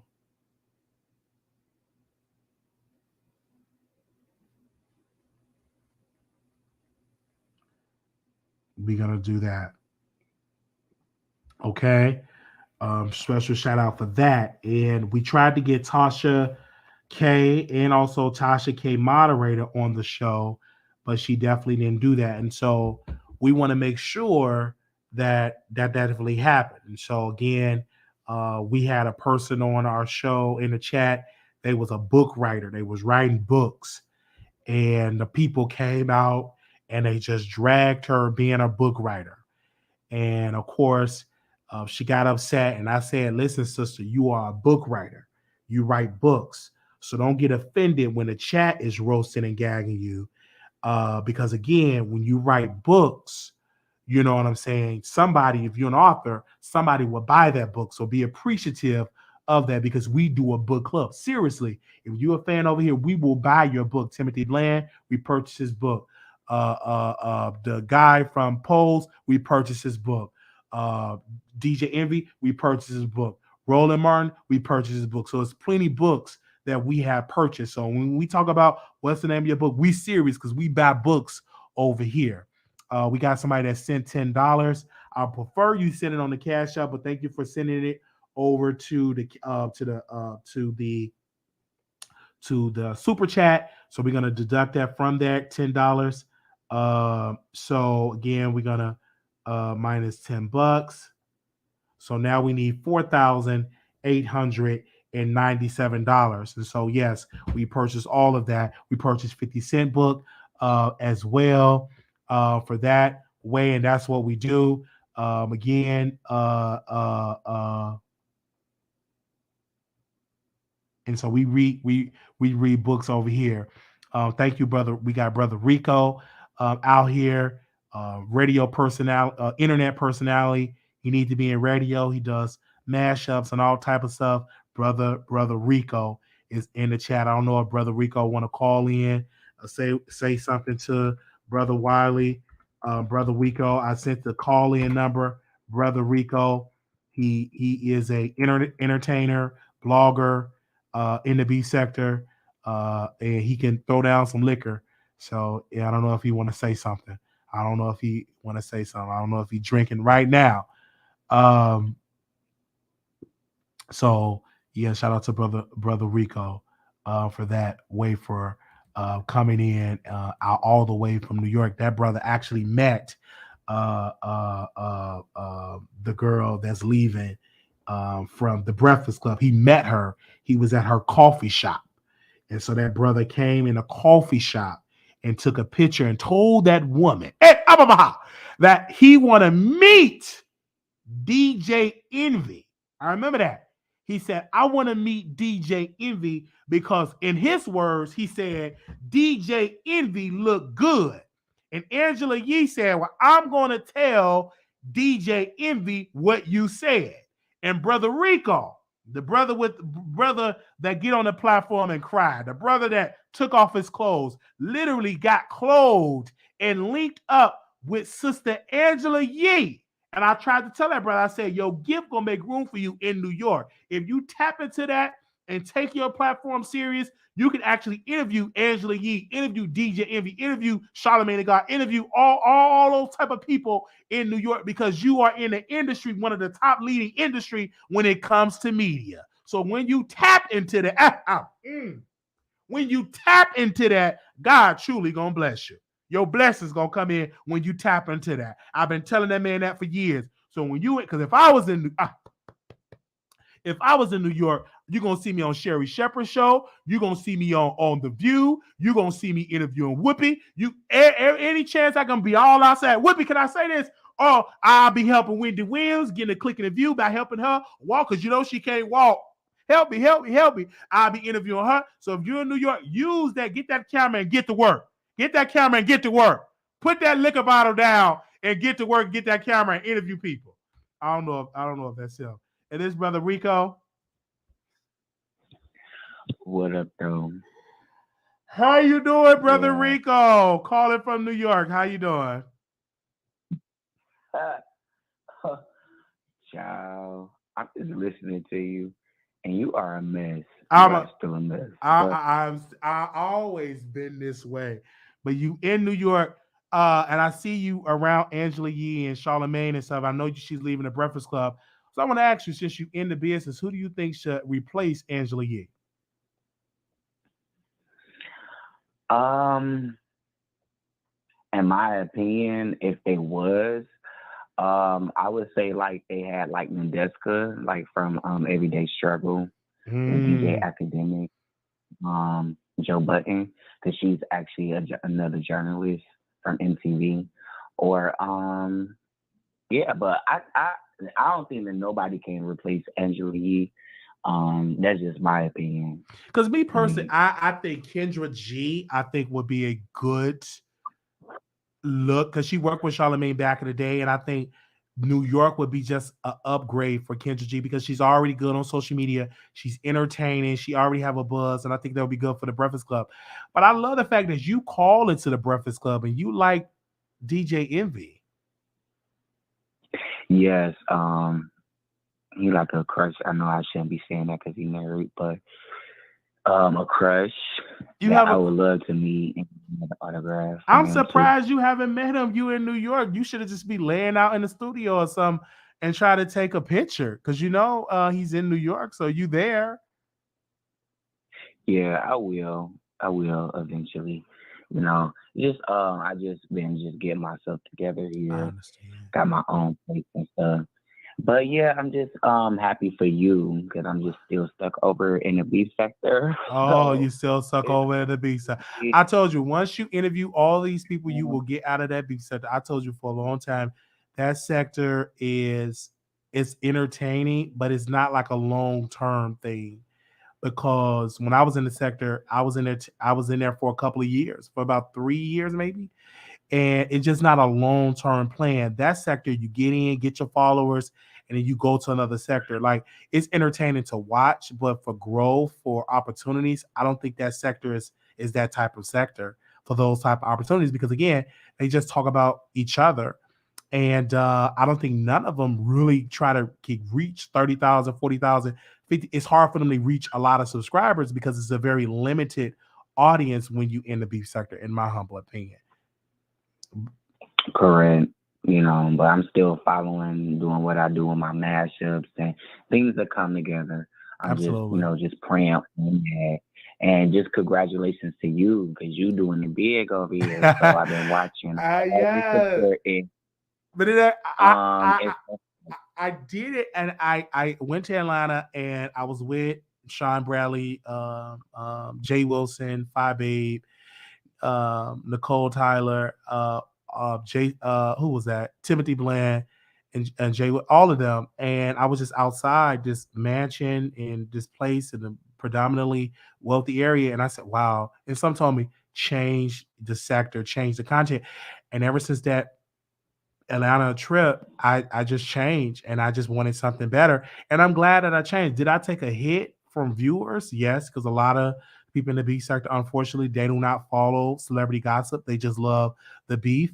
But I just stayed consistent, and God, But you grew a blessed me. new audience. I grew. That's the best thing you did. I grew a new audience. Absolutely, absolutely. I did. It took me a while to do it, but I did it. And so I now have either higher goals and stuff like that. But you could definitely do it because you're in New York. If I was in New York, I would go to The View. I would interview these people. I would be outside. I'll be out hustling because you are in New York City, one of the best marketing media empires in the world. New York is that industry because all the shows are there. Well, Sherry Shepherd, everybody. I'm visiting. Well, maybe you need to come. I'm visiting New York, absolutely, and I already have like a lineup of people that I want to interview, even people for LGBT media. excuse me, that lives in New York City. I know a lot of people that lives in New York, and New York is just that place. If I could afford New York probably would be on the list. It would be like Atlanta, LA, and New York, because New York is that place, and it reminds me of Chicago. With speaking of public transit.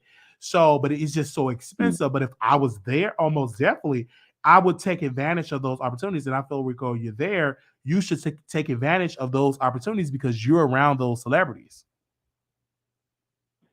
Correct. I just got to get my mind focused. Yeah, get it focused. Really, for real. And once you get it focused and do the work, you got it, and it will happen. And you're going to be like, Dag, Wiley, I appreciate what you told me because this is popping. And you're going to get invited to the parties because you're there. Like, you can go to the store and see Angela picking up her coffee. Like, you're there.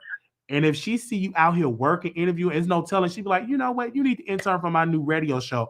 Or you need to intern for the Breakfast Club. You know what I'm saying? If they actually see you out here working in the streets, they actually will help you and will say, oh, man, I'm be blessed this brother. This brother been doing some intern for the View or something.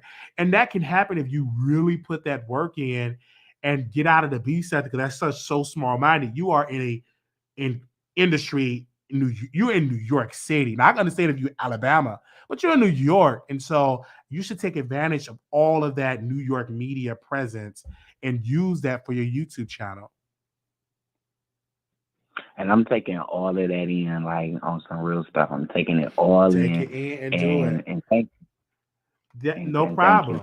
But I'm always watching in the bushes and stuff like that. You had a great topic and stuff like that. So I just wanted to call and check in. And no, I don't be getting drunk no more and be doing all that stuff. Okay. Well, that's a good thing. I actually was in Chicago and I wasn't drunk, but I got tipsy. I had Hennessy and Red Bull, and I had Hennessy and Red Bull, in Atlanta, and I wasn't drunk. I was tipsy. Knowing your butt don't drink. I know you don't cuss, but knowing you don't even drink. No, I do. I'm social, and I'm a social drinker. But in my personal, no, and I don't like when I'm at home and stuff like that. But I'm a social. But it's good to hear you sound good. You sound great. And I'm looking forward to 2023 for Rico Reports to see how that brand is going to take off next year. Yes, and pray to God. Yeah, most definitely. Hopefully it'll take off well. I should have been a lot further than where I am, but I just lost another channel with 4,000. Oh, wow. I feel like my other. So, hey, I'm just doing what I need to do, but I ain't going to hold you up. Thank you. Like that'll bore you. But Sharetta Smith said this. She said, Wiley, stop pumping that man up. Angela is not going to put that man on her show. On her show, he probably can't get near Angela Yee, but he was by Angela. Can you talk about that experience? Because this person, Sharetta Smith, a supporter and author and a supporter of Tasha K, that's what she said. But can you tell us about your experience being around Angela Yee? Because I saw the video. Well, I did actually meet Angela Yee when I first got here in New York, my first month, and my friend knew about New York. and I actually went to her coffee shop, which is called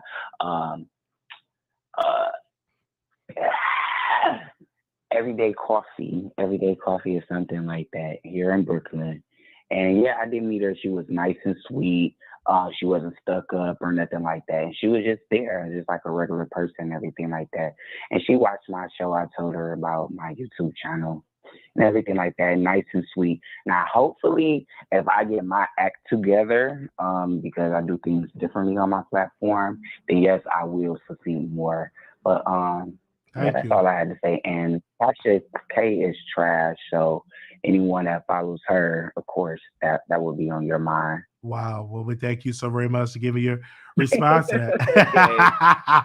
All right. And when I'm in New York, I would definitely hit you up. When in New York, just send me a text. I would definitely be there because I know you probably got a different number because I got like 3 different numbers of you.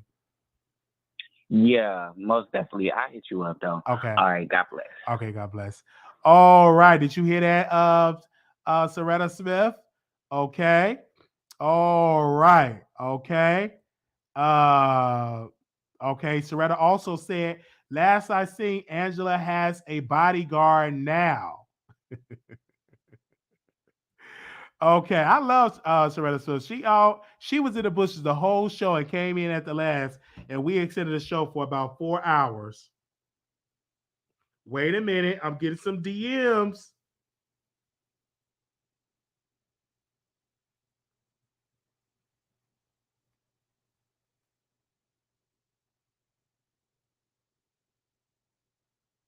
Oh, this old stuff.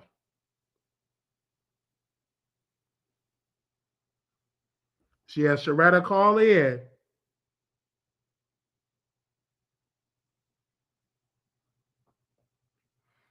Can somebody tell me how to pronounce her name? Ababaha.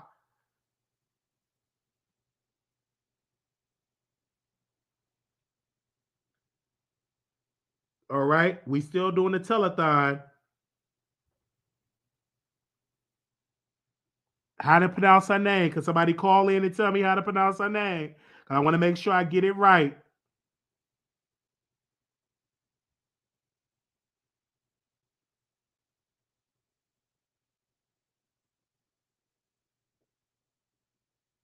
How to pronounce her name?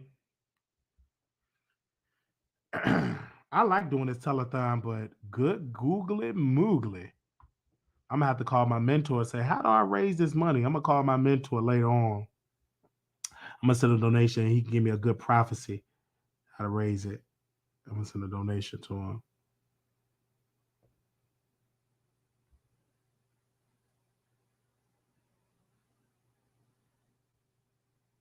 Okay, I said call in. Y'all typing it in. You gotta call in. I'm a little slow. Call in. That ain't gonna work. Cause I would still call us Sharetta. You better call in and tell me how to pronounce that name.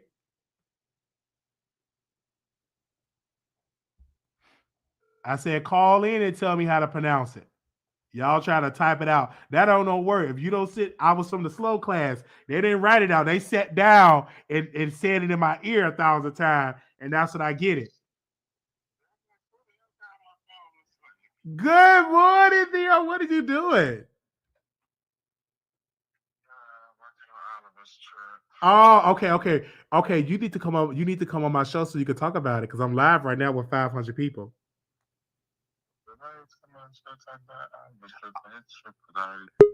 Oh, his trip is already booked and everything. This is my friend. He's a travel agent and stuff like that. So we're gonna talk, Theo. I thought you would. I thought we can go somewhere, but it's too late, I guess.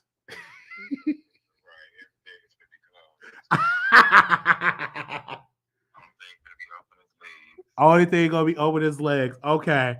All right. And Oliver trip is next year and it's already booked and everything like that.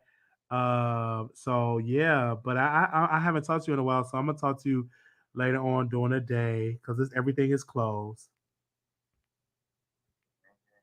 And I'm gonna call you back later on, and so maybe we can go to IHOP or something. Oh, okay. I'll call you after you get off work, and we can go to Applebee's. I mean IHOP or something. Okay. Bye. Okay. All right. You just never know who I'm gonna call. I'll be calling my people late in the middle of the, I'm a late owl. Okay. Okay. Kelly. Hey, Wiley. How to pronounce her name? Come on, me and Kelly Thornton. Oh, I thought you was talking to me how to pronounce the name. I know you at work. What's up? No, how you doing, Wiley? I'm doing all right. Okay, yeah, I am at work. But I did want to make a comment on T.S. Madison Okay. and Queen Tilson. That's the way they are. You know, they fake activists, you know, because it don't hurt to say rest in peace. You know, it don't hurt to say condolence to your family. You know, I agree with you on that. You know what I'm saying? But that's why I'm not a T.S. Madison fan. And Queen Tulsa, what she talking about, take off. How that was a transgender woman that got killed. That's why no one take them seriously. You know? I agree. Yeah. No one. Okay, I'm sorry. I agree. No, I hear you. Yeah. And that's all I pretty much had wanted to say. But I had want to ask you about this, Wiley. Did you hear how Larry Reid did concert TV? When? Back here about 2 weeks ago, he was asked who was his favorite commentator, right? And he said, "I don't have a favorite commentator." I remember that. And Cardi TV over there with that wig on, revealing and taking up for it when Pastor White was talking about him and Bishop White was talking about him, and he didn't even acknowledge him. That goes to show you that you got to meet people where they at. They said Carter TV was begging to get on his show over there, and he won't even let him on the show. Wow. Mm-hmm. But that's all I got to say. Wow. Okay. Well, thank you so very much for calling in for that. Okay. Wow. All right. Bye-bye. Yes, bye-bye. I remember. Bye-bye. I was watching that episode because Larry Reid was getting interviewed by Nene Leakes, and Nene Leakes said, "Who is your favorite content creator?" And he said he don't have one. I remember that. All right. Okay, that's somebody's new number. Okay. All right, let me save it. Okay. All right. Thank you so very much. All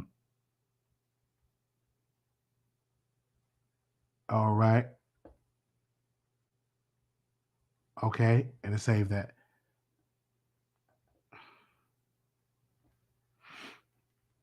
All right. Yes, Lord. Oh, my sister says she's feeling better. She's feeling better today. So I'm in contact with her. So people just let she is feeling better. So I thank y'all for y'all prayers and thoughts and prayers. We put a prayer request to pray for my sister. She's battling the Rona.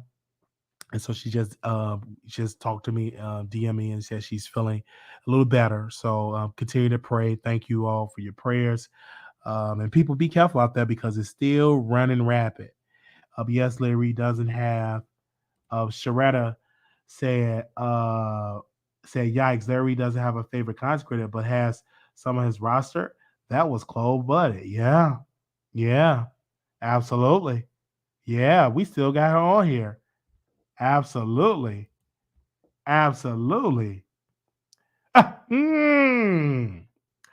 good because she was really going through it because I was thinking about getting on a flight and going to see her, but I was like, man, what can I do? You know what I'm saying? Because if I get a well, then I may catch it. You know what I'm saying? And I don't need that to catch anything because I just don't want it. You know, last time they said the doctor said I had it and not a symptom the first. Glory.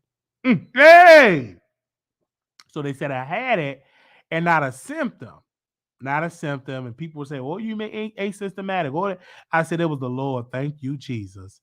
And so that was like last year because I got tested. I went to the clinic And they said, "Do you want to get tested for the flu and all? Get tested?" And I was like, "Yeah." I got tested, got the email, and they sent an email. And they said that it was positive, not a symptom, not a cough, not a runny nose, not aches, not pains, not headaches, none of that. So none of that. And then I thought I had it again, and I got tested negative. Then I thought I had the last time, about a month ago, got tested negative. So, they tested and everything like that. And then I get tested regularly on the job, negative. You understand what I'm saying? So it is what I just thank God. I just thank God. Negative. Thank you, Hot Mess History. Thank you so very much for coming through. A good top content creator. Love her so very much. She do documentaries. Love her. One of my top favorite people that does documentary. I love her so very much. Thank you so very much. How many of you know it wasn't okay? It wasn't free. So yeah, I had it, but it was horrible. Thought I was going to. Oh wow, protect yourself out here. Yeah, I'm so sorry. Did Tasha K call you, Sharetta Smith? My son was asymptomatic but could have passed it. Child, let me head to the office and clock out. Yes. So Sharetta said she had it. I just want to know, did Tasha K buy her book? Did Tasha K pray for or anything like that?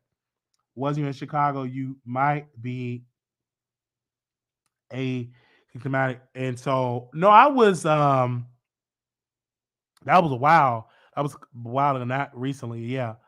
That was a while, but I wasn't, and I don't believe I was in Chicago. For what? Why would Tasha call me and pray for you? Did she pray for you?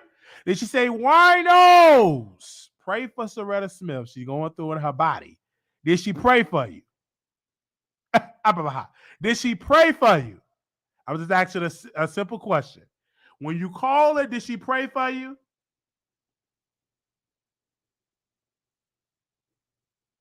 Let me see.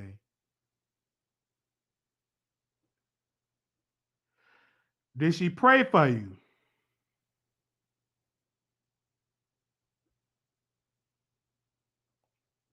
I asked a question. Let's see. I'm gonna see if she's gonna answer before we go. Did she pray for you?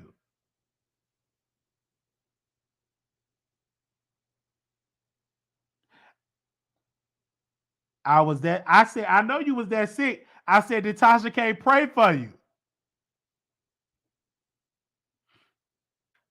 Let's see what she said.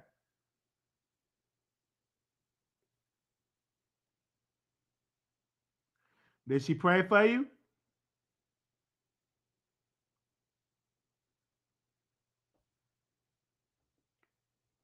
All right, she ain't gonna respond. I don't see her respond. I ain't pray for her. She prayed. Oh my God, me too. Oh wow. Okay. Oh, I asked did she pray for you? She prayed over her. Wait a minute. She didn't know. She didn't know. You didn't tell her? You a writer. You didn't write her an essay and tell her you was on the sick and shut-in list? You didn't pray for. She didn't pray for you.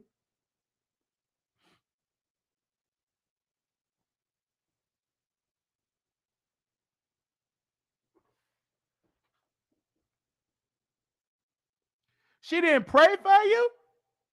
Hey, did she put a prayer for you? No one but my family knew I was. Oh, yeah, I understand. I understand. I'm just asking a question. Did she pray for you? I'm just asking a question. Did she pray for you? She did not pray for you because you didn't tell her. And that's what, you got to put your request in when you going through your body, put a request in and everything like that. So she said, no one but my family knew I was sick. Oh, right. And so I understand. I just asked a question.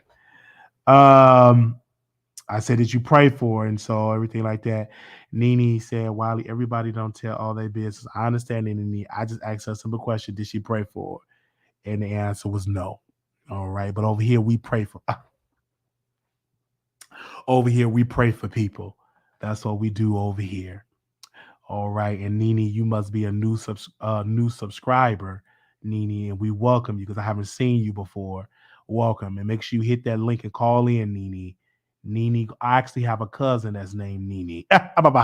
So I don't know if that's my cousin Nene. I hope that ain't my cousin Nene. I hope that ain't my cousin Nene. I hope that ain't my cousin Nene. I hope that ain't my cousin Nene because I have a cousin that's named Nene Cartwright. I got a cousin named Nene Cartwright. Wait a minute. Are you my cousin? I sure got a cousin named Nene Cartwright. Hope that ain't my cousin. Oh, wait. Okay, you not my cousin? Okay, I was about to be a little bit messy. All right, I thought that was my cousin. I thought that was my cousin Nene Cartwright. I was about to go in. I was about to say something. Oh, okay. All right. That ain't my cousin. Okay. It might be Nene Leaks. Is it Nene Leaks? I thought that was my cousin. Oh, my phone about to die. I didn't bring my charger. But nevertheless, we're not going to worry about it. I thought that was my cousin. You have the name of my cousin. So I definitely have to ask, was that my cousin? Let me see. They said, no, that's not the cousin. Not Nene Leaks. Wiley, you don't want that smoke from the GOAT, TK. Oh, okay. If you say so, Latoya, you say, I don't want the smoke. Okay. If you say that. I just ate me some smoked turkey, so if I can handle that, I can handle Tasha K. All right.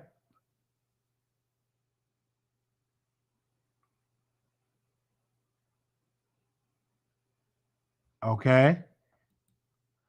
Please interview Andre Manhole.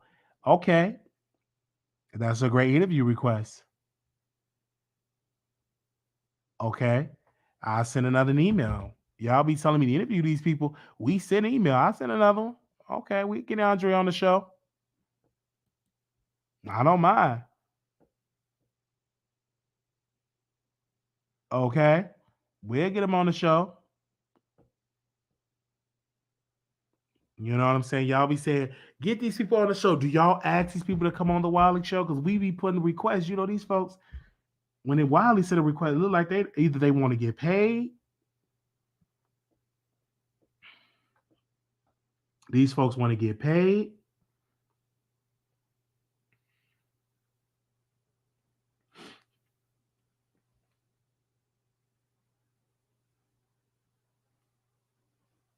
These folks want to get paid.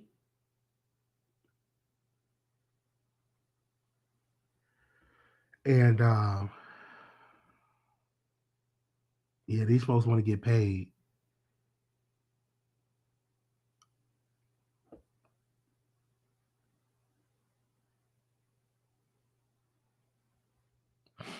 Yeah, these people want to get paid. And we trying to get to LA and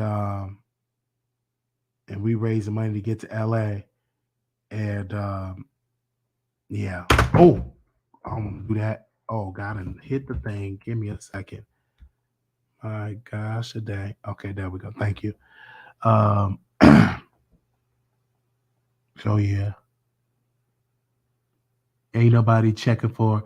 I'm not, child. I would interview her when her voice was right. Ever since whatever she did, I don't know, whatever, she can't even sing no more. I don't even want to. So I love her when she was on the Parkers, the youngest. I don't know what happened to her at all. Okay.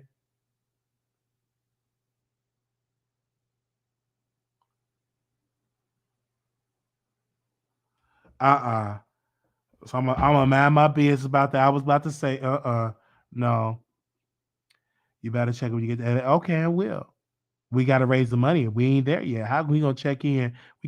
We don't even have enough to get a bus ticket. All right. They get upset. I'm ready a funny person. I'm registered in the Library of Congress for my stories. If I never write anything else,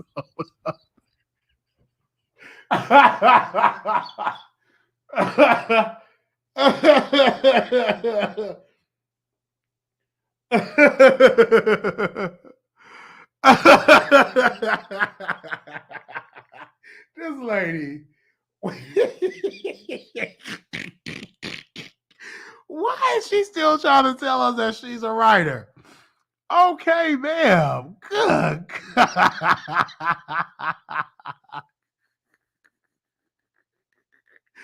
She is still trying to tell us that she's a writer. Y'all go get a book.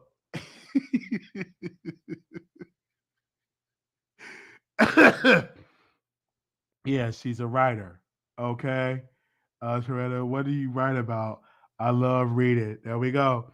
Already said something earlier. Okay, I understand. You're a writer. Thank you. She writes her books. Okay. Thank her so very much for that. Sharetta, what do you write about? I love reading. Writing is her world. Renee said something earlier. I understand. I understand. There we go. That's because you said that's because you said you buy books. Wiley be good. I'm gonna be good. Thank y'all so very much for tuning into the Wiley Show. Make sure y'all comment and subscribe to the Wiley Show. We've been on for about 4 hours. This show has been awesome and great, and everything else. Let little black boy, you are enough. Little black girl, you are beautiful. If you don't have edges, you are beautiful. If you don't have eyebrows, you are beautiful. If you don't if you flat chested, you are beautiful.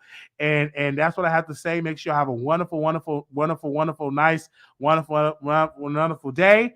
Again, we will be going live later on today to raise some more money. We have been nominated for an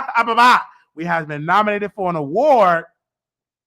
And so we would definitely keep y'all up on that. Thank you so very much. Little black boy, you are enough. Little black girl, if you don't have edges, you are enough. Father God, in the name of Jesus, we thank you so very much for blessing us with another episode of the Wiley Show. Continue to bless the subscribers, bless the members, bless all that contribute to the show. Give it back to them 100-fold. Lord, bless us that we get to go to LA to cover this trial of Tory Lanez to bring awareness to the people. Bless us in 2023. Open up doors, bring more subscribers, bring more viewers, bring more callers in the name of Jesus. In Jesus' name that I pray. Thank God. Amen. Thank y'all so very much for tuning into the Wiley Show. We're going to see y'all in the next episode. Thank y'all so very much. Y'all be blessed. I have more stuff to talk about, but I'm going to cut it off right now because I gotta save some for the next episode. Talk to y'all later. Peace. We will do an after show on Station Head. So if y'all up, we're going to do Station Head for about a couple of minutes. I will see y'all over there on Station Head. Peace.